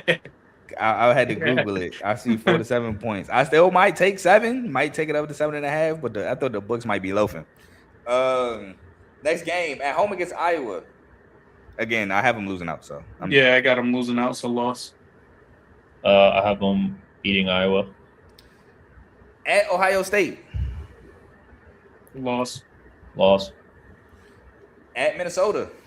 Loss. Loss. Then finally at home against Illinois. Loss. Win. So Northwestern fans, go ahead. I'm sorry, and I still think David Braun is a great coach, but I have them going 3-9, 0-9, taking the under 5.5. I got them going 4-8, 1-8. I got them going 6-6, 4-5. So Trent has the over 5.5. I'm sorry, man. Love David Braun as a coach. I've seen it be bad though because of quarterback play, and I just think this is going to be more like 2024, not 23 or 25. But we'll move on to the runner-up in the Big Ten, and that is the Ohio State Buckeyes. The Ohio State Buckeyes are coming off a 12-0, 9-0 regular season where they lost the Big Ten championship 13-10 to Indiana, and they lost in the Cotton Bowl to Miami University 24-14. They do have a new OC, and I'm not going to lie, not the greatest fan of this pick, but maybe he'll do better here, and that is Arthur Smith, Steelers offensive coordinator in 24 and 25. Not too many rave reviews from Steelers fans about Arthur Smith. Again, not really the highest on him. But with Matt Patricia as your DC and you got Jeremiah Smith, you can't mess up Jeremiah Smith. Like, I just feel like that's one of them things. It's like making eggs. Like, you can't mess up making eggs. You know what? I'll go simpler. It's like making cereal. Just put the cereal in the bowl, put the milk in the bowl. You can't mess up Jeremiah Smith. And then I like Bo Jackson coming back with sophomore year, a full year of experience. Yeah, as much as I don't like to hire, I just feel like as long as you're competent, you'll be fine with what Ohio State has this year. A lot of turnover on the defensive side. They only returned 3 defensive starters. But again, with Matt Patricia, who some people might say is the best DC in the country. Again, I say who mine is. Trent laughed because of, he was there last season. But it is what it is. I think the proof in the pudding with Jim knows. But that's just me personally. It's some guys up there, though, like Matt Patricia, like Corey Heatherman, for sure. So some guys up there. But I think Ohio State will be okay. Last year, really no flaw last year, to be honest. I mean, Indiana was just a great team, and so was Miami. It's just Miami has tendency in the ACC schedule to drop games that they shouldn't. And Carson Beck threw 4 picks against Louisville on a Friday night at home, and threw a pick in the overtime in the at the goal line against SMU on the road.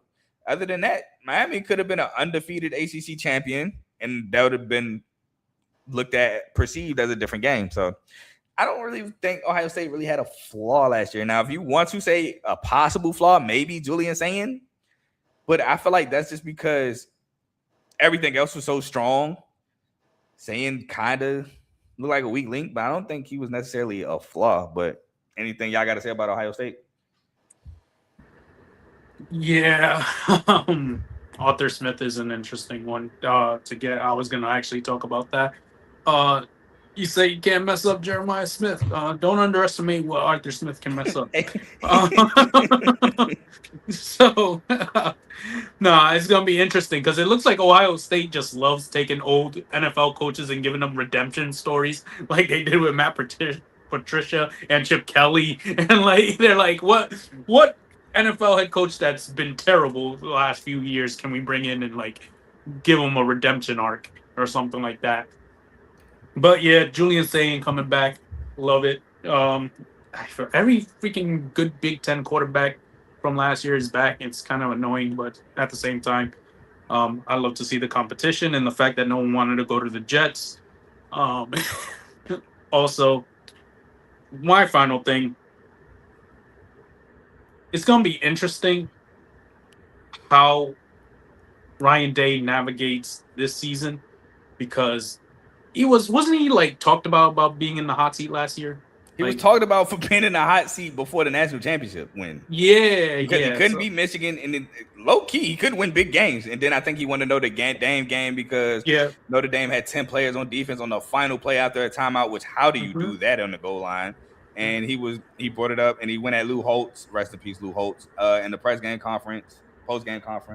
And the reason I say that is because of the big games. I feel like it's going to be a James Franklin situation at Penn State where it's like, bro, you win, yes. You win. You have winning seasons, yes. But you're not you only got us to the top one time in – it's more than James Franklin did, but still, you got us to the top. James Franklin at least won the Big Ten championship. But you haven't won the Big Ten championship, I was going to say. I got to Google that to make sure because I want to say he did. I want to say they beat Northwestern in 2020. It was definitely before Michigan went on that run. Yeah, I want to say they beat Northwestern in 2020 to win a national championship, and then Michigan went on a tear of 3 straight. Yeah. But I will also say this. James Franklin did get robbed one year where they won the Big Ten in 2016 and then did not make the playoffs after beating Ohio State in that same season. Never understood that. Tell me about it. I mean, I'll just say, obviously, Julian Sayin and Jeremiah Smith are box office. I'm really excited for year 2 of Bo Jackson. I think he's probably, one of the better running backs in the country and will provide a lot for them coming out of the backfield, not have to rely so much on the pass game, although they're going to be slinging the ball because that's what they do. Really returned everyone on offense and then got, their recruits in with a couple transfers that we'll get into. But for the starting offense, it's a lot of familiar faces. So when you had the season like you did last year, when you bring back all that familiarity, you're probably destined to do good things. Yeah, Ryan Day also won 2019 and 2020, so he won back-to-back. But yeah, Big Ten championships. Yeah. But, I mean, it's been 6 years. But like I said, that national championship for sure saved him because he might have been fired if it wasn't for that. Yeah, that's what I'm saying. Salute. It's like, yeah, you got him over the top, bro, but now it's like they expect a little more in that performance against Indiana. Which is honestly insane to me because I think Ryan Day is deservedly, I mean, maybe I'm wrong, Carl, in your eyes, but I would say he's a top 3 to 5 coach in college football. Yeah, I disagree. I got Signetti, and I was saying that before the national championship, so don't be in my comments. I'm like, he won a national championship. No, I was saying that before. I got Signetti. I got Jeff Brom. No order, by the way. I got Kirby Smart, which Kirby Smart kind of got to get together. I ain't gonna lie, a coach I really like, Willie Fritz. I really like Bob Chesney at UCLA, which we'll talk about later. Bob Chesney is kind of on a Signetti-esque, like, how do I say but that's I get what you're saying as far as maybe the potential, but as far as your track record, I'll go Jeff Brom. Like Kirby Smart. Kirby Smart, Jeff Brom, and Signetti. Yeah, Kirby Smart and Signetti are probably the only 2 I could give you. You don't sleep on Jeff Brom now. Jeff Brom took Purdue to a Big Ten championship. They ain't been nothing since. He won a conference championship at Western Kentucky. Western Kentucky has not won since. And he took Louisville to an ACC championship. They just lost to that Florida State team. And honestly, Louisville has been really good. I mean, if you want to throw Rhett Lashley in there, I mean, maybe because Rhett Lashley did end that drought with SMU. John Summerall championships. Yeah, but even guys like John Summerall won at Troy back-to-back years, then won at Tulane, now at Florida, so he has a chance to prove it. I'm not going to put him over Ryan Day, but these are all guys I like. But to answer your question, who I would put my 3 is Smart, Signetti, and Jeff Brom. And people might kill me for Jeff Brom, but that's too daggone bad. I'd like to see what Ryan Day does at Purdue. But let's get into Ohio State. Ohio State had 11 starters return, 8 on offense. Like Trent said, a lot of returning faces on offense, 4 O-linemen, which that's the big key right there. Returning 80% of your starting O-line is huge. And then 3 on defense. They returned Julian Sayin, quarterback, 301 of 391, 77%, 3,610 yards, 32 touchdowns and 8 picks. Bo Jackson, a running back, 179 carries, 1,090 yards, 6.1 a carry, 6 touchdowns. Jeremiah Smith, a receiver, 87 catches, 1,243 yards and 12 touchdowns. Brandon Ennis, a receiver with 36 catches, 271 yards and 3 touchdowns. Jalen McClain, a safety, 53 total tackles, 42 solos and 3 pass breakups. Jermaine Matthews, a cornerback who I've seen a lot of talk about Jermaine Matthews being like a top corner in the country this year. 26 total tackles, 20 solos, a sack, 2 pass breakups, 2 picks, and a forced fumble. Not gonna lie though, as much as I love Jermaine Matthews, I think the best corner in the conference is on Penn State. We'll talk about him.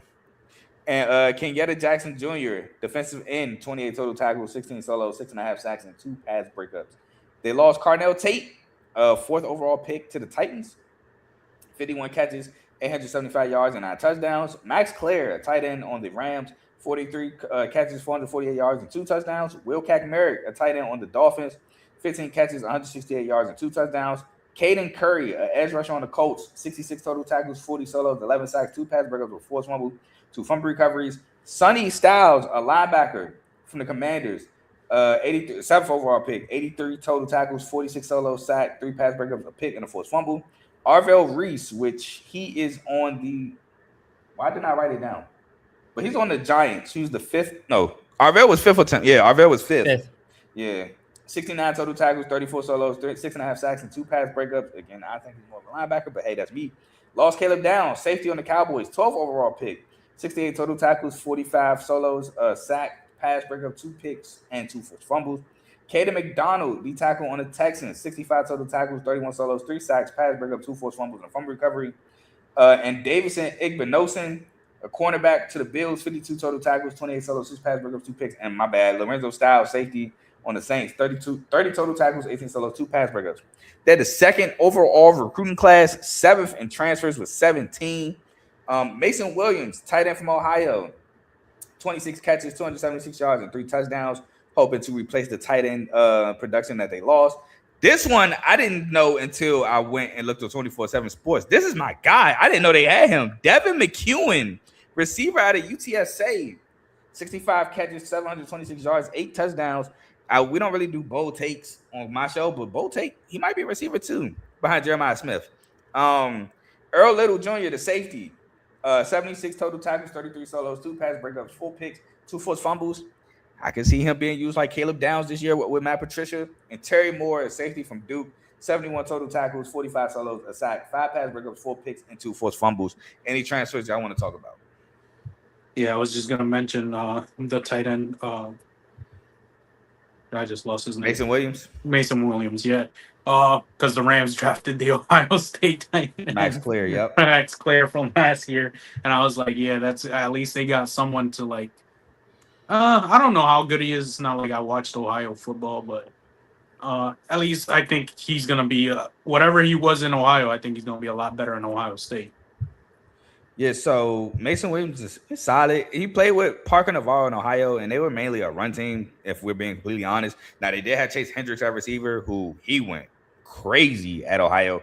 But Parker Navarro, seeing the Bangaroo, was basically the focal points of the offense. And if it wasn't going through them, they were looking for Chase Hendricks. And when I watched the draft, they were talking about how Max Clare was not a great blocker. And he was more like a receiving tight end. He was a receiving tight end. He transferred from Purdue. He actually was underwhelming, in my opinion, from what I expected. Yeah. And so if Mason Williams can at least block, because that's what the run game really needs. Like Trent said earlier, they love to pass the ball. Man, sometimes it's just out of necessity because no one can block for Bo Jackson, and he can't get going. And so they're just like forced to pass at that point. They need to get Bo Jackson going this year. I think that was one of their biggest problems. The whole year, even though they won a lot of games, a whole year it was a problem of them not being able to run the ball. So having a tight end that can come in and probably block better than Max Clare, it would be a huge plus. I also feel like didn't they try to start with like James Peoples and CJ Donaldson at first, and then Bo Jackson kind of like took over midway through the year? Yeah. So that was also another thing. I feel like Bo Jackson had like some crazy runs, and then like, he had crazy runs, but at that point they was still like he was getting stuffed a lot. Just because they didn't block. It wasn't his fault. It's just like I don't know if it was the tight end, it was the issue to tackle somebody, but it's like, there was no hole for him to run through, and then they do like pass plays to Jeremiah Smith and it works, and they're like, you know what, let's just stick to that. Yeah, I think Bo Jackson's going to get going a ton. Like I said, you bring back 80% of your O-line, so the continuity is there. Bo Jackson is the for sure starter this year, so I think the continuity is going to be there. Trent? Yeah, I'm just interested to kind of see who steps up on the defense. I feel like with how much they've lost. I think it's Earl Little. Yeah, I mean, I feel like that's the thing. In years past, and that's the thing too. Earl Little was a transfer, so in years past, you've kind of had that solidified guy on the Ohio State defense, and I think Earl Little, like you said, and they brought in James Smith and Quay Russo, both from Bama, to go into the defensive line. So it's going to be interesting to see who wants to be the guy on the defense this year. Yeah, I was going to say, even though when Ohio State won the national championship, Caleb Downs transferred from Alabama his sophomore year, and I feel like he was the guy. So I feel like Earl Little can do it. Now, I'm not saying Ohio State's going to win the national championship. Ohio State fans don't get excited. But what I am saying is I do feel like a transfer could come in and command his defense. For sure. All right, some numbers. And again, you can discredit the offensive ones if you want because there's a new OC. But 26 in total offense, first in total defense, 21st in scoring offense, first in scoring defense, 21st in passing, first in pass defense, 73rd in rushing, 7th in rush defense, 10th in third down percentage on defense, tied 31st in sacks, and 1st in red zone defense. Without further ado, let's get into the schedule where they play Ball State first week of the season. I have this as a win. Dub. I have this as a win. Second game of the year, the home and home versus Texas at Texas. Have this as a loss. This was the game they were talking about last year where Arch Manning didn't do much and then Julian Sayin didn't do much. It's going to be different this time around, but it would have helped if Ohio State was at home, so I got Texas winning it. Trent, you muted. Oh, am I? Now you're not. You was. Oh, sorry.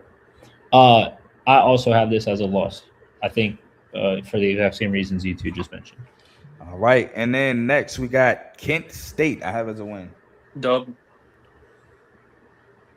Dub. First Big Ten game against Illinois. I have as a win. Dub. Dub. At Iowa, I have as a win. Dub. I could probably I have Ohio State going undefeated in the Big Ten. So. Oh, I have Ohio State losing one game, and that is to Indiana in the Big Ten. I got them losing one game, and it's to Oregon. All right, so I'm gonna just name the schedule. So after at Iowa, they play at home against Maryland, at Indiana, at USC, at home against Oregon. That's why I gave them the win against Oregon.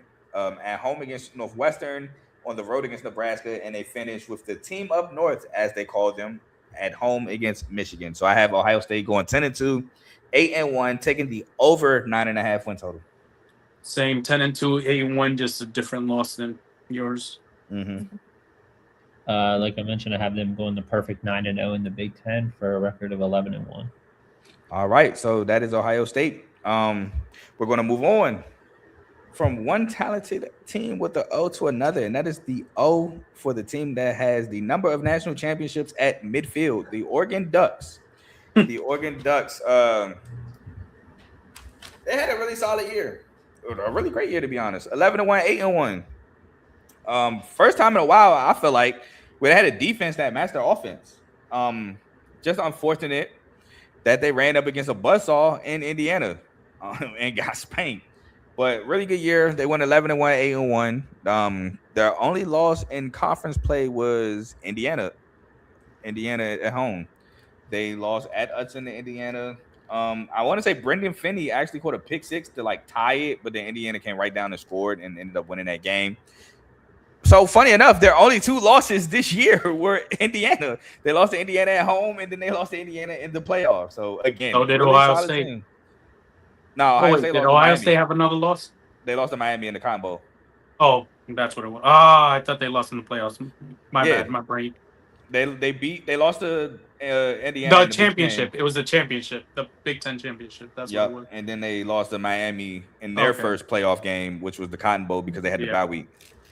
But Oregon, man, really good season.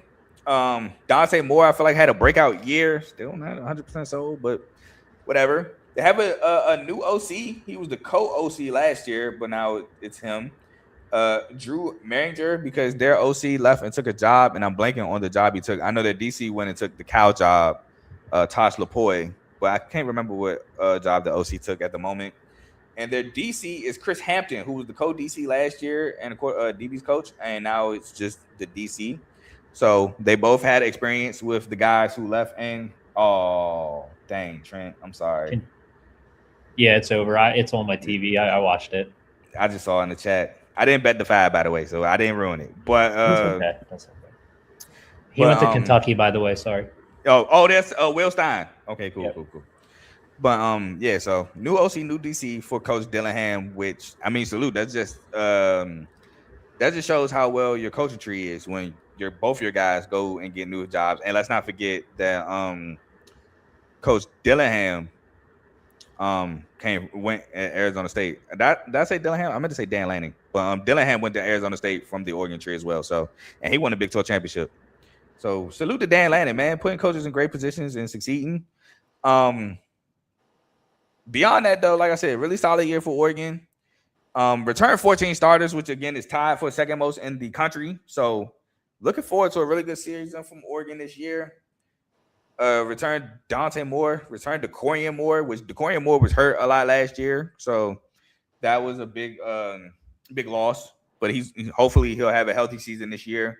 But they also returned my guy, Brandon Finney, one of the best corners in the conference. But again, you know what? I might change that. I think Brandon Finney might be the best corner in the conference. But yeah, anybody else want to talk about Oregon? Yeah, I really like watching Oregon. I'm not gonna lie. I know they don't win none. I know they don't win none, but I remember when I was younger, I was watching them with Jeremiah Masoli. Oh, for sure. Right with you. Chip Kelly and the Blur offense. Dennis Dixon. Like the Blur offense was like my favorite offense to watch, and obviously the uniforms play a factor, but I just like their fans, the stadium, the tradition they built, because they didn't have that before they had the money. Now they have the money, and now they remind me. Nike and all of that. So I like watching Oregon, and I respect they're winning but not winning at all type. They've been to the Natty a couple times, came up short. Yeah, it just came up short. Mariota, another one. Yep. So. Oh, sorry, my Siri went off. But yeah, the offensive coordinator situation is what I want to focus on, because it's oh man, Dante Moore came back. Most of the starters came back, but the coach that led you has gone to Kentucky. It's how will that can they find that same consistency from last year? I think they will. Dan Lanning is more of a defensive coach, so I don't think he's going to focus on the offense per se. But I don't know. I don't know what to look forward to in their offensive mindset. They seem like more mature team than the team I grew up watching with the Blur and the Chip Kellys and the speed and all that stuff. But I think they're a very underrated running team. So all the focus on Dante Moore. I think they're a very underrated team.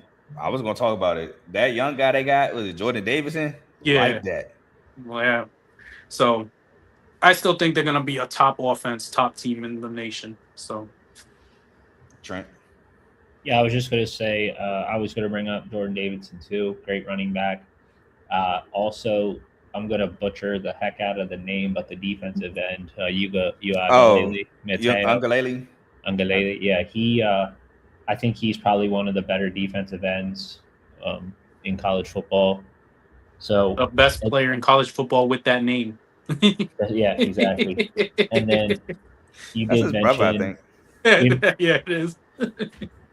I'll only bring up the transfer because we talked about it earlier already. But Coy Parrish coming over from Minnesota, so you have a really good safety, a really good defensive end, a really good quarterback, a really good running back, a really good coach. I feel like Oregon is kind of, I'll absolutely give credit where credit's due. They've been better than Penn State in the Big Ten since joining the Big Ten. With that said, they're still the team that doesn't have a national championship, just like Penn State. So I think they're still floating in that, kind of tier 2 in the Big Ten, if you will, just due to the fact that they don't have that national championship. I don't know, Trent. I don't know. I might got to put them in tier 1 because they literally came in and won a Big Ten championship. Okay, I mean, that's fair, but at the end of the day, they're still one of the Big Ten teams that doesn't have a national championship when 3 teams from the Big Ten have won the last 3. So that's true, but those 3 been here. Yeah, they have. But anyway, they're in that tier of Big Ten teams that are still trying to win one. That's true. And this is the year I think they have the talent to get over that hump, and there's no real excuses with the talent they have and the reloading that they've accomplished. I can think of one. Y'all gonna kill me for that one though. I'm gonna keep it to myself. But they returned, like I said, 14 starters, 6 on offense, 2 O-linemen, and 8 on defense. So a lot of that defense returned. Again, namely, they returned Dante Moore, quarterback who went 296 of 412, 71.8 completion percentage, 65 yards, so 3,565 yards, 30 touchdowns to 10 interceptions. Oh, that interception, man. I'm not wrong about them picks, but I'm going to keep it pushing.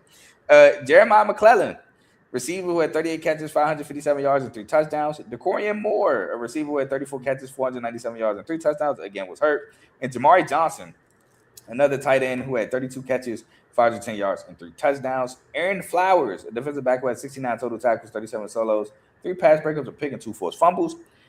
Tatum Twody, I know I butchered that. I'm so sorry. A linebacker who had 68 total tackles, 33 solos, 9.5 sacks, 5 pass breakups, and 2 picks. Jerry Mixon, a cornerback who had 57 total tackles, 28 solos, half a sack, 7 pass breakups, 2 picks, a touchdown, and a fumble recovery. Bear Alexander, a defensive lineman who had 50 total tackles, 19 solos, sack, pass breakup, and 2 fumble recoveries. Brandon Finney Jr., a cornerback, 42 total tackles, 29 solos, a sack, 7 pass breakups, 3 picks, pick 6 again against Indiana, 2 forced fumbles and a fumble recovery. Mateo Ugalele, a linebacker who had 34 total tackles, who's basically an edge, 18 solos, 6 sacks, 3 pass breakups, 2 forced fumbles, and a fumble recovery. Amari Washington, a defensive lineman with 33 total tackles, 15 solos, a sack and a half, 7 pass breakups, and Ife Obadungan, and I know I butchered that. I'm sorry. Defensive back, 24 total tackles, 13 solos, 6 pass breakups, and a pick. They lost Noah Whittington, a running back who had 129 of 829 yards, 6.4 carry, and 6 touchdowns on the Texans, which he may get some carries with them. Lost Malik Benson, a receiver who had 43 catches, 719 yards, and 6 touchdowns with the Raiders. Kenyon Sadiq, a tight end with 51 catches, 560 yards, 8 touchdowns with the Jets. Now, currently, Bryce Boucher, who was their lead tackler, linebacker, 136 total tackles, 56 solos, a sack, 5 pass breakups, a pick, and 2 forced fumbles on the Colts. Dylan Thiemann, my guy, who I predicted to be defensive player of the year in the country, not in the country, in the conference, did not happen. But safety at 92 total tackles, 44 solos, a sack, 5 pass breakups, and 2 picks on the Bears. And Jaden Kennedy, a safety at 39 total tackles, 18 solos, 6 pass breakups, 2 picks, and a forced fumble on the Chiefs. They're the 7th overall recruiting class, 21st in transfers with 13. This is my guy. I didn't know this until he got there, but they got Iverson Hooks from UAB. Bro, is nice. Receiver who had 72 catches, 927 yards, and 7 touchdowns. Coy Parrish, as we all mentioned, the safety from Minnesota, had 82 total tackles, 39 solos, a sack, 2 pass breakups, a pick, and a forced fumble. And DeAndre Robinson, defensive lineman from UNC, who had 39 total tackles, 17 solos, half a sack, and a forced fumble. Any transfers y'all want to talk about? Yeah, I was gonna mention the Minnesota safety, but you guys already talked about it. But you also mentioned the other one I was gonna talk about was Iverson Hooks, underrated wide receiver out of UAB. No one watches UAB football like that, but he was like a bright spot of a very mid team at UAB. Yeah, I wanted to be polite, but okay. They were bad. Their quarterback was bad. I think it's the son of it was John Kitna's son. John Kitna's son, yeah. He was bad. I thought he would have been good being the son of an NFL player, even though Kitna wasn't good, but whatever. But yeah, Iverson Hooks, I think that's gonna help him in the offense. I don't really need to talk about the safety anymore because it's Dan Lanning and he has flipped that Oregon team to fit Big Ten defense instead of Pac-12 all offense type style. So Nixon them. Yep. That's right. It's finally. I feel like they finally have a defense that can match the offense, which Oregon hasn't really had in a while. But what I was gonna say about Iverson Hooks was I really watched when they upset Memphis when they fired Trent Dilfer. The first game when they fired him, they upset Memphis, and that game was electric. Iverson Hooks went crazy. I'll just say, obviously losing Kenyon Sadiq, that's a tough guy to replace, and probably irreplaceable is a good word. But Jamari Johnson, who will be tight end this year, he's a stud, and I could see him being a first-round pick. And probably not this draft. I don't know if he'll come out, but maybe if he comes out, probably not, but maybe next year. Regardless, future first-round talent, had over 500 yards receiving when Sadiq was still there. So interested to see how much they get him involved. Yep, for sure. All right, so some numbers. Again, new OC, new DC, so do with these numbers as you want. 17th in total offense, 7th in total defense, tied 10th in scoring offense, 12th in scoring defense, 38th in passing offense, 4th in pass defense, 20th in rushing, 24th in rush defense, 60th in red zone offense, tied 118th in red zone defense, 20th in third down percentage on offense, and 55th in third down percentage on defense. Now for the schedule. First game of the year. Ain't no Ashton Genty on this Boise State team. I got to win against Boise State. I don't like their quarterback either. I'm going to be honest. I got them going undefeated. I don't, but okay. I got you. Griffey has to go undefeated. Trent. I have that as a win. At Oklahoma State. Shout out Eric Moore. Shout out Drew Mastermaker, but it's not enough. I have a win here. We'll skip you, Griffey. I know you got them going undefeated. Trent. I have them. I have them going 8-1 in the Big Ten, 11-1 overall. All right, so I'm gonna just name the schedule and then I'll give you my record. So they play Boise State at Oklahoma State, against Portland State at home, on the road against USC, at home against UCLA, at home against Nebraska, at Illinois, at home against Northwestern, at Ohio State, at home against Michigan, at Michigan State, and at home against Washington. I have them going 10-2, 7-2. My two losses are Ohio State and Michigan. Oh, and Michigan. Okay. I didn't expect that. I'm not gonna lie. Yeah. I thought you were gonna say Washington. So I thought about it, but nah. So yeah, I have the only loss I have for them in the Big Ten is against Ohio State. I do want to say though, I don't have the schedule in front of me. I know you just read it. I believe that week is it week 2 they play Oklahoma State. Yeah. I know the Big 12 preview's coming out soon, but Drew Messmaker Saturday or Sunday.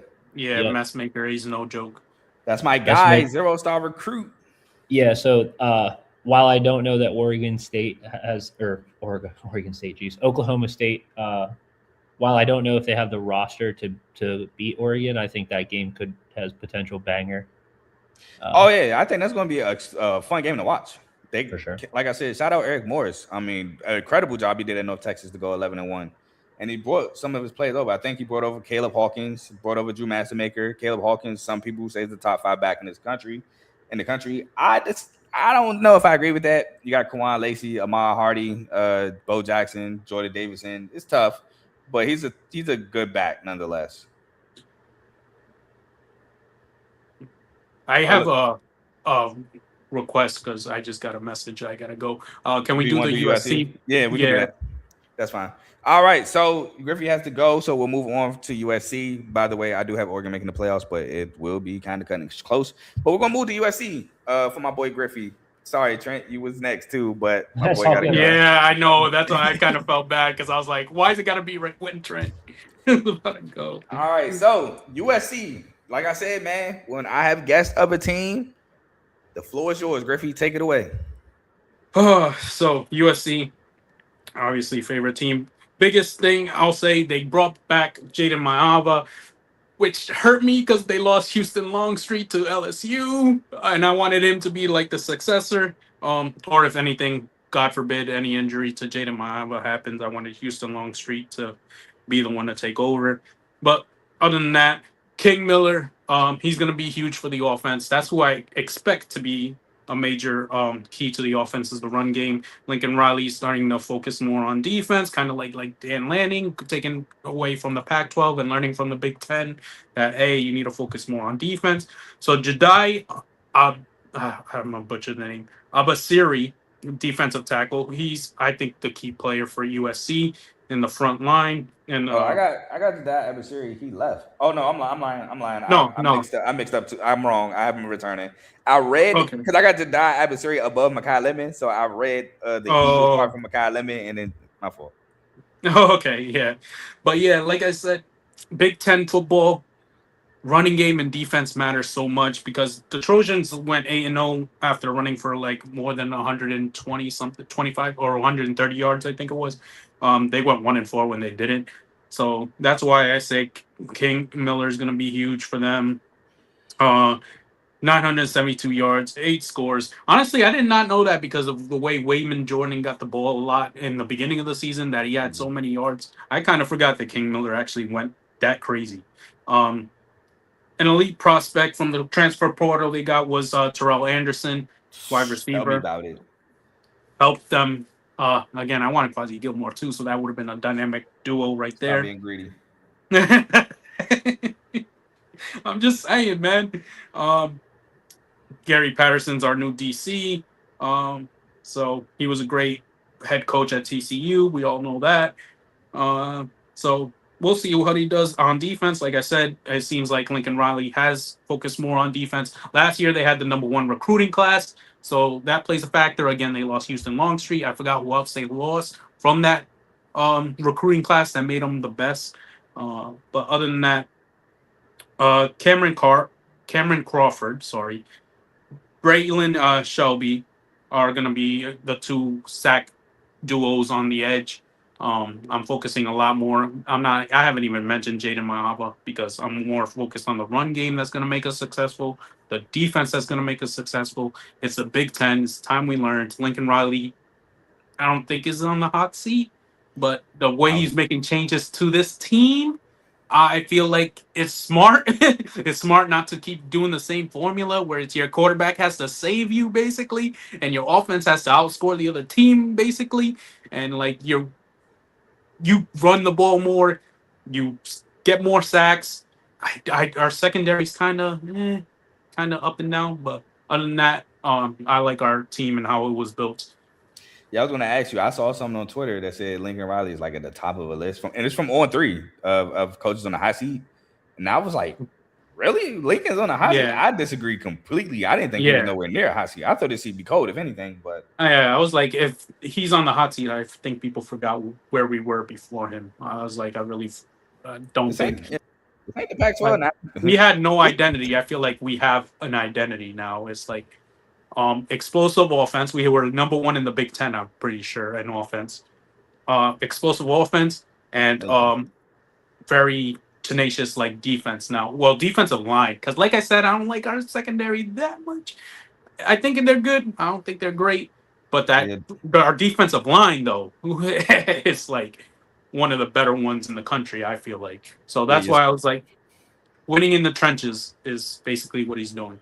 Yeah, I feel like your secondary kind of got exposed against Oregon. But I feel like if coming off a 9-3, 7-2 year gets you in a high seat, because I guess y'all haven't made a conference championship game since being in the Big Ten. That's why I said this ain't the Pac-12, bro. Like, I get it. Y'all made the Pac-12 championship game.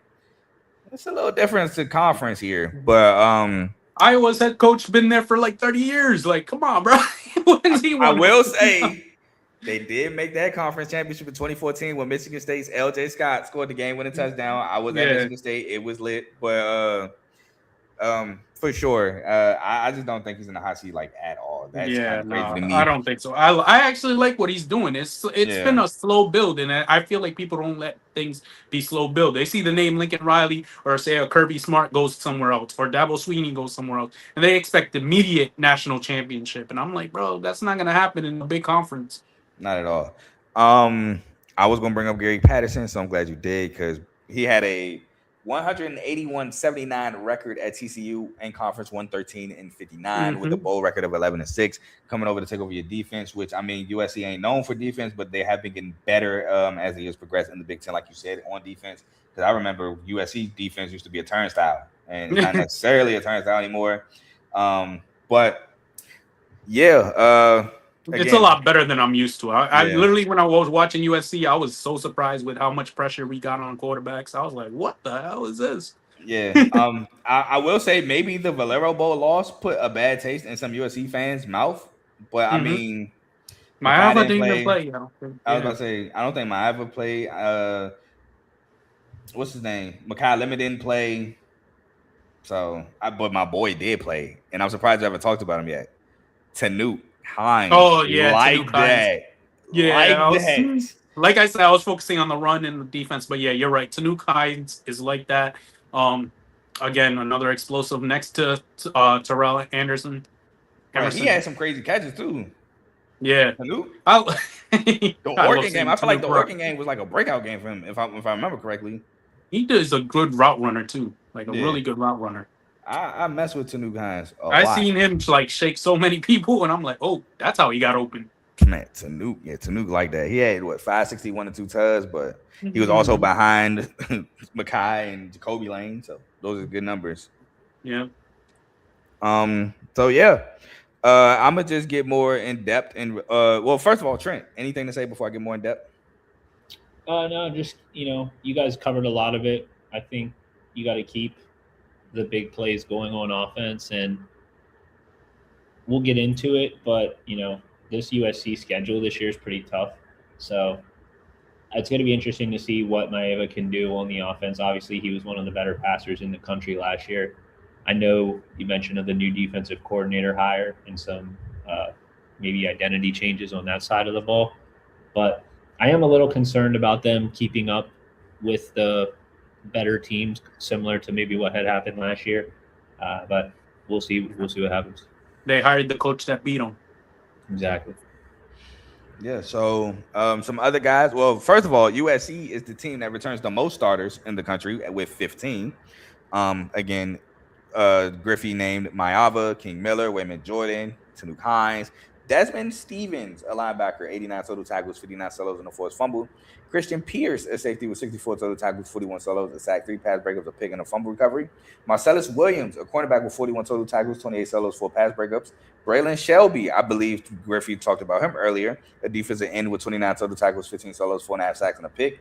Cam Crawford, I remember him specifically talking about him earlier.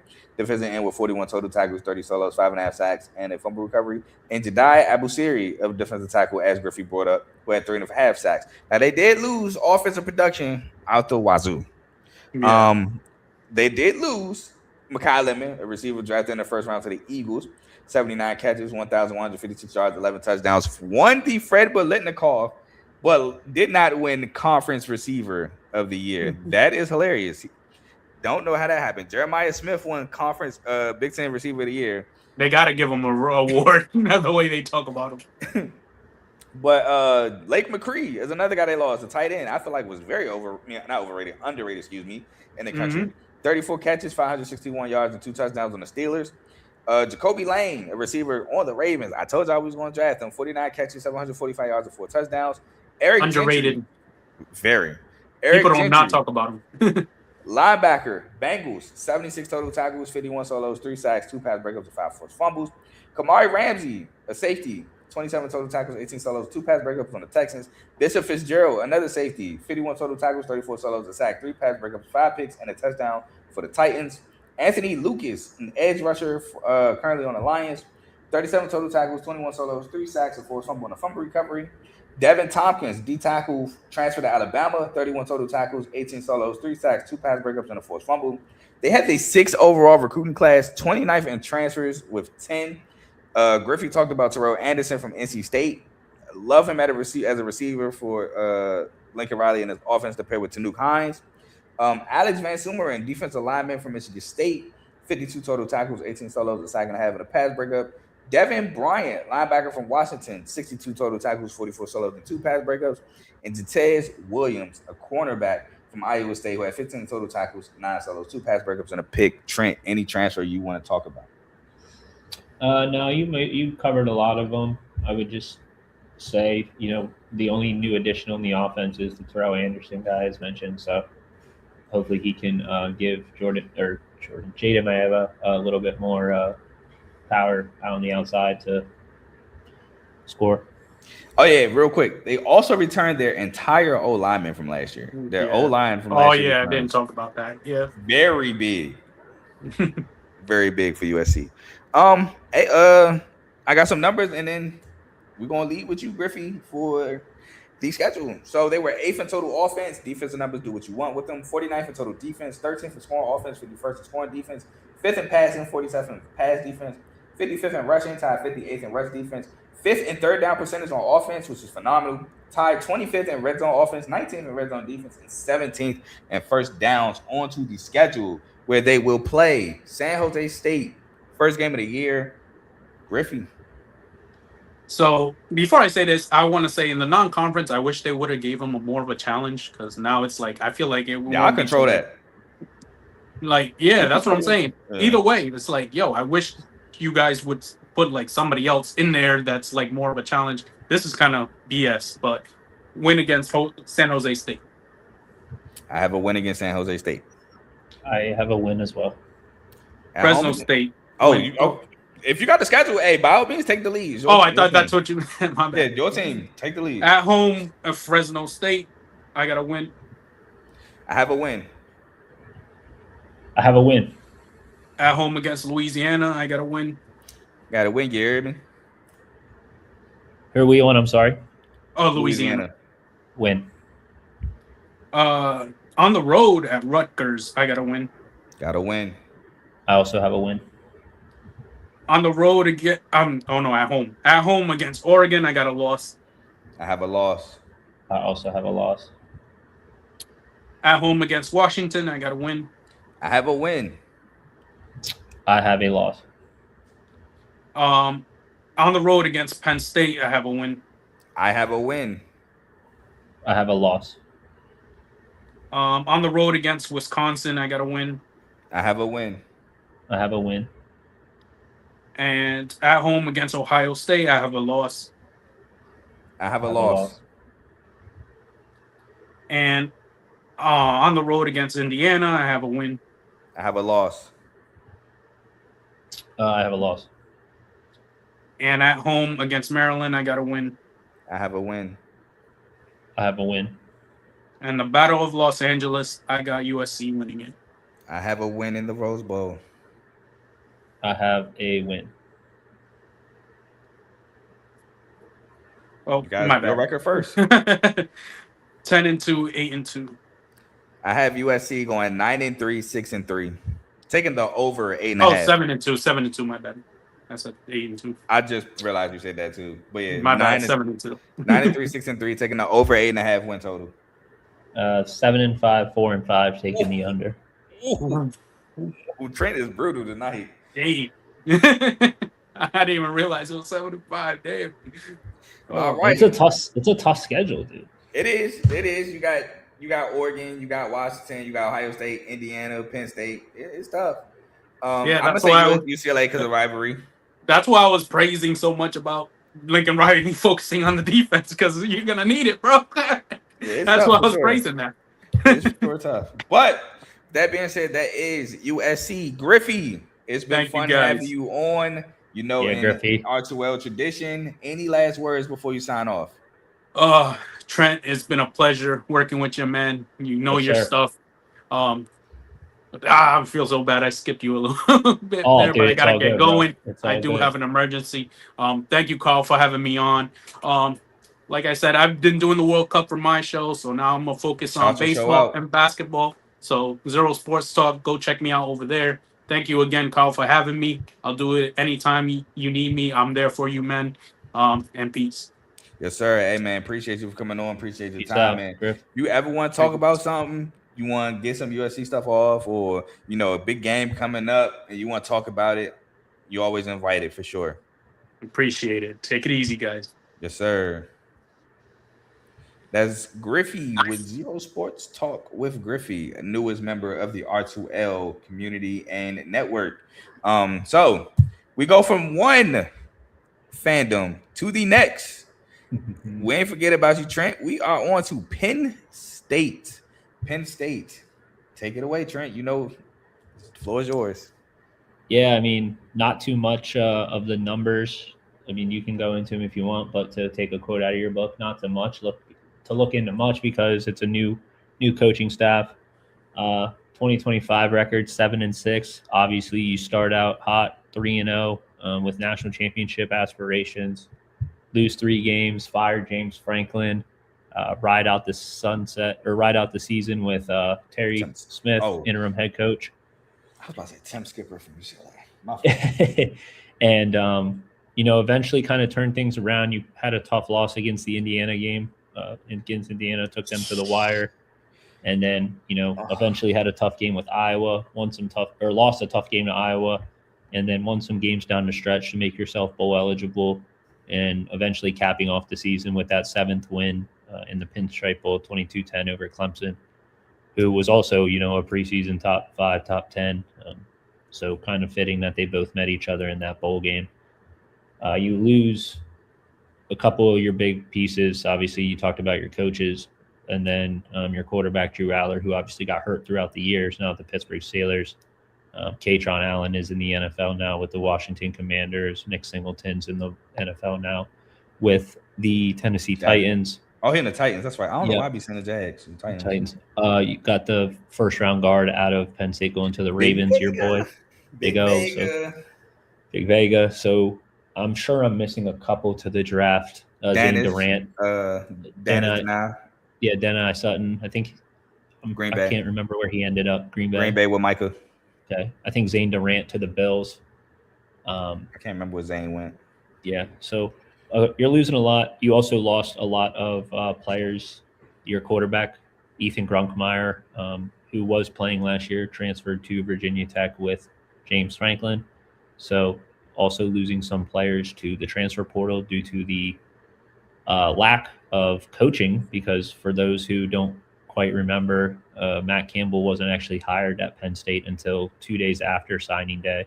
So Penn State definitely got hurt a little bit in the recruiting aspect of things, which is really why they had to focus on the transfers, and the number of transfers that they brought over from Iowa State were definitely the Penn State Cyclones in the year 2026.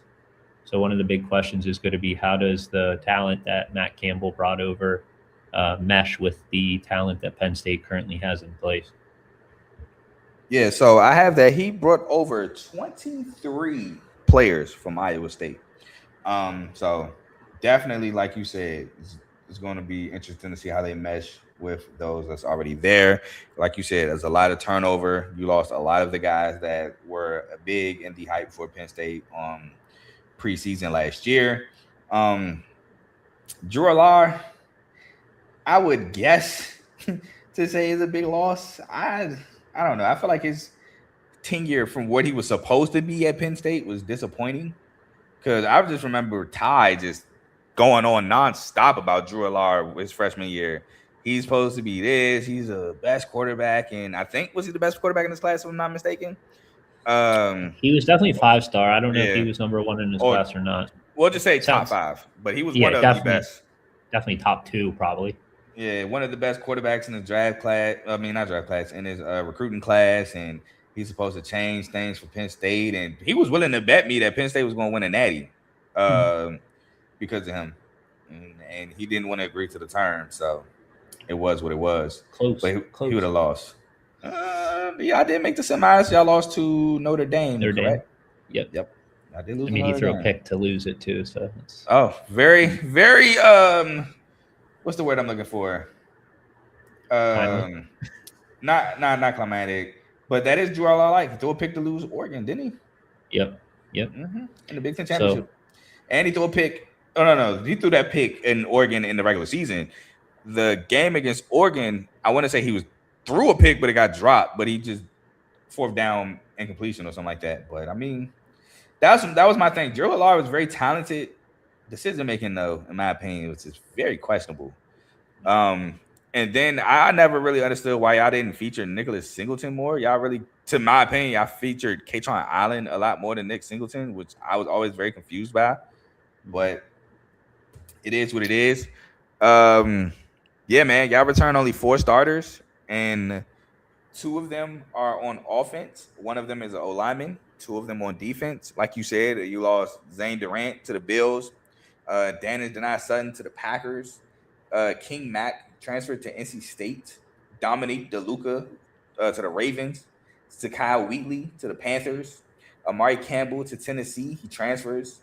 So you lost a lot. The only returner that's not an O-lineman on offense is Andrew Rapouillet, which was a solid tight end for y'all, I can't lie. 20 catches, 180, and 3 touchdowns. Defensively, I returned Duvian Collins, a cornerback with 47 total tackles, 33 solos, 3 pass breakups, and a fumble return. And Zion Tracy, another cornerback, who had 32 total tackles, 26 solos, 3 sacks, 2 pass breakups, and a forced fumble.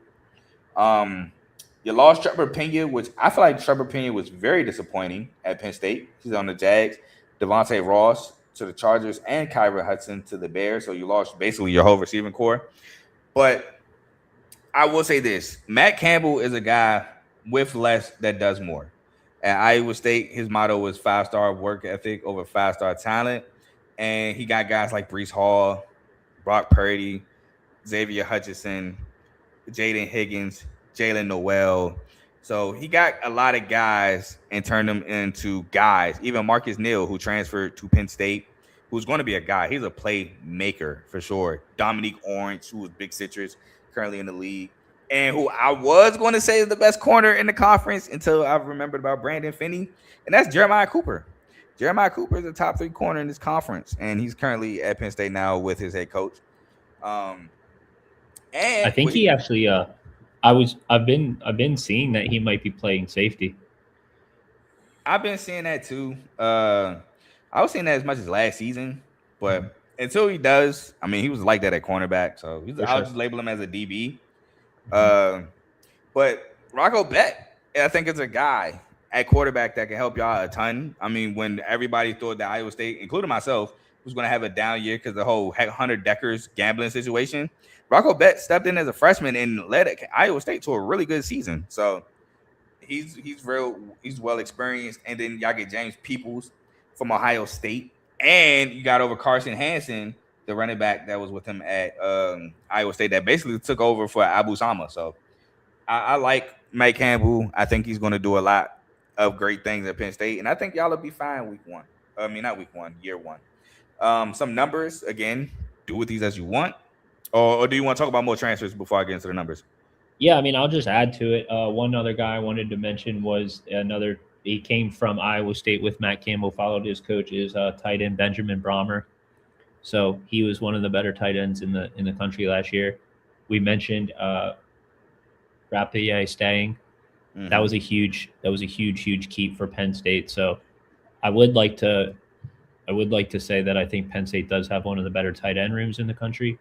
That ain't far fetched, nor is it something new. And as well as the secondary you mentioned. So yeah, I believe 5 to 6 starters on offense that came from Iowa State is what you said, correct? 5, I believe.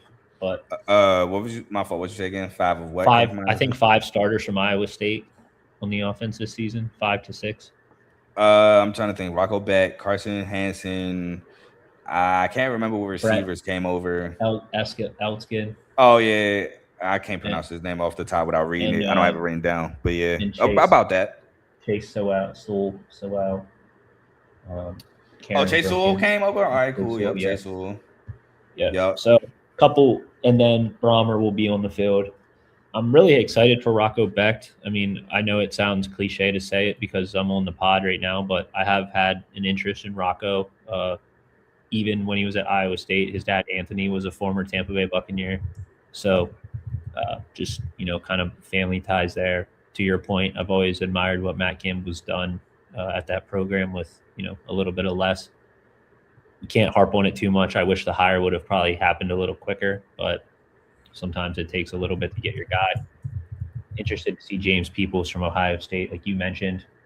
And then the only other guy I was going to talk about was not a transfer, but we do bring Tony Rojas back at linebacker too.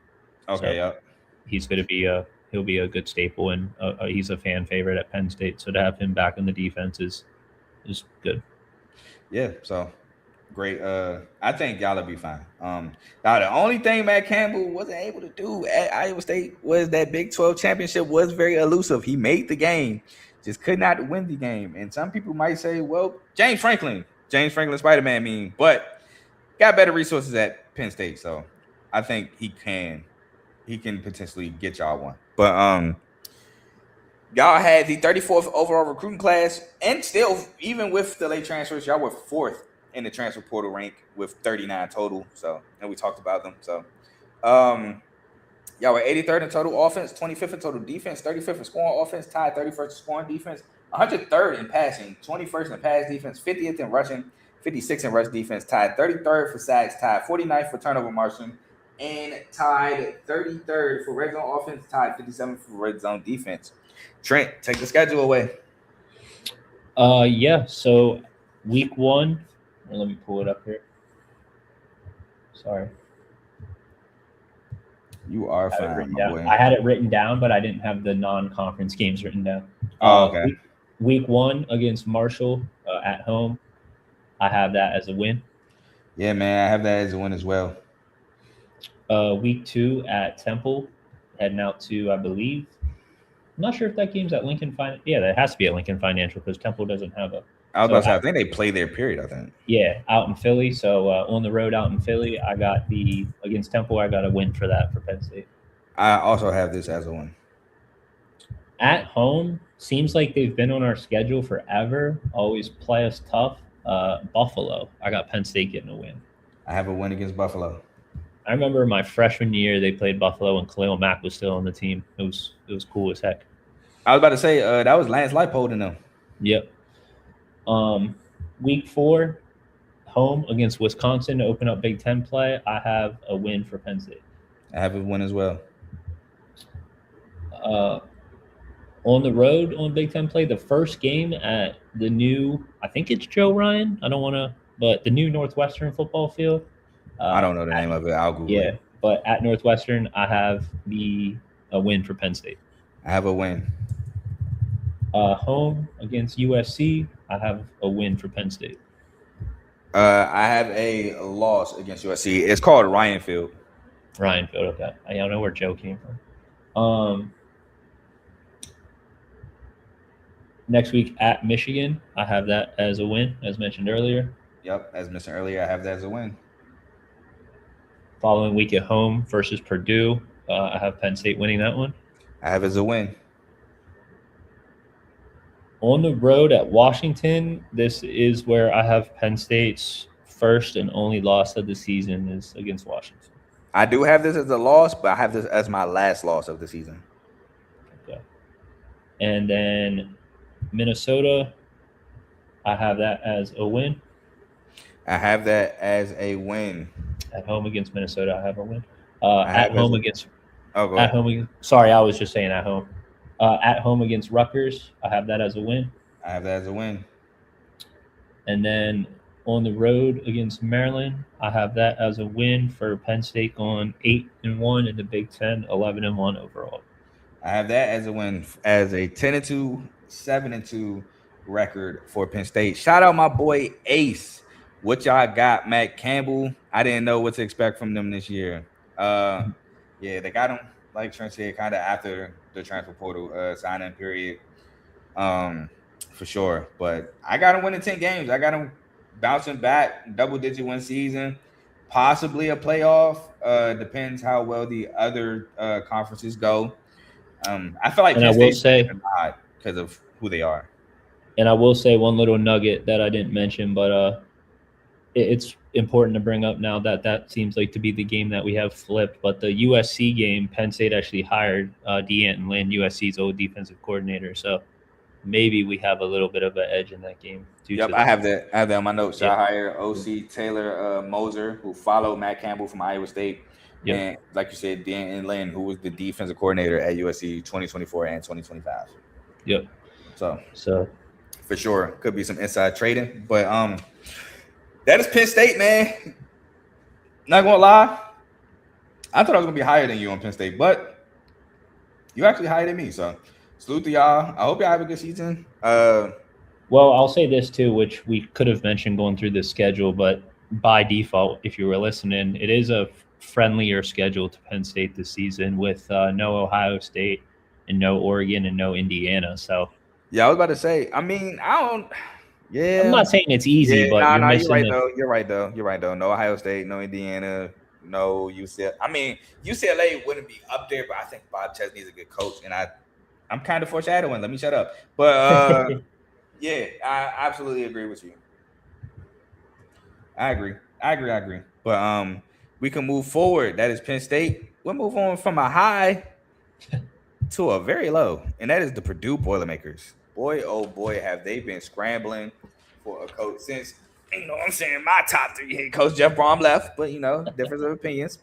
They did hire a new defensive coordinator, Kevin Kane. He was the Minnesota outside linebacker coach. Now, he was at Purdue previous to being rehired. Just not last year. Last year he was at Minnesota, but he was the DC for Purdue in 2023 and 2024 before he left for Minnesota, and now he's back. So, welcome back there. Purdue, though, lost to Tulsa. No. That was Oklahoma State. Wrong team. But Purdue, even still, 2-10, no Big Ten win last year. 0-9 in the conference. Has to be nasty. Has to feel disgusting. This program is just in a downward spiral. I actually have not that much to say about Purdue at all. Wasn't a fan of Ryan Brown last year. I mean, he had 9 touchdowns, 10 picks. It's never a great thing to have more interceptions than touchdowns. Devin Mockabee couldn't get anything going. The O-line to me just wasn't great. Just nothing about Purdue was good, in my opinion. Yeah, it's hard to really piggyback off of that, especially when you win 0 games. in the Big Ten. I don't know if I want to say I almost predicted that last year, but I could be wrong. I perfectly predicted Purdue to go 2-10 and not win a Big Ten game. I don't know how, but I did it. Yeah, I mean, to your point, they're, Barry Odom's been there. This is his second year, or I think this is his second year. I want to say last year was his first year. I can't remember. Was it Ryan Walters, the head coach before Barry Odom? It might be, but yeah. So I mean, second year, it's just in the conference in the Big Ten, there's got to be, unfortunately, some teams that get beat up, and right now Purdue, I feel like, is in that position. The quarterback, Ryan Brown, he's coming back. He had just over 2,000 yards last year, so he'll be, a familiar face for Purdue fans. Looking at their roster, it looks like they did a little bit in the transfer portal, especially at the receiver position. I know we'll talk about transfers, but we don't have to talk about them specifically. However, they revamped that room, so at least an effort to try to get skill positions in the building as well as running back. Looks like every skill position is a transfer. So definitely when things aren't going right, that's what you got to do. You got to get new faces in the building and hope for at least a couple of Big Ten wins and stay competitive. Yeah, I'm gonna give a little spoiler alert.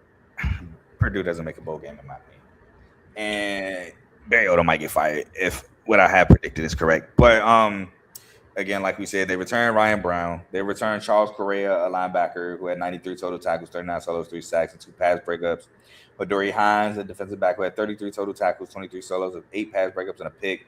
And Ian Jeffers, a D lineman who had 20 total tackles, 5 solos, and a sack. CJ Madden, a DN who had 16 total tackles, 6 solos, and half a sack. I mean, they lost a lot. Obviously, you're going to lose a lot when you lose a lot. And if you didn't get what I was saying, basically I was saying when you lose 10 games, you're going to lose a lot. There's going to be a lot of turnover, and rightfully so, because you're trying to get the right guys in the building. Taj Rael, safety, gone. Manny Powell, linebacker on the Titans, gone. Miles Slusher, defensive back, gone. And I'm rushing through these because I kind of really don't want to talk about Purdue a ton. Alex Sanford Jr., a linebacker, transferred to Pitt. CJ Nunnally, the fourth, gone. Tony Grimes, who about time he's gone, cornerback. Devin Maccabee, a running back, gone. Michael Jackson, the third, wide receiver, transferred to USC. Nitro Tuggle.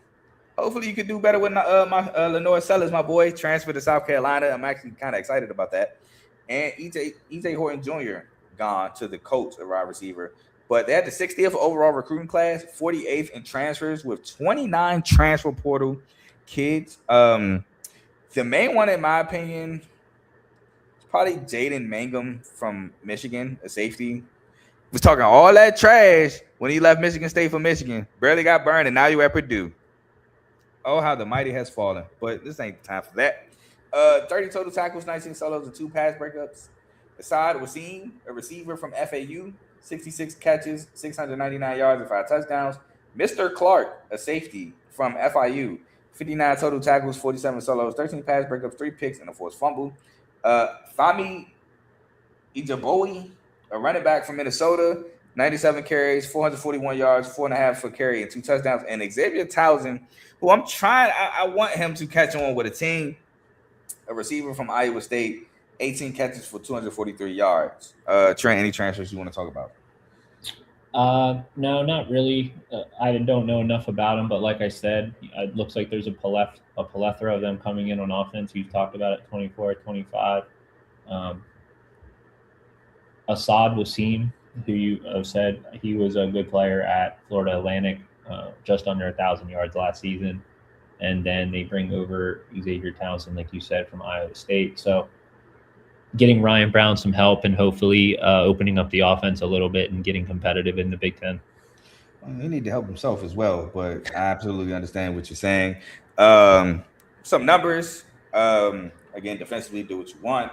100th in total offense, 118th in total defense, 121st in scoring offense, tied 115th in scoring defense, 79th in passing, 109th in pass defense, tied 103rd in rushing, 110th in rush defense, tied 127th for turnover margin, 119th in red zone offense, tied 43rd in red zone defense. Again, as I said in the Indiana video or portion of this video, They were tied. But the schedule.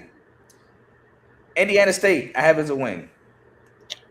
I'll just go ahead and let you know that I have Purdue going. Well, I have them winning that game, and then I have Purdue going 1-11, 0-9 in the Big Ten. I have them going 2-10, 1-8 in the Big Ten. The only win I have after this is at home against Maryland, and that's not a shot. Because I know I've been taking crazy shots at them this whole episode. I have them winning the Maryland game after the Indiana State game. That's the only other win I have for them, and Barry Odom might get fired. But to let the people know the schedule, they play Indiana State, at home against Wake Forest, on the road against UCLA, at home against Notre Dame, on the road against Illinois, at home against Minnesota, at home against Washington, on the road against Penn State, at home against Maryland, on the road against Iowa, at home against Wisconsin, and on the road against Indiana. So that is the Purdue Boilermakers. We flew by that one as by design. Another team I wouldn't mind flying by, and that is the Rutgers Scarlet Knights. Greg Schiano. Oh, by the way, we have the under 3.5. Greg Schiano. Like him as a head coach. Why is this not changing? Thank you. Like him as a head coach. Last year was underwhelming for Rutgers. Normally a solid bowl team. And now I promise you it's not a shot, Ace. I promise you it is not a shot at Maryland. But last year coming off a 5-7, 2-7 season. First of all, Antoine Raymond breakout year for sure, absolutely. CJ Campbell was supposed to be the projected starter coming in the year. Antoine Raymond did a great job at that spot. Kelly Ekman is just not that good in my opinion. He got a lot of hype by some guys, and I just didn't know what people were seeing. I thought Ian Strong was really good. KJ Duff was really good, but I didn't really see it in Kelly Ekman. I thought I saw it at Minnesota when, funny enough, they played. I want to say Minnesota played Rutgers and lost, but nah, I didn't see it. But he's now gone. Antoine Raymond returns and KJ Duff returns. They returned 8 starters. 2 of them being O-linemen, 4 of them offensively, 4 of them defensively. They have a new defensive coordinator in Travis Johansson, who was South Dakota's head coach in 2025, South Dakota, not South Dakota State. So another FCS head coach taking a job to hopefully advance his career, which I'm not mad at all. But yeah, just wasn't. I just wasn't really a fan of Kelly Ekman. Now he had some games. The Minnesota game ended up being a barn burner. I think they ended up losing that game against Minnesota, if I'm not mistaken. But it ended up being a barn burner. Iowa game ended up at one point being a really good game before Iowa took off. Just lost some closer games. Trent. Yeah, I have a lot of similar thoughts as you in regards to Greg Schiano, obviously the old Bucks coach. Some Penn State ties as well. I always want them to do well. I thought last year, although they did go 5-7 and miss the bowl, like you talked about, I had a lot of fun watching the quarterback who's now on the Commanders, Ethan Kalimakis. Kelly Ekman. Yeah, Kelly Ekman. They were at times they were Rutgers football. So I think at times they were underwhelming, and then at times they were overwhelming. There's a lot of, we'll get into it, but a lot of returning on the offense, and then I feel like a lot of new faces on the defense. So again, probably a middle of the road team, but just not going to be able to compete in the world of the Big Ten. Unfortunately, not a whole lot to say about them. And AJ. I don't know too much about AJ Sorace other than the fact that he was, on the bench last season, just learning from Ethan. I don't think he's even going to be the penciled in quarterback. Is it going to be Dylan? I think it's going to be Dylan Longren, and that's why I said earlier, I don't like their quarterback this year. Okay, so it could, yeah. Either way, I'm not sure I like their quarterback situation, and it's just going to be tough when, again, you have the nuance of the Big Ten. Why did this banner go? What is going on with my stream guard? Why is this banner gone? I don't understand. It was being funky earlier. I don't. There we go. I don't know what's going on. It's delayed. But anyway, as all the comments got highlighted. Yeah. I mean, they returned only 4 guys on the offense, so not really many. But they do return main guys in KJ Duff and Antoine Raymond. I know they lost Ian Strong. He transferred to Cal, so yeah, he's gone. DC Sheffield, he's gone. He's on the Jets. Another receiver. He was from North Texas, I believe. But they do return Kai Sanders, a defensive back with 64 total tackles, 39 solos, and a pass breakup. Like you mentioned, Kelly Monis is gone. He's on the Commanders. They return Abram Wright, a linebacker with 53 total tackles, 26 solos, 2 pass breakups, and a forced fumble. Zaire Angoy, a defensive lineman with 14 total tackles, 6 solos, and Keyshawn Griffin, D lineman with 12 total tackles, 8 solos, and a pass breakup.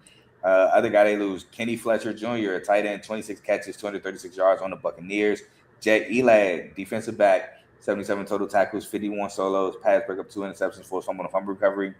Dariel Jabome, linebacker in the CFL, 67 total tackles, 33 solos, 2 sacks, 2 forced fumbles, and 2 fumble recoveries. Bo Masco, defensive back, transferred to Texas, 48 total tackles, 29 solos, 4 pass breakups, a pick, and 2 forced fumbles. Cam Miller, a cornerback, on the Panthers, 44 total tackles, 34 solos, a sack, 5 pass breakups, and an interception. I believe Cam Miller was also a quarterback, not this one, but for North Dakota State. Lost Jacoby Henderson, cornerback, 39 total tackles, 29 solos, 3 pass breakups, transferred to Virginia. Bradley Weaver, defensive lineman, 28 total tackles, 8 solos, 2.5 sacks, and a pass breakup. And Eric O'Neal, an edge, trying to make the Lions, 37 total tackles, 16 solos, 2.5 sacks, and a pass breakup. They were 45th in overall recruiting class, 81st in transfers with 15. Again, the main one to me is Dylan Lagerin, quarterback, transfer from Boston College, 190 of 284, 66.9% completion percentage, 2,025 yards, 12 touchdowns, and 5 picks.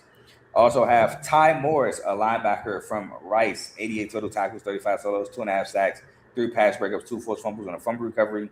Jadan Burnett, an edge rusher from Tulsa, 28 total tackles, 14 solos, 6.5 sacks, pass breakup, and a forced fumble. Rondo Porter, defensive lineman from App State, 43 total tackles, 18 solos, 2 sacks, and 4 pass breakups. And Malachi Davis, an edge from Toledo, 35 total tackles, 19 solos, 5.5 sacks, pass breakup, and a forced fumble. Any transfers you want to talk about, Trent, before we get into the numbers and schedule?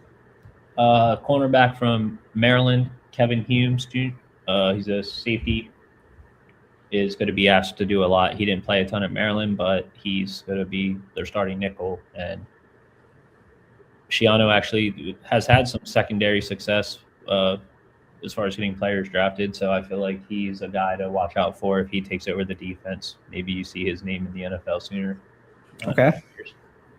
Okay, cool. So some numbers. Again, do what you want with the defensive numbers. New DC, 44th in total offense, 125th in total defense, 59th in scoring offense, tied 115th in scoring defense, tied 23rd in passing, tied 76th in pass defense, 84th in rushing, 129th in rush defense, 41st in third down percentage on offense, 80th in third down percentage on defense. On to the schedule, where they start off with a game against winless UMass last year. I have this as a win.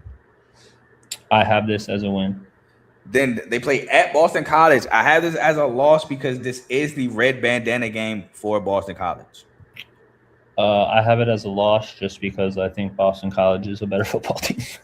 I ain't gonna lie, I'm not high on Boston College or Rutgers this year. I literally gave this win in the Boston College series before, like when I was writing it out, to Rutgers at first, but then I saw it was a red bandana game. I'm like, nah, they play well. They get up for the red bandana game, so that's the only reason why I gave it to Boston College. Next, start Big Ten play with a home game against USC, a loss. I have that as a loss. Then they play Howard at home. I have this as a win. I forgot there was only 2 of us now. I have that as a loss too. All right, at home against Indiana, a loss.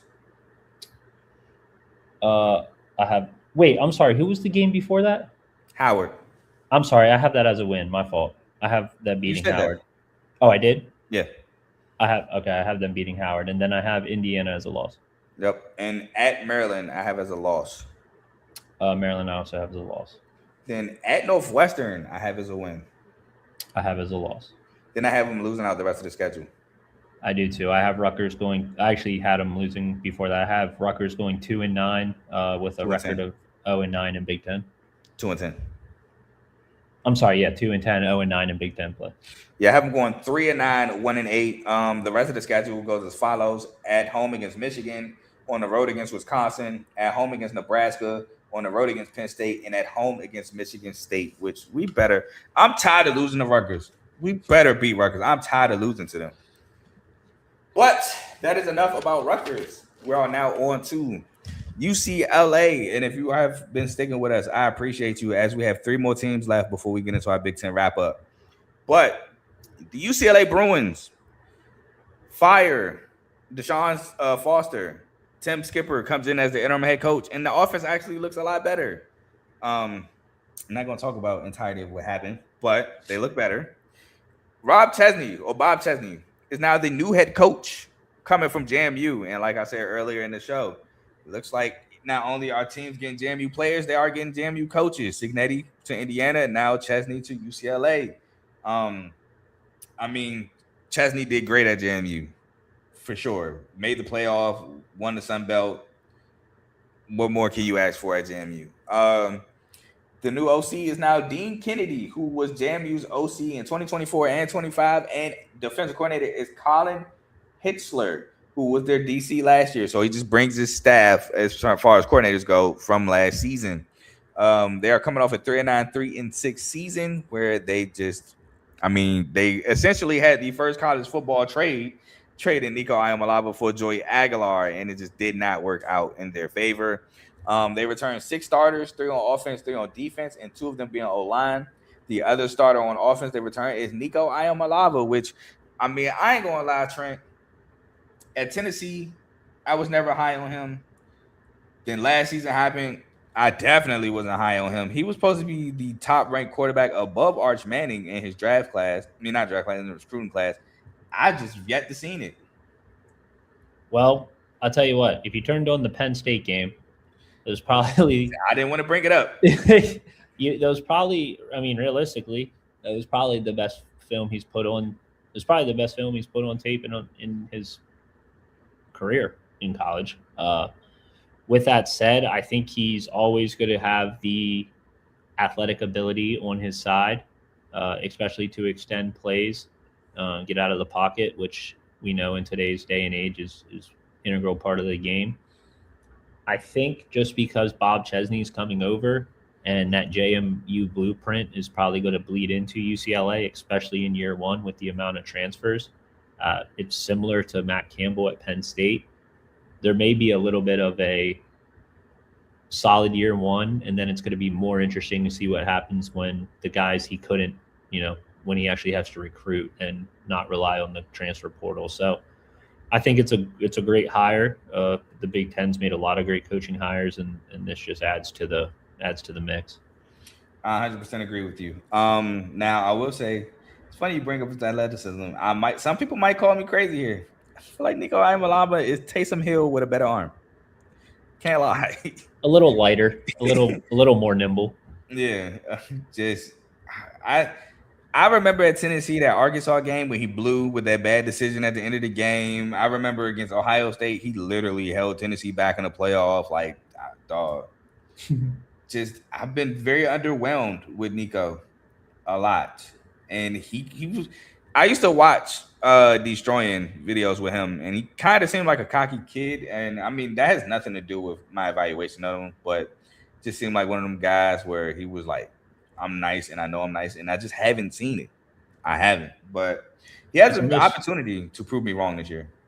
Yeah, honestly, I think I don't want to speak for him or anything like that, but I feel like with the situation and how much limelight was put on his situation with the leaving Tennessee and going to UCLA, I almost wonder if last year was a little too much noise, and maybe this year he gets to kind of settle in. And obviously what he did was a little self-inflicted, but I think maybe this year there's a little less noise surrounding him and his decision, and he gets to play football under a coach who he knows is there kind of for the long run.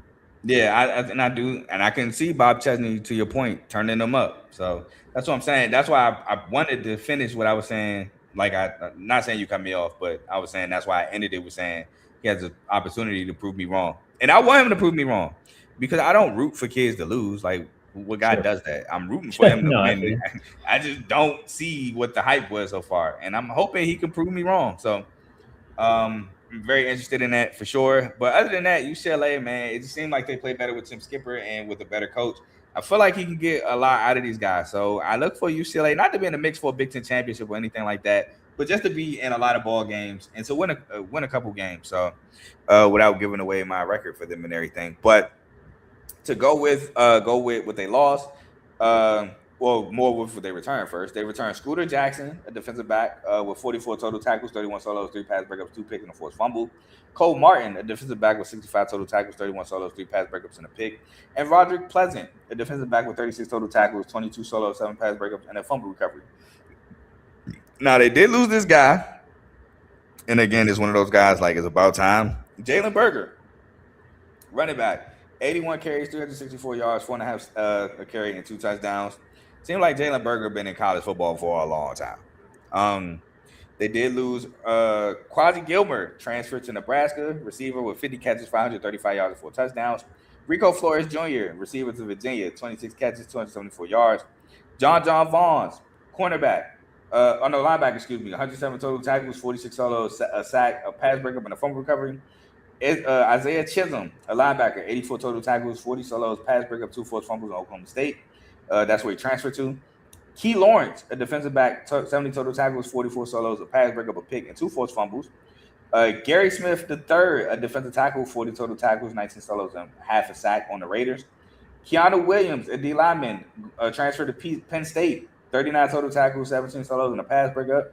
Andre Jordan Jr., transferred to Auburn, defensive back, 19 total tackles, 12 solos, and 10 pass breakups.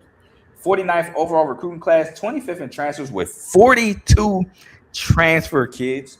Some transfers I wrote down with Tyler Johnson, the safety from Utah, 51 total tackles, 27 solos, 4 pass breakups, and 2 picks. Tahir West, an edge from JMU, 45 total tackles, 16 solos, 7 sacks, 4 pass breakups, and a forced fumble. Wayne Knight, which was a stupendous pickup. Running back from JMU, 207 carries, 1,373 yards, 6.6 a carry, and 9 touchdowns. Osiris Gilbert, a cornerback from UConn, 18 total tackles, 11 solos, 3 pass breakups, and a forced fumble. Derek Barksdale, a defensive back from JMU, 36 total tackles, 22 solos, 12 pass breakups, 2 picks. And Leland Smith, a receiver from San Jose State, 43 catches, 688 yards, and 3 touchdowns. Any transfer you want to talk about, Trent?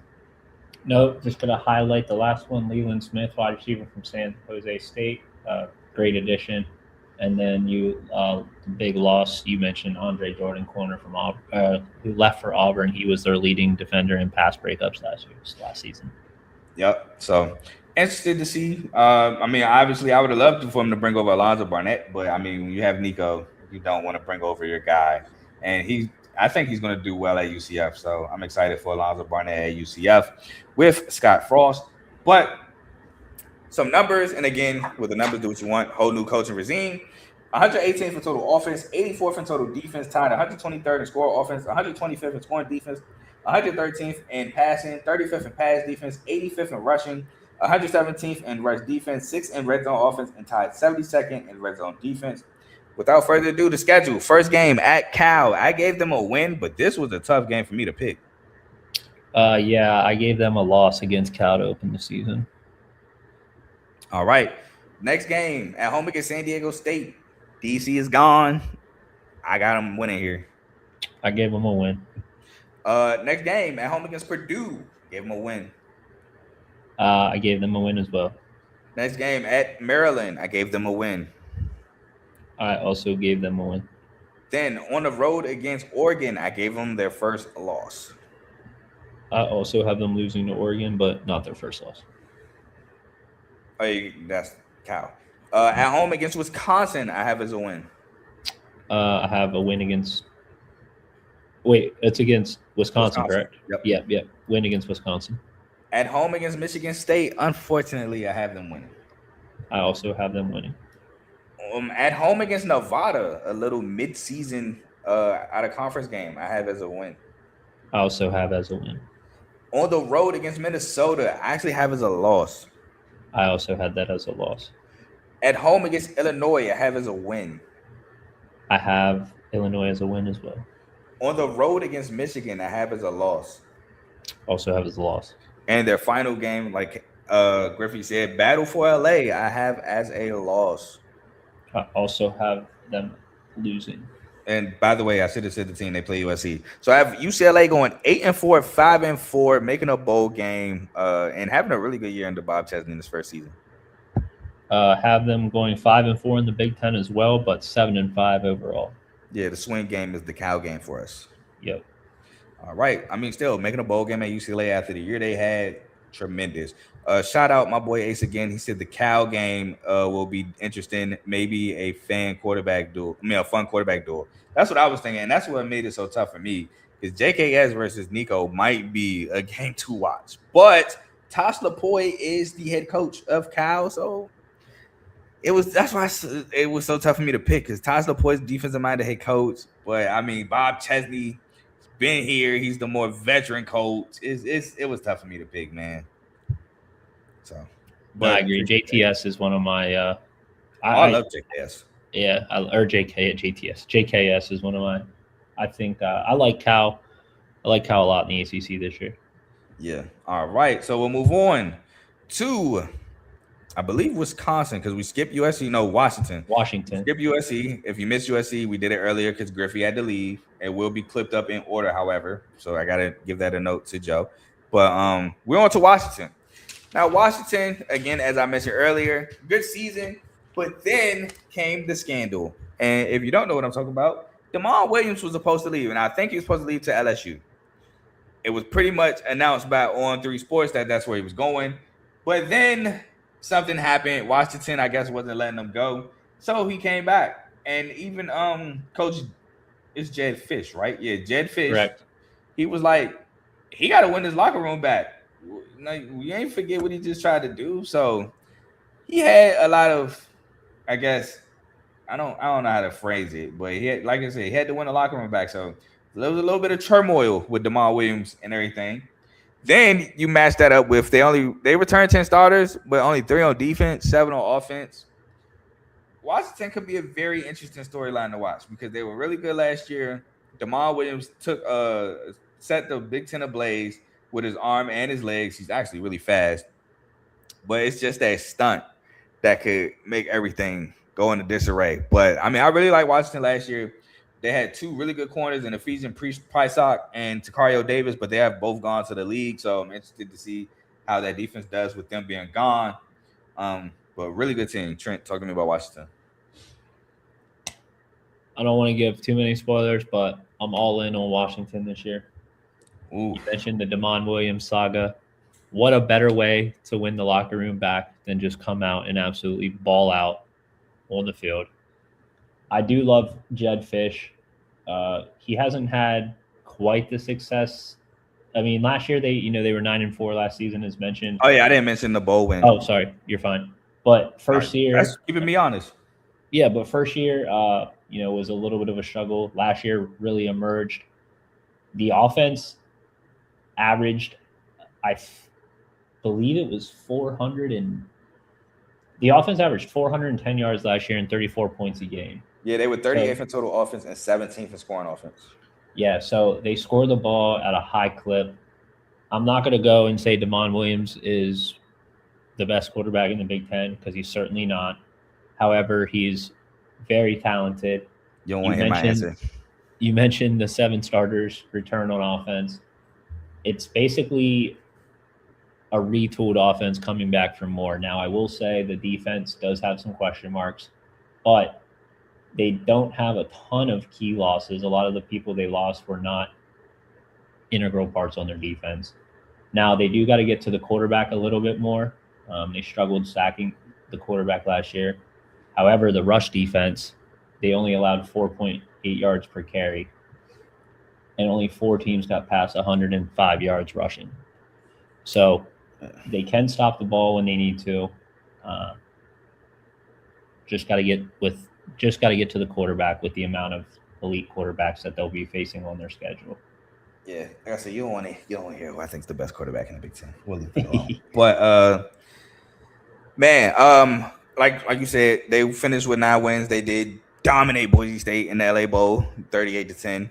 Just flat out beat the mess out of them. I seen that was coming. I don't even know why they scheduled that as the bowl games. But again, they were dealing with teams where they had to put in 5 and 7 Mississippi State in a bowl game, and they got bowl raced by basically Wake Forest. But yeah, I'm interested. Like you said, and what better way to win the locker room by winning a ton of games? You're right.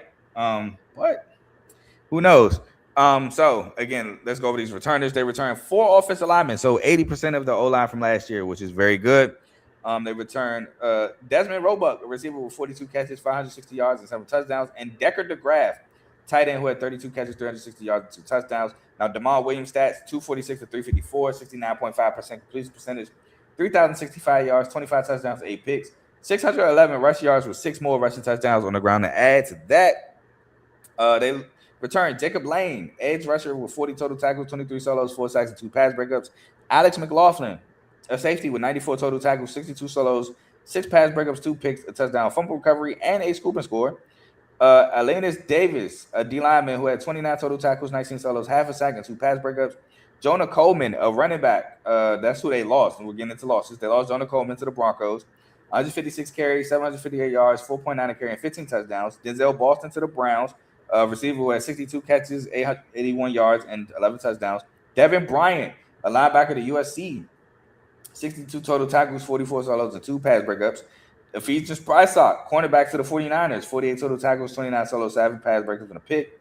Mikael Esteen, a safety, 51 total tackles, 35 solos, half a sack, pass breakup, and 2 picks. Takario Davis, a cornerback to the Bengals, 20 total tackles, 16 solos, 4 pass breakups, and 2 picks. Zach Dufree, an edge to the Jags, 37 total tackles, 16 solos, 4 sacks, pass breakup, and a forced fumble. Ty Ungalele, a defensive lineman, 19 total tackles, 10 solos, 2 sacks, and a pass breakup. And Antonio Thompson, a defensive tackle, 30 total tackles, 17 solos, a sack and a half, 2 pass breakups to the Falcons. Had the 19th overall recruiting class, 59th in transfers with 14. Now, I want to talk about Emmanuel Carnley, cornerback from Virginia, 26 total tackles, 20 solos, 8 pass breakups, and a pick. Christian Moss, a receiver from Kennesaw State, was not the best receiver at Kennesaw State, but was a solid receiver for them. 45 receptions, 689 yards, and 2 touchdowns. Jada Lamar, a running back from Oregon, who was basically the backup from Jordan Davis, and now gets to possibly start at matter of fact, I think he will start at Washington. 46 carries, 262 yards, 5.7 a carry, and 2 touchdowns. And Deshaun Watts, D lineman from Sac State, 36 total tackles, 17 solos, 2 sacks, and a pass breakup. Any transfers you want to talk about, Trent? No, you really touched on a lot of it. I'll just say, obviously losing Adam Muhammad, the running back, was a loss. But then you mentioned they retooled with Jaden. Was it Limar or Lamar? I said know. Lamar, but yeah. Anyway, he's a talented back. Obviously, you mentioned had a little bit of trouble finding his role at Oregon, so pops over across the state line and is going to help Demond out in that offense. You know, who already was 17th in scoring last season. Maybe crack that top 10. Yeah, I'm really excited for Jalen Lamar, especially with Damon Williams in that backfield. That read option could be crazy. You know, I think he's also going to open up a lot for Jalen Lamar, and the play action with him and Damon Williams should be really good. But some numbers, and you can actually take these with you because there's no coordinator change. Jed Fish will call plays. They did lose their OC, but Jed Fish will call plays. 38th in total offense, 21st in total defense, 17th in scoring offense, 15th in scoring defense, 50th in passing, 53rd in pass defense, 58th in rushing, 12th in rush defense, 7th in red zone offense, 32nd in red zone defense, 10th in third down percentage on offense, 56th in third down percentage on defense, and tied 36th in turnover margin. And time for the schedule, and I'm very interested with Trent Gap because he's all in. First game, Apple Cup. Washington State, I have as a win. I have as a win. Next game against Bronco Mendenhall and Utah State, I have as a win. I also have as a win. Next game, Eastern Washington, I have as a win. I have as a win. Minnesota, first Big Ten game, I have as a win. I have as a win. On the road against USC, I have as a loss. I have as a win. On the road against Iowa, at home against Iowa, excuse me. As mentioned earlier, I have as a loss. I have a win. At home against on the road, against Purdue, I have as a win. I have a win. At Nebraska, I have as a loss. I have a win. At home against Penn State, I have as a win. I have as a win. At home, on the road against Michigan State is getting late. I have a win. I also have a win. At home against Indiana, I have as a loss. I have that as a win. And on the road against Oregon, I have as a loss. I have that as a loss. So I have Washington going 7-5, 4-5, taking the under 7.5 by the hook.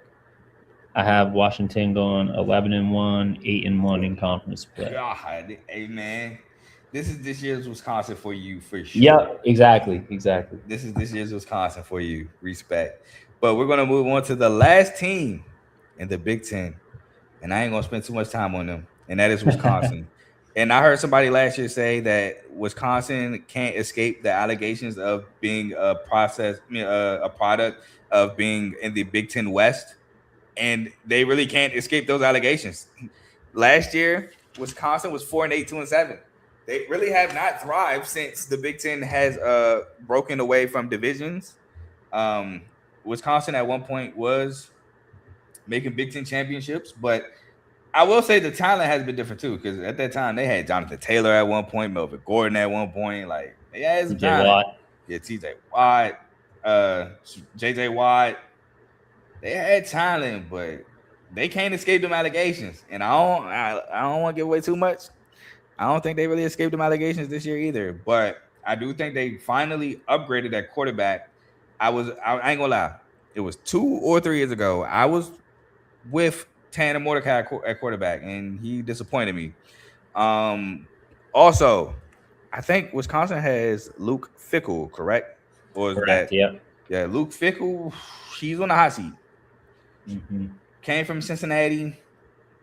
Thought he was going to bring success to Wisconsin, and he has not. And if he don't turn it around this year, he could be gone. I'm not going to say whether I think he's gone or not, but I will say he is on the hot seat. Colton Joseph, who I think is projected to be the quarterback, brings a extra dynamic as a runner at quarterback. My Lord, is he tough to bring down.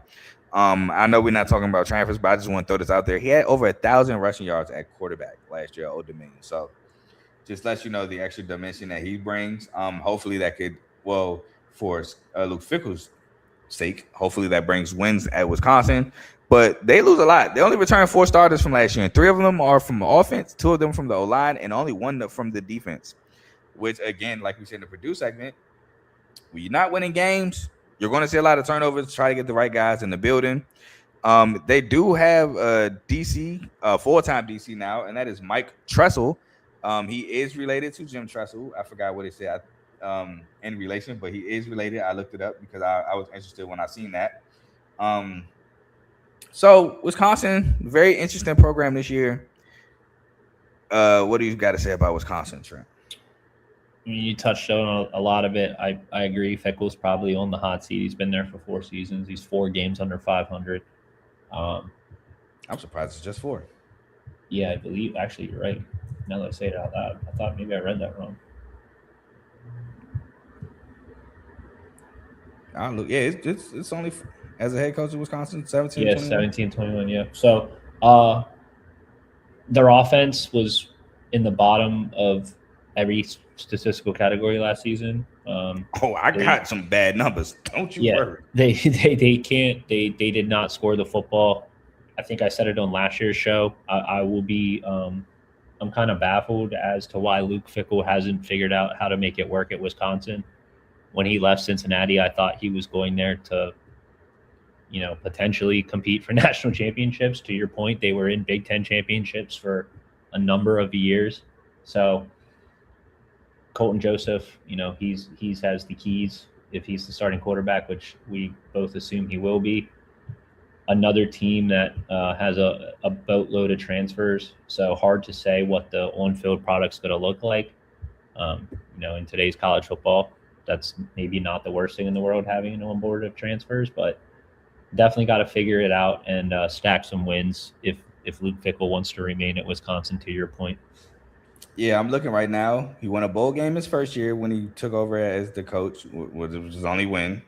He was 1-0. Then his first year, he went 7-6 and made the Reliant Quest Bowl where he lost. And the last 2 years after that were both under 500, 5-7, and then 4-8. So gotta figure it out. If he has another under 500 year, pretty sure he's good as gone. We've seen the most coaches turnover this season, and trust me, my hand hurts from writing up all those coaching grades. But I don't think teams are gun ho or gun shy and letting coaches go. And Luke Fickell might be one of them. Now I will say this: I don't know if Matt Rule and they may be up for this one, even though it'll be within the same conference. I don't know about that one. But to go back to your question earlier, but I don't even know who Wisconsin would go after. That'd be kind of crazy. But nonetheless, the only non-O-line offensive returning guy for Wisconsin is Chris Brooks, a receiver who had 11 catches and 124 yards. Not a lot of passing at Wisconsin last year, so I don't think this led Wisconsin in receiving. I think the tight end led them in receiving, to be honest, but he might have led receivers in receiving. And then Matthew Young is the defensive back on the defensive end that returns 49 total tackles, 30 solos. They lost Billy Edwards Jr. to UNC, got hurt in the year, 7-16, 43.8% completion percentage and 113 yards.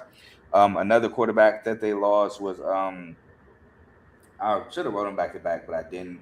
Hunter Simmons went 62 at 118, 52.5 completion percentage, 664 yards, 2 touchdowns to 7 interceptions. 2 and 7 is a nasty ratio. Lance Mason, a tight end, he had 30 catches, 398 yards, and 4 touchdowns on the Seahawks. Vinny Anthony, the second receiver, 31 catches, 391 yards, and a touchdown with the Falcons. Tret Kikahona, receiver, transferred to UNC as well. 26 catches, 211 yards, so he did not leave receivers in receiving. Vinny Anthony, the second did. Christian Allegro, linebacker, on transfer to Ohio State. 49 total tackles, 32 solos, 4 sacks, and a pass breakup. Austin Brown, safety to the Colts. 40 total tackles, 27 solos, and 3 pass breakups. De'Ani Hill, cornerback, 39 total tackles, 30 solos. Daryl Peterson III, linebacker, 33 total tackles, 21 solos, 6.5 sacks, 3 pass breakups, and a forced fumble to the Rams. Mason Riger, defensive end to the Dolphins, 32 total tackles, 18 solos, 5 sacks, and a pass breakup. Ricardo Hallman, cornerback, 27 total tackles, 24 solos, 4 pass breakups, and 2 picks. Ben Barton, D lineman, 22 total tackles, 12 solos, a sack, and a pass breakup to the Giants. And Brandon Lane Jr., a D lineman with 11 total tackles, 5 solos, a sack, and a pass breakup. 65th in overall recruiting class, 38th in transfers with 33 total transfers. Now, some guys that I wrote down, obviously Colton Joseph, quarterback from Old Dominion, 173 at 290, 59.7% completion percentage, 2,624 yards, 21 touchdowns to 10 picks, 158 carries, 1,007 yards, and 13 more touchdowns on the ground. Abu Sama, the third running back from Iowa State, 140 carries, 732 yards, 5.2 a carry, and 5 touchdowns. Junior Poyser, D lineman from Buffalo, 31 total tackles, 14 solos, 5.5 sacks, and a forced fumble. Marvin Burks Jr., safety, Mizzou, 49 total tackles, 27 solos, pass breakup, interception, forced fumble, and a fumble recovery. Javon Robinson, a cornerback from Arizona State, 42 total tackles, 34 solos, 8 pass breakups, and a fumble recovery. And Jacob Harris, tight end from Bowling Green, 19 catches, 182 yards, and 5 touchdowns. Any transfers you want to talk about, Trent? Big loss is going to be the guard Joe Bruner. Moved over to Ohio State. They'll be blocking for Sayan and Bo. Good signing, Marvin Burks Jr., safety from Missouri, will be a good playmaker on the defensive side of the ball, shoring up that secondary, who got cooked a lot last season. All right, so with that being said, got some numbers for y'all, and then we'll get into the schedule. 133rd in total offense. Again, that's out of 134 schools.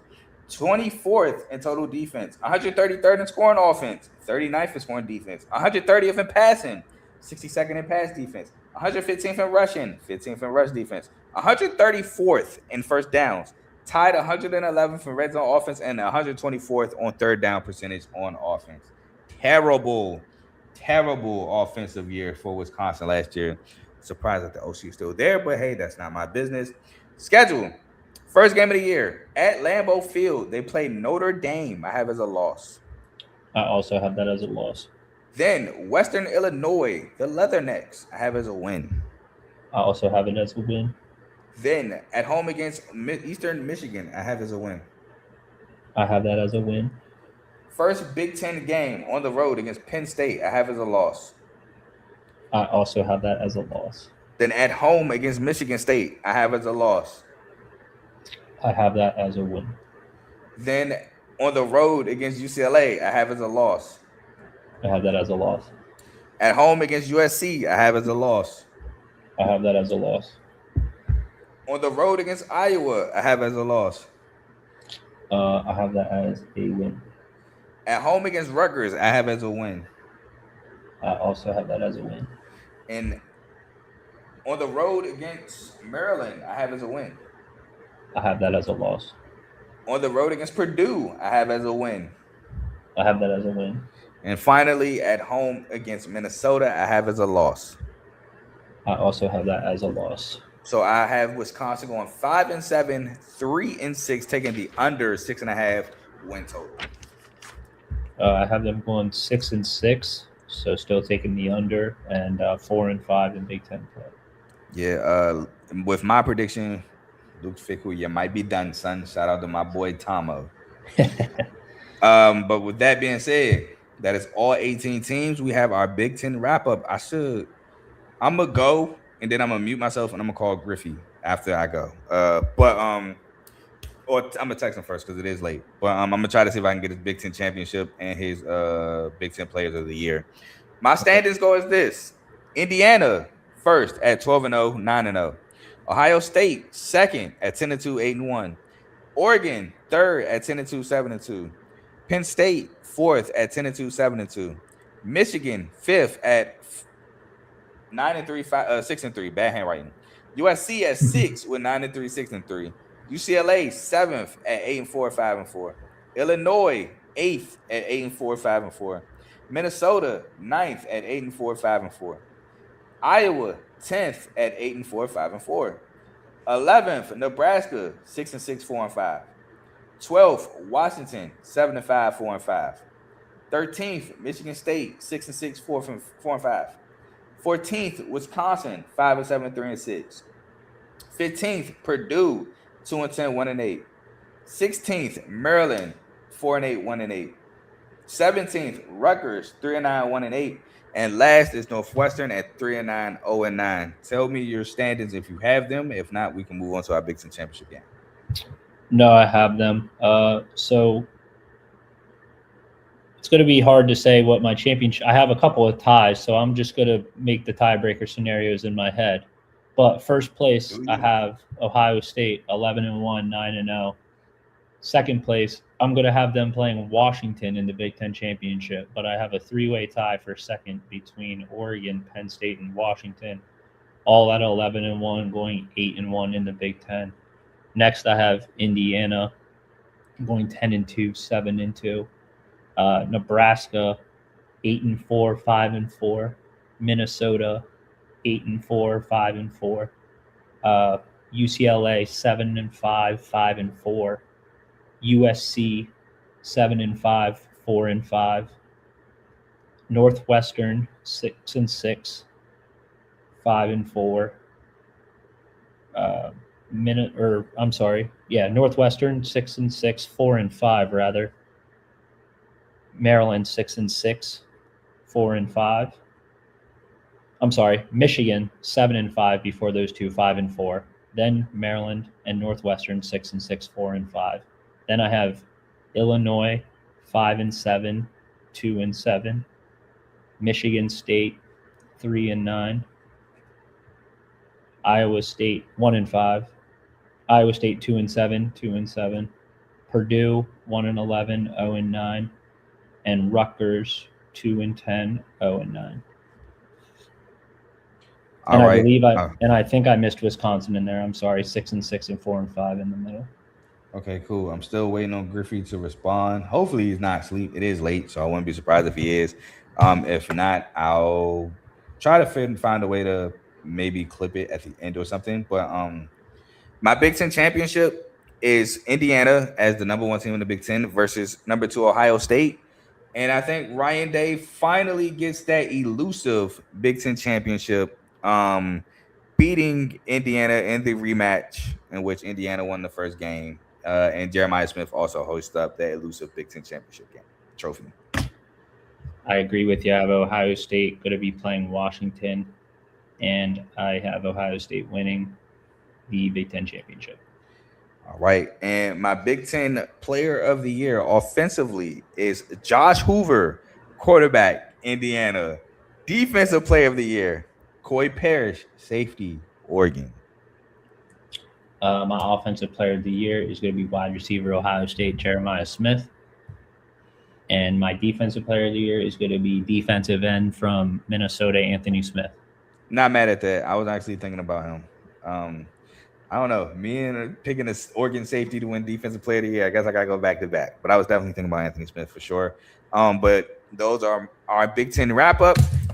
Oh, I hope I don't do nothing. I dropped my pen by accident. And that is going to do it for the Big Ten episode preview, man. It's always a pleasure, Trent. This year we added Griffey to the mix, and I must say I had fun. 4.5 hours flew by. I really do have to use the bathroom, but take your time with your last words as a tradition of the R2L Network. Yeah, man, no problem. Appreciate you having me as always. Was fun talking Bucks earlier this week, and now Penn State. Always excited to talk football, and appreciate you for having me on the show. All right, man, for sure. My last words, Michigan State, let's just make a bowl game, please. Let's not go under 4.5 wins. I know we got a tough schedule, Michigan, Oregon, Washington. I know our schedule tough. But get it done, please. I'm tired of watching non-bowl seasons. I think the last time we made a bowl game was with K9 and the Cotton Bowl against Pitt. I think that's the last time we made a bowl game, which was 2021. It's 5 years. Let's not make it 6. Secondly, again, shout out to my guests, Trent and Griffey, for giving me their time, 4.5 hours. There's a lot of time to ask for, and I appreciate those guys for giving it to me. If you've been sticking with us for this episode, please like, comment, share, subscribe. It helps the channel for sure. And my Tigers beat the Cubs in the series. We won 5-1 today. Oh, yeah. Yeah. Go ahead. Yep. Shout out to the Boston Red Sox. It came to an end tonight, but 15 in a row, tied a franchise record. Yeah, man. 2 weeks ago, worst team in the American League. Now we're back in the playoffs. Yeah, I needed y'all to lose some games. I don't know what I just saw. It's getting late. It's nothing here, and I thought I saw something. But I need y'all to lose some games, man. I'm trying to make the playoffs too. I mean, we can both make the playoffs, but y'all like the one that is third place. Wait, let me double check the standings because y'all was the one in third place, but y'all were also on a crazy run, so that could have changed. I think it's still. Y'all still are. They're still third. Yeah. Yep. Cleveland's in front of y'all by a game. I would love for Cleveland to collapse. Hey, Cleveland, do your boy a solid. We collapsed for y'all last year. Collapse for me this year. But we are now 4.5 games behind a wild card spot. 5.5 behind Cleveland. I just need us to get some sweeps, man. We could have swept the Cubs, but Farmer Valdez want to give them like 6 runs in the first inning. Oh, here we go. Griffey just texted me. So I have Griffey's Big Ten selections, and somehow I'll get this to Joe to I'll give him the timestamps to clip Griffey's stuff with our stuff. So his Big Ten championship is Ohio State versus Oregon. Oh, I need his winner. He didn't send me the winner. But his offensive player of the year is Dante Moore, quarterback from Oregon. He even gave me a freshman of the year, which is Savion Hitter. And defensive player of the year is Matthew Bailey, I believe at Illinois, right? Yeah, Illinois. He has Oregon beating Ohio State in the Big Ten championship to collect their second Big Ten championship in 3 years. So shout out to Griffey. I don't know who Savion Hitter is. I don't really be paying attention to freshmen, as I've announced plenty of times on the show, because no matter what you do in high school, I need to see it at the collegiate level. So let me look up Savion Hitter real quick. Savion Hitter. Michigan running back. Oh, Michigan running back. That's tough because Jordan Marshall in that backfield is going to demand a lot of carries. But salute to you. Oh, I actually do know this because I know a Michigan fan on Twitter that was boasting. I do know this is. But shout out again to y'all. Pistons, y'all have pissed me off in the off season.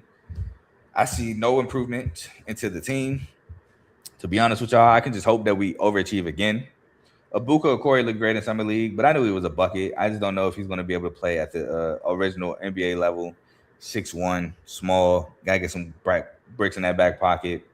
I wanted Cam Carl, Malik Thomas, and both of them cooked during the summer league. I was sick, but yeah, that's all I got for you. I'm still in the club singing A-Cuff, baby. Oh yeah, you got a rookie of the year contender on your squad, so for sure that. But with that being said, I got to do some cleaning duties. Yep, we got, like I said, this isn't just a show; it is a network. And we have shows on the network. We have the main show, which is now hosted by me and Tomo every Monday and Thursday, 7 to about 8:30 is right now. We're actually doing NFL season previews, just like I'm giving y'all collegiate previews. And tomorrow will be the Rams and Chargers. Griffey will be on with us tomorrow. So salute to that. Trent was on Monday talking about the Bucks. So yeah, we're getting our NFL previews out the way because football is right around the corner. Then we have BWT, Baseball with Teddy. Teddy's a Yankees fan, so I don't know if we're going to get content about that Red Sox streak or not on BWT. But he does give you baseball content in general, so be on the lookout for Call me Teddy, I got you. So be on the lookout for all your baseball needs. Check out BWT. We got FCC, football with Coach Coombs. Fantasy football is around the corner, so I know some people draft during the training camp. I would ask to get out that league. I do not draft before week 3 of the preseason for me because injuries happen. But I know some people are drafting early, so be on the lookout for Coach to drop draft tips, draft rankings, things like that. We have Dave Doghouse, highlights and lowlights of sport. So make sure you check out that. We have Real Ballers Only featuring Vaughn, who dropped the episode recently, talking about is this draft class better than or the best class since the 03 class. So if you have an opinion on that, go ahead, check that video out.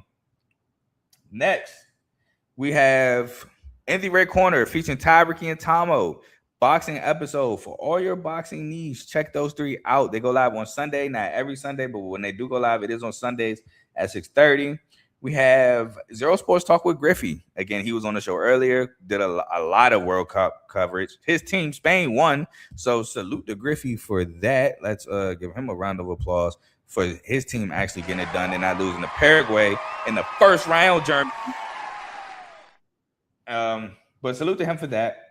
And last but not least, we have AJ's Birds, man. AJ's still part of the network. You will see him. I'm pretty sure he's coming on to talk Eagles. My boy, salute to AJ, now part of so it just started this week. So salute my guy for that. But he still got AJ's Birds on Timeout, full timeout. So if you're an Eagles fan, subscribe to him. If you're not, just want to hear about the Eagles and rants, subscribe to him.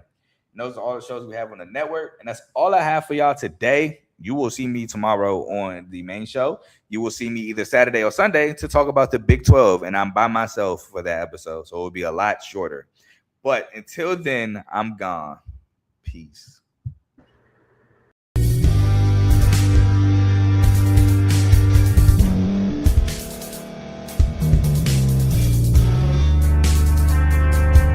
Thank you for staying to the end. If you're watching this on YouTube, please like this video, subscribe, and also hit that notification button so you can be notified next time we put out a video. If you're listening on any podcast platform, subscribe and hit that notification button, y'all, so you can be notified we put out another podcast audio. And last but not least, hit that share button. No matter what you're listening to or watching it, hit that share button and send it to somebody that you know that would love to watch this episode you just listened to. So once again, thank you for staying to the end, and we'll see y'all in the next episode.